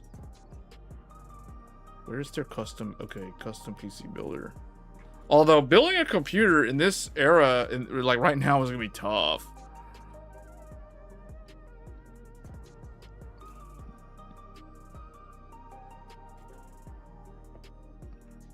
That's too much money. 7800X 3D, 5070. Well, no, I mean let's look at this.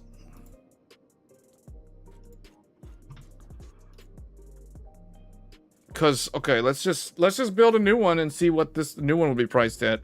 So Actually, okay, let's do what that guy's. Let's build that computer. Oh, you got to choose a store. Okay, in that case, we're gonna PC part picker.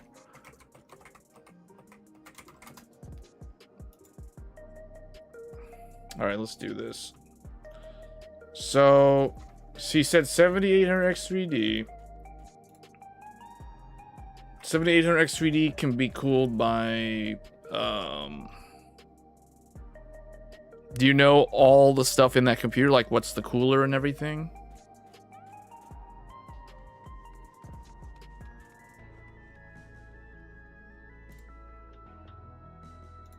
Like, I'm just trying to match the computer that... Oh, NZXT...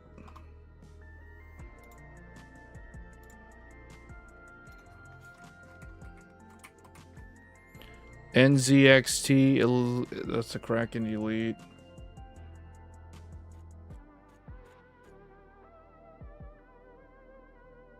So that's probably something like this. The motherboard is an Asus Prime.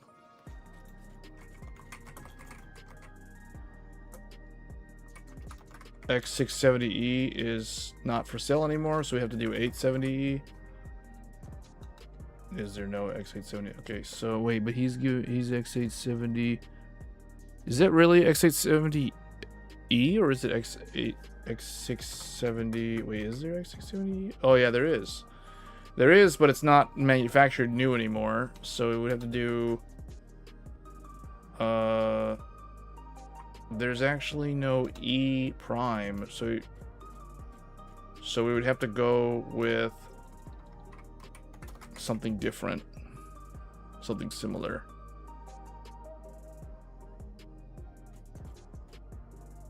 Yeah, all these are more expensive than the Prime. Prime is more of like an entry-level board. The closest thing would be the Tough, probably. Yeah, the Tough, probably. That's X870E. And then the RAM, you said, is Crucial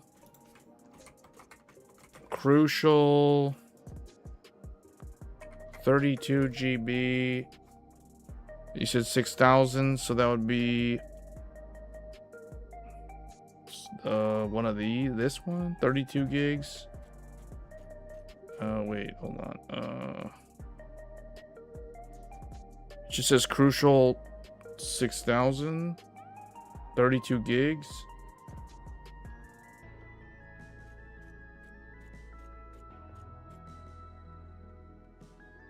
Wow, this is expensive. Pro 32, that's 6,400. The 6,000 one's like $500. Wow. Man, RAM is no joke right now.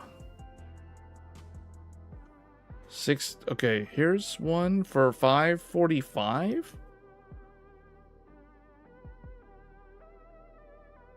Okay, here's one that's 500. This one looks like it's the lowest one. Hold up. Speed. Hold on. This is the first like 6,000 one. 6,000.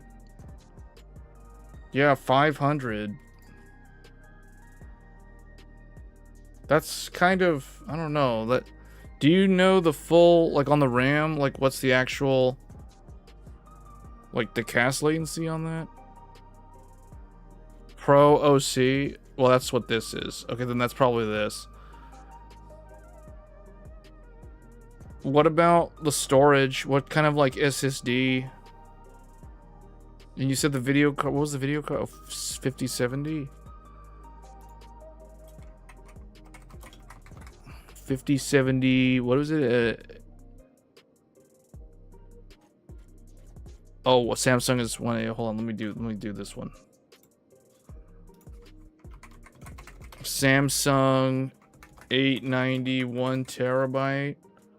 This is Samsung 890 1 terabyte, so that would be this one.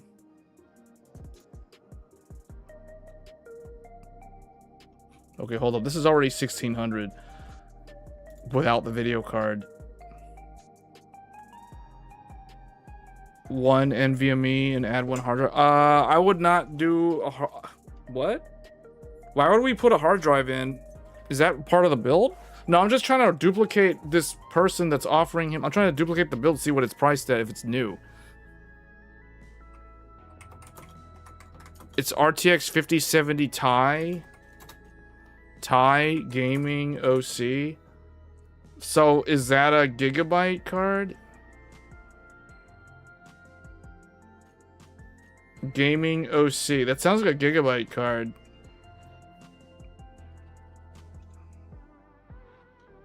Well, that already puts it at 2700. Why is the GPU so expensive? This GPU is not worth this much money, is it? That's not worth that much money. A 5070 Ti is only worth like 800 bucks. Like, what is this overpriced graphics card nonsense?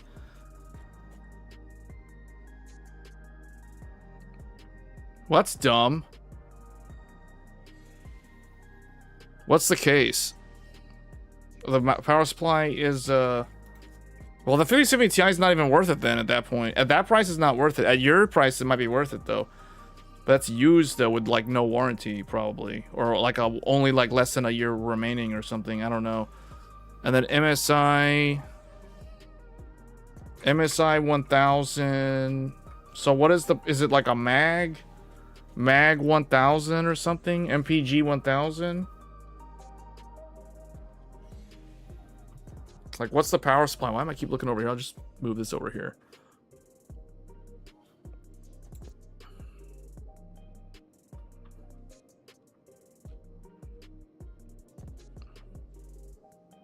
It's probably a mag 1000.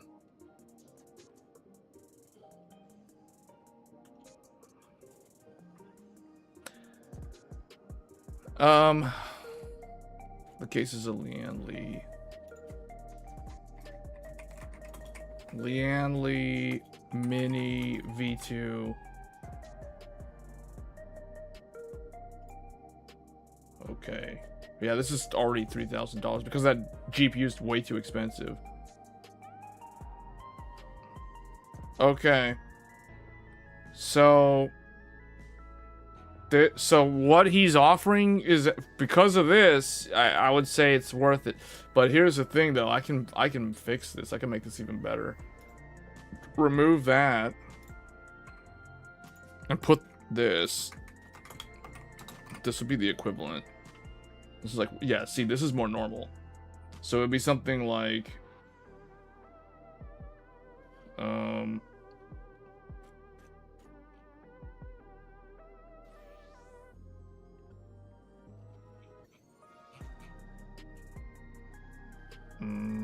this one, I guess. Oh wait, no, that's too much. Hold on. Oh, this one. So that, okay, that's still more than him though. So I guess, yeah, it's gonna be tough because RAM keeps going up in price. This RAM is too expensive. Although I don't know if there's even a better deal. Like G-Skill Flare X5 32GB. Man, that's even that's 400.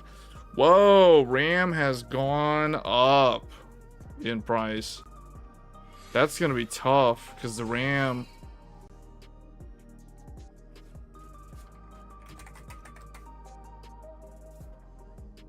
$489. Man, all of this is like 32 GB.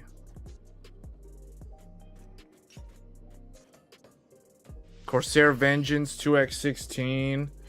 That's DDR5 4800.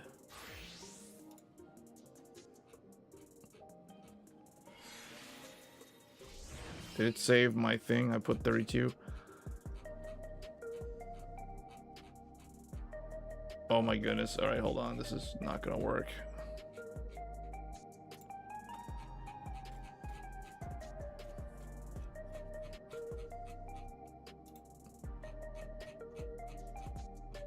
Okay, hold on. There must be a better way to sort this.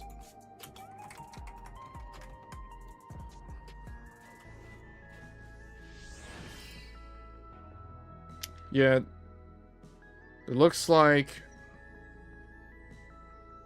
this. Okay.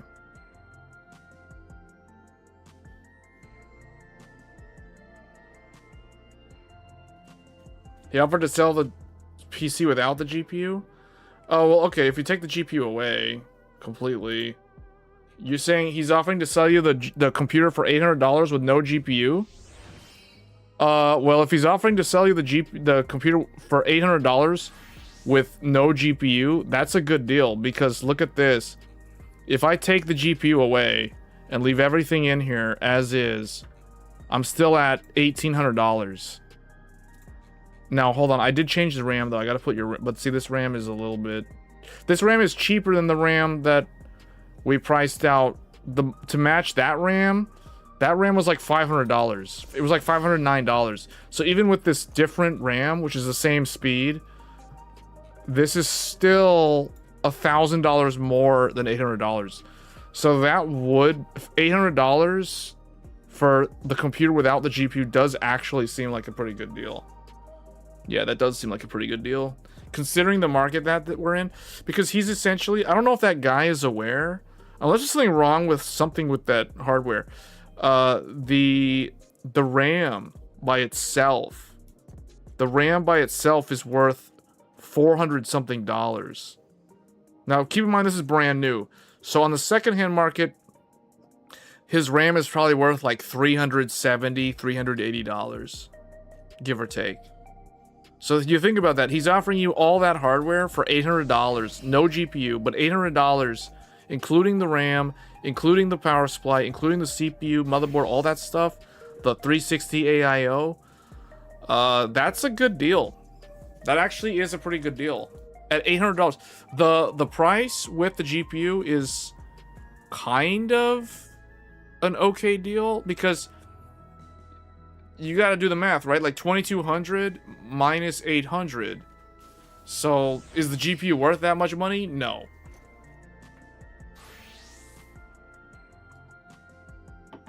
Is he really offering that for $800? Are you sure it's $800 and not $1,800? Actually, no, I guess so, because yeah, that makes sense actually. 2,000?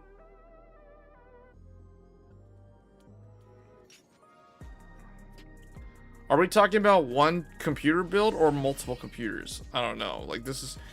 All I'm saying is this hardware, brand new, is worth $1,800. Mostly due to the memory being so expensive. The memory and the SSD. The memory and the SSD is way too expensive, because I'll tell you right now, like, I'm going to adjust this to make this what I pay when I would buy this stuff. So let's see, 16 GB. We have to pretend that this is 32 gigs probably. Why is this? Oh, they don't have 16 gigabytes? 8 gigabytes? Okay, 16 gigabyte. And that's still too much money. And that's still too much money. But I can say, like 2 years ago, I paid about this much money for like 48 gigs of RAM. And then the SSD, for an SSD,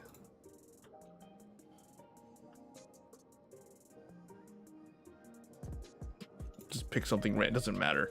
Okay, so like 50, that makes more sense. 50, but even then, that's still a lot. Why is that still so much? Oh, it seems like it's so much because... Oh, because of that liquid cooler. I would never get this garbage liquid cooler. Like, if I'm building this computer, I would put this on there, and then that's it. That's already better than liquid cooler. All right, so $1,300. See, I would have done this for, like, way less, but this would have been, like, 2 years ago pricing, so... 9070 XT is very good. 9070 XT is equal to a 5070 Ti, and it's way less money. So that's why that's the only one in the current market. The only one that makes sense to buy brand new is the 9070 XT, and the 9070 XT is starting to go up. It used to be like $650. Now it's like $750. So it's going up. Yeah, see, even some of these are like over 800 now. So, I mean, my 9070 XT that I have is... Where is it? It's the Quicksilver with the magnetic air. I don't even know if it's even shown here. No, it's not that one. It's this one. So this is the one that I have. But I don't know. You know what? Let me see. So let me price out my current computer. I want to know what my computer is actually worth. All this stuff is making me wonder, like, what if I sell my computer? Or sell the parts out? Like, if we just throw this GPU, this is the GPU. The CPU is 9950 X3D2. X3D2. The cooler is an EK water block 360 thick. It's the thick one with the double C. I don't even, is it this one? I mean, they kind of changed. I don't see my AIO on here. I might have to price my other one. I guess this. Oh wait, hold on. What's this one? Oh, that doesn't have the RGB. This one. I mean, okay, it's like this, except mine's the black one. Okay, so this. That's already better than that NZXT Kraken thing. All right, and then it's cheaper also. Okay, and then the motherboard is the X870E Crosshair Hero, the regular one, this one. Okay. And then the memory is G-Skill Trident Z5 Neo 6400.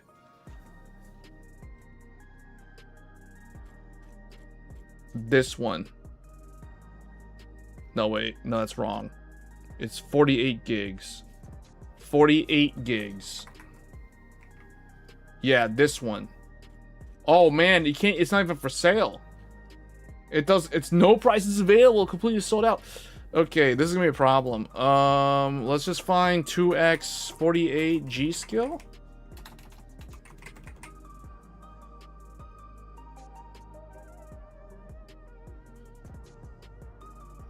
That's the wrong speed. Man, my RAM is so rare, you can't even buy it. Wow, this is incredible. 6400.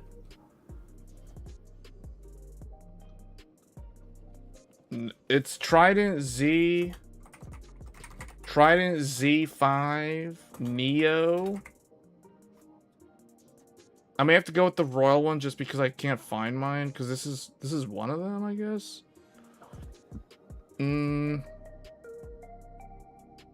I guess this one. For now, we'll just throw this in there. Okay, so that's my RAM. And then the storage is going to be a lot of SSDs. Samsung Evo 990 plus 4 terabyte. We've got 4 of these. How do I do? Is there a way for me to duplicate this?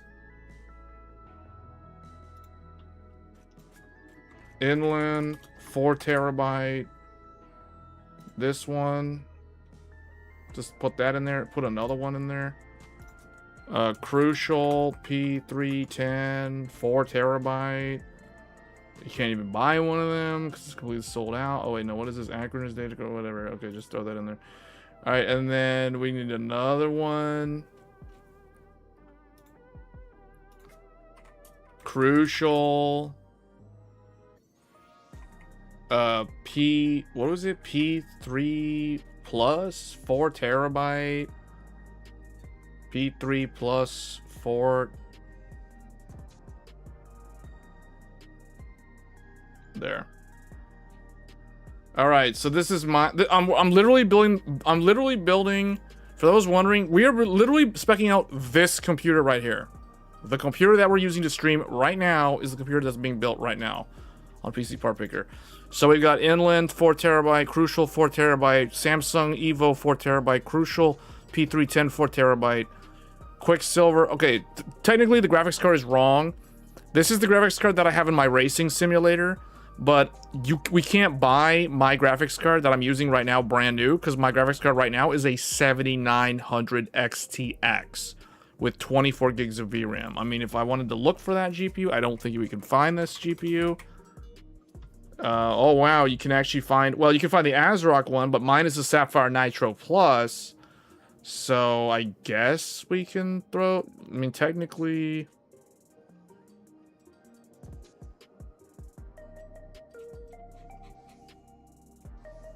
whatever, throw this one in there and remove this one then. Remove this, I guess. Okay, so that's actually the it is a wrong brand, but it is the same GPU. And then the case is ProArt P. No, no, that's wrong. What is this case? Antec Performance. This one. This one. This one. All right, that's the case.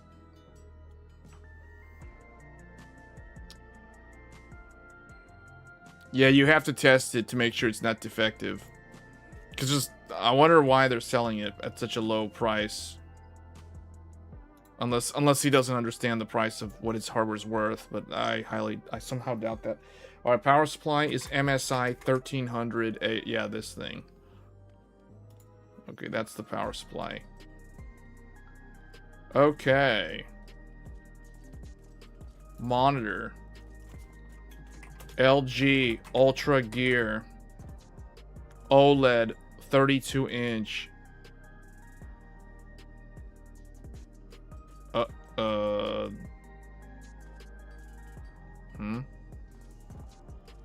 Oh, this is it. No, is that it? Yeah, that's it. Out of stock. Out of stock. Did they recommend the newer one? LG out of stock. Oh my god, $8,600. Remove the monitor. The monitor's whatever. Okay. Still $7,000? What? My computer is $7,000. I could sell my computer for like $6,500. Huh? What? Wait, what? This computer is $7,000?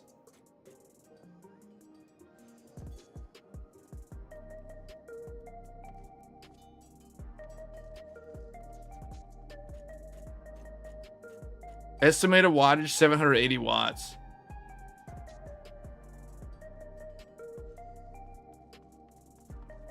Wow.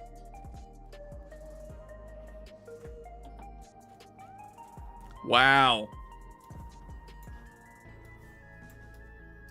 That's crazy. Man, I need to do this more often. I need to figure out how much my computer hardware is worth, because I'm not buying any computer hardware this year. Maybe I should just sell computer hardware instead.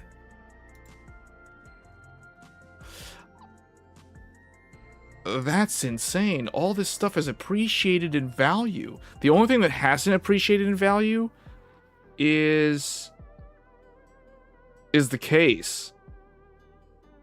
This is the same price that I paid for this. Actually, I might have saved, like, I think I got it for like $135. Like 2 years ago or whatever. The MSI, I can't remember how much I paid for this back in 2022. Because I've had this power supply since 2022. It's like 4 years old. Or almost 4 years old. Wow, man. Everything, okay, the GPU went down in price by like, well, no, that's not true, because this is the wrong GPU. This isn't actually my graphics card. My graphics card, this is less than what I paid for my GPU, though. I paid over $1,000. I think I paid like $1,100 for my graphics card. So back in like 2023, early 2023. So I've had my GPU for like 3.5 years. And, that's insane. He said he built it for his wife, but she didn't use it much. But that's why he just wants to get rid of it.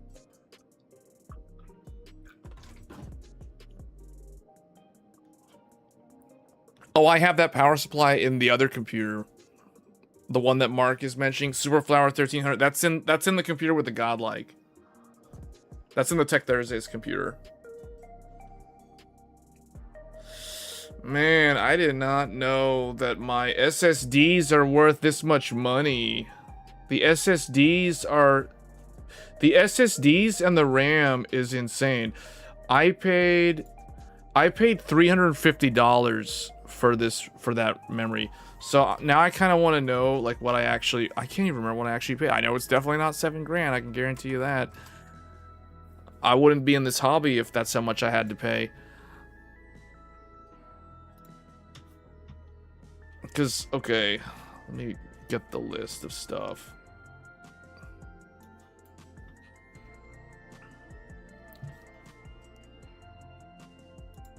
That's crazy, though. Wait, hold on. Where's the... Get this over here. I want to see the list.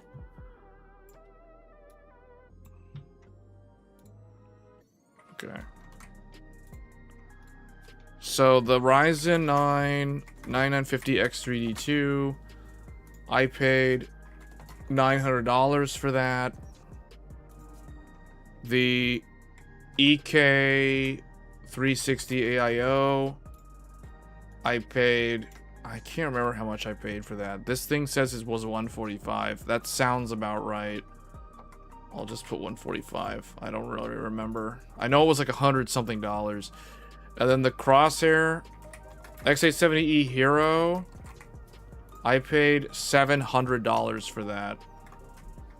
And this has it less. So my motherboard has gone down in price. This has my motherboard for $550. I paid $700 for my motherboard. And then the G-Skill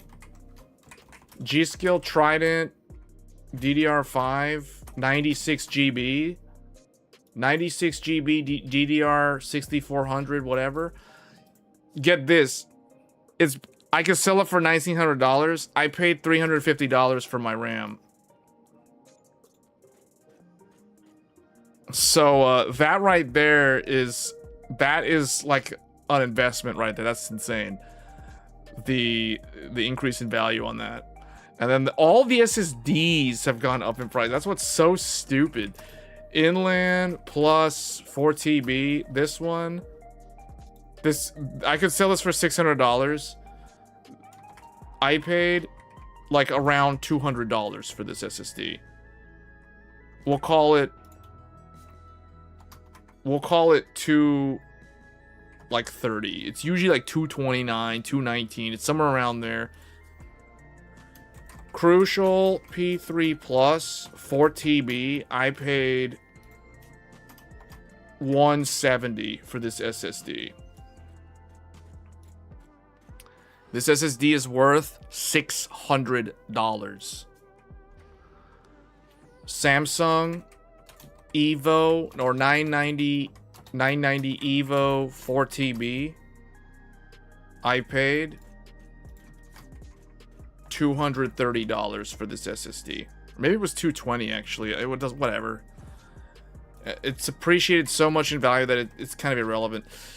Crucial P310 4TB. I paid again $220. So the SSDs and the RAM is ridiculous. Okay, and then the GPU Nitro Plus 7900 XTX. I paid $1,100 for this GPU. Antec Performance 1 FT or whatever, this weird case name. $135. And then MSI MEG Meg AI 1300p. This is the power supply, 1300 watt power supply. I paid like, I want to say I paid like $350 for this power supply. So the power supply is $10 cheaper today than what I paid when it was 4 years ago almost. So now we got to do the math. What does this become? So 900 plus 145 plus 700 plus 350 plus 230 plus 170 plus 230 plus 220 plus 1100 plus 135 plus, okay, that is quite a bit of money. So my PC cost me like $4,500. That's far away from 7,200. But that's still, okay, that's still surprisingly a lot of money. But the thing to keep in mind is I didn't buy all this at once. That's what I realized now. I bought the SSDs over a long period of time, over the course of like 2.5 years. So it's not like I bought all this all at once, because I don't recall ever spending over $4,000 on a computer to build a computer all at once. Like, that's never happened. So we remove all of this, and the GPU was upgraded at a certain point in time separate from the rest of the computer as well. And of course this thing was upgraded this year. So it's kind of piecemealed. That's the beauty of building your own though, because you spread the cost out over a longer period of time. Kind of like how loan payments work, but this is not a loan. Like, this is like a cash buy, so it's not exactly the same because there's no interest, you know what I'm saying? So, but you're still able to piecemeal the computer and upgrade over a long period of time. So therefore it ends up not being a massive capex expense all at upfront. So even though the computer cost me, if we just add all the stuff that I paid, $4,500 roughly, I didn't spend $4,500 at one single time. Like, this is over the course of, like, this looks like this was 2026, this was 2025, this was 2024, this was 2023 or 4, and then this was like 2022. This was 2020, late 2022, Black Friday deal, 2022, or 2023 actually, and then this was last year, and then this was also last year. Like, one of them was in the spring, one of them was in the fall, something like that. And then this was 2023. This was 2 years ago, I think. This was 4 years ago. So it's all spread out over a 4-year period. So it's actually not an insane amount of money when you think about it over 4 years. You know, like, if we divide this, you know, that's like $1,100 a year for this computer, essentially.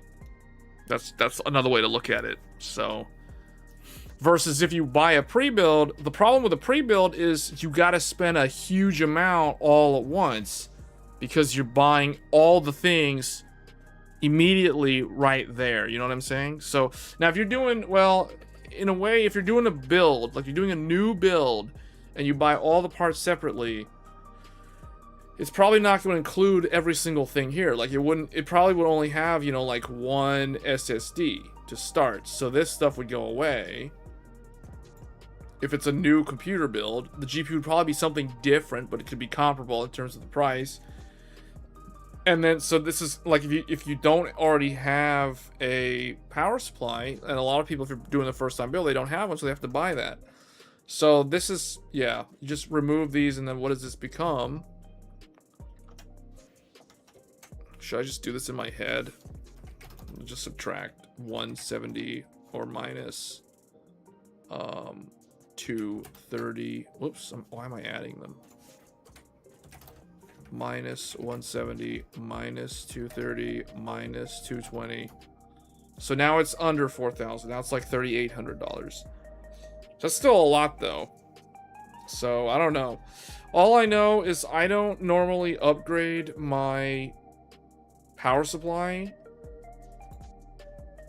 My power supply, I literally sit on it for as long as possible. I mean, I still have power supplies that I use today that are over 10 years old. Like, I've got an old Corsair 850 RM from like 2013 that I still use in a build. So it just kind of depends. Anyway, that was an interesting discussion.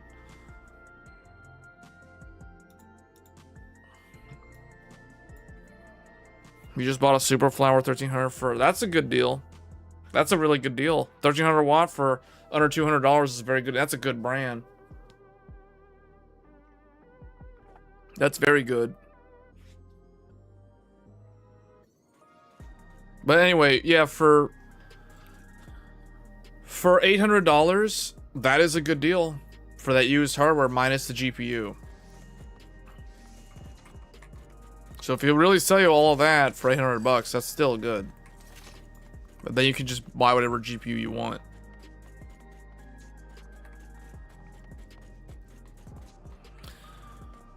Anyway, guys, we're now 4.5 hours into the stream. I did not expect to talk for another 90 minutes. This was supposed to be a 3-hour stream. But anyway, that was a good discussion.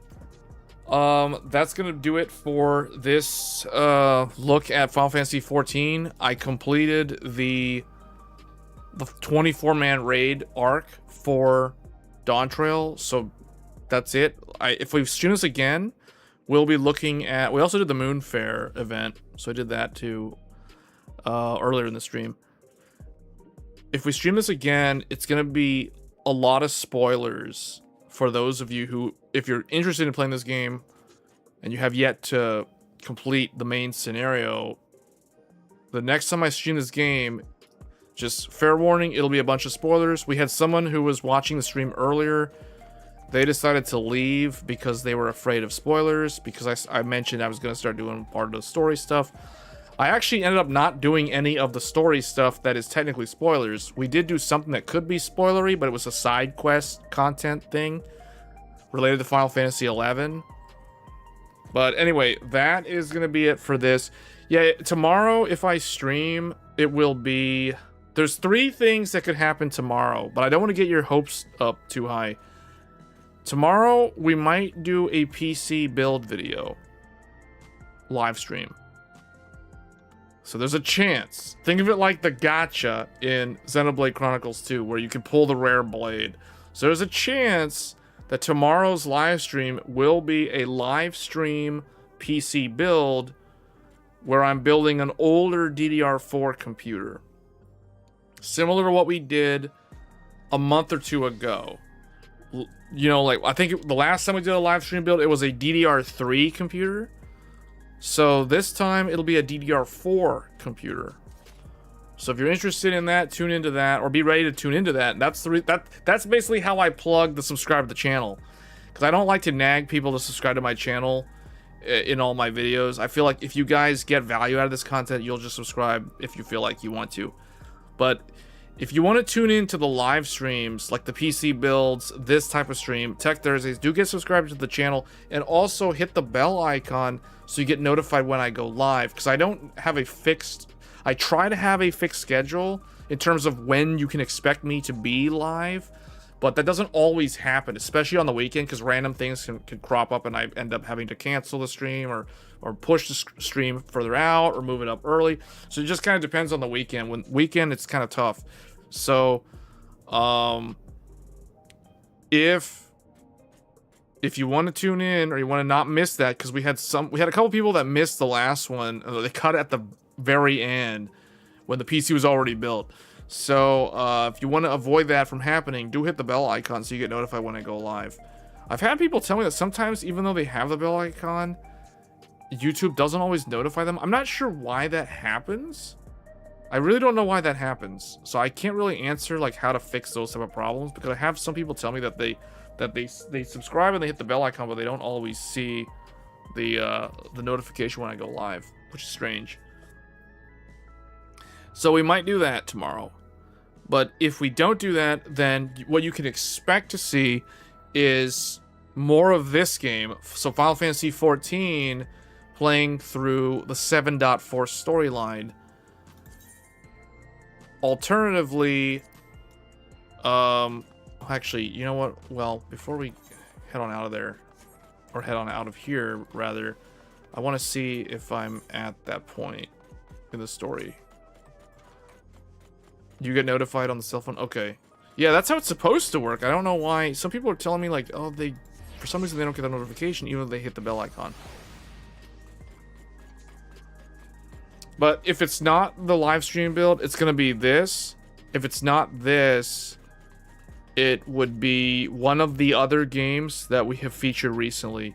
And those games are Xenoblade Chronicles 2 for August, or Grand Blue Fantasy Relink from July. So those are the choices. So there's like three... There's 4 different things that can happen. It's like a 25% chance. 25% chance that it's a live stream build. 25% chance it's Grand Blue from last month. 25% chance it's Xenoblade Chronicles 2 from this month. Or 25% chance it's more Final Fantasy 14. Because I'm trying not to fall too far behind in the narrative. So anyway, guys, that's what you can expect. So it's kind of like a mystery now, like what actually ends up happening. So anyway, thanks for tuning in. I will see you guys probably tomorrow. Similar time to when we started here. So for those of you that want to know when I typically go live, it's usually on the weekend. It's usually around 9 p.m. Eastern. Sometimes it's 8 p.m. Eastern. It's sometime between 8 to 9 p.m. Eastern. Sometimes it's even later. Like today, I start like 30 minutes late. But typically 8 to 9 p.m. Eastern, or 7 to 8 p.m. Central, or 6 to 7 Mountain Time, or what would that be? 6 p.m. or 5 p.m. to 6 p.m. Pacific Time for those in the States. Anyway, as always, thanks for tuning in, and I will catch you guys next time. See you then. Take care.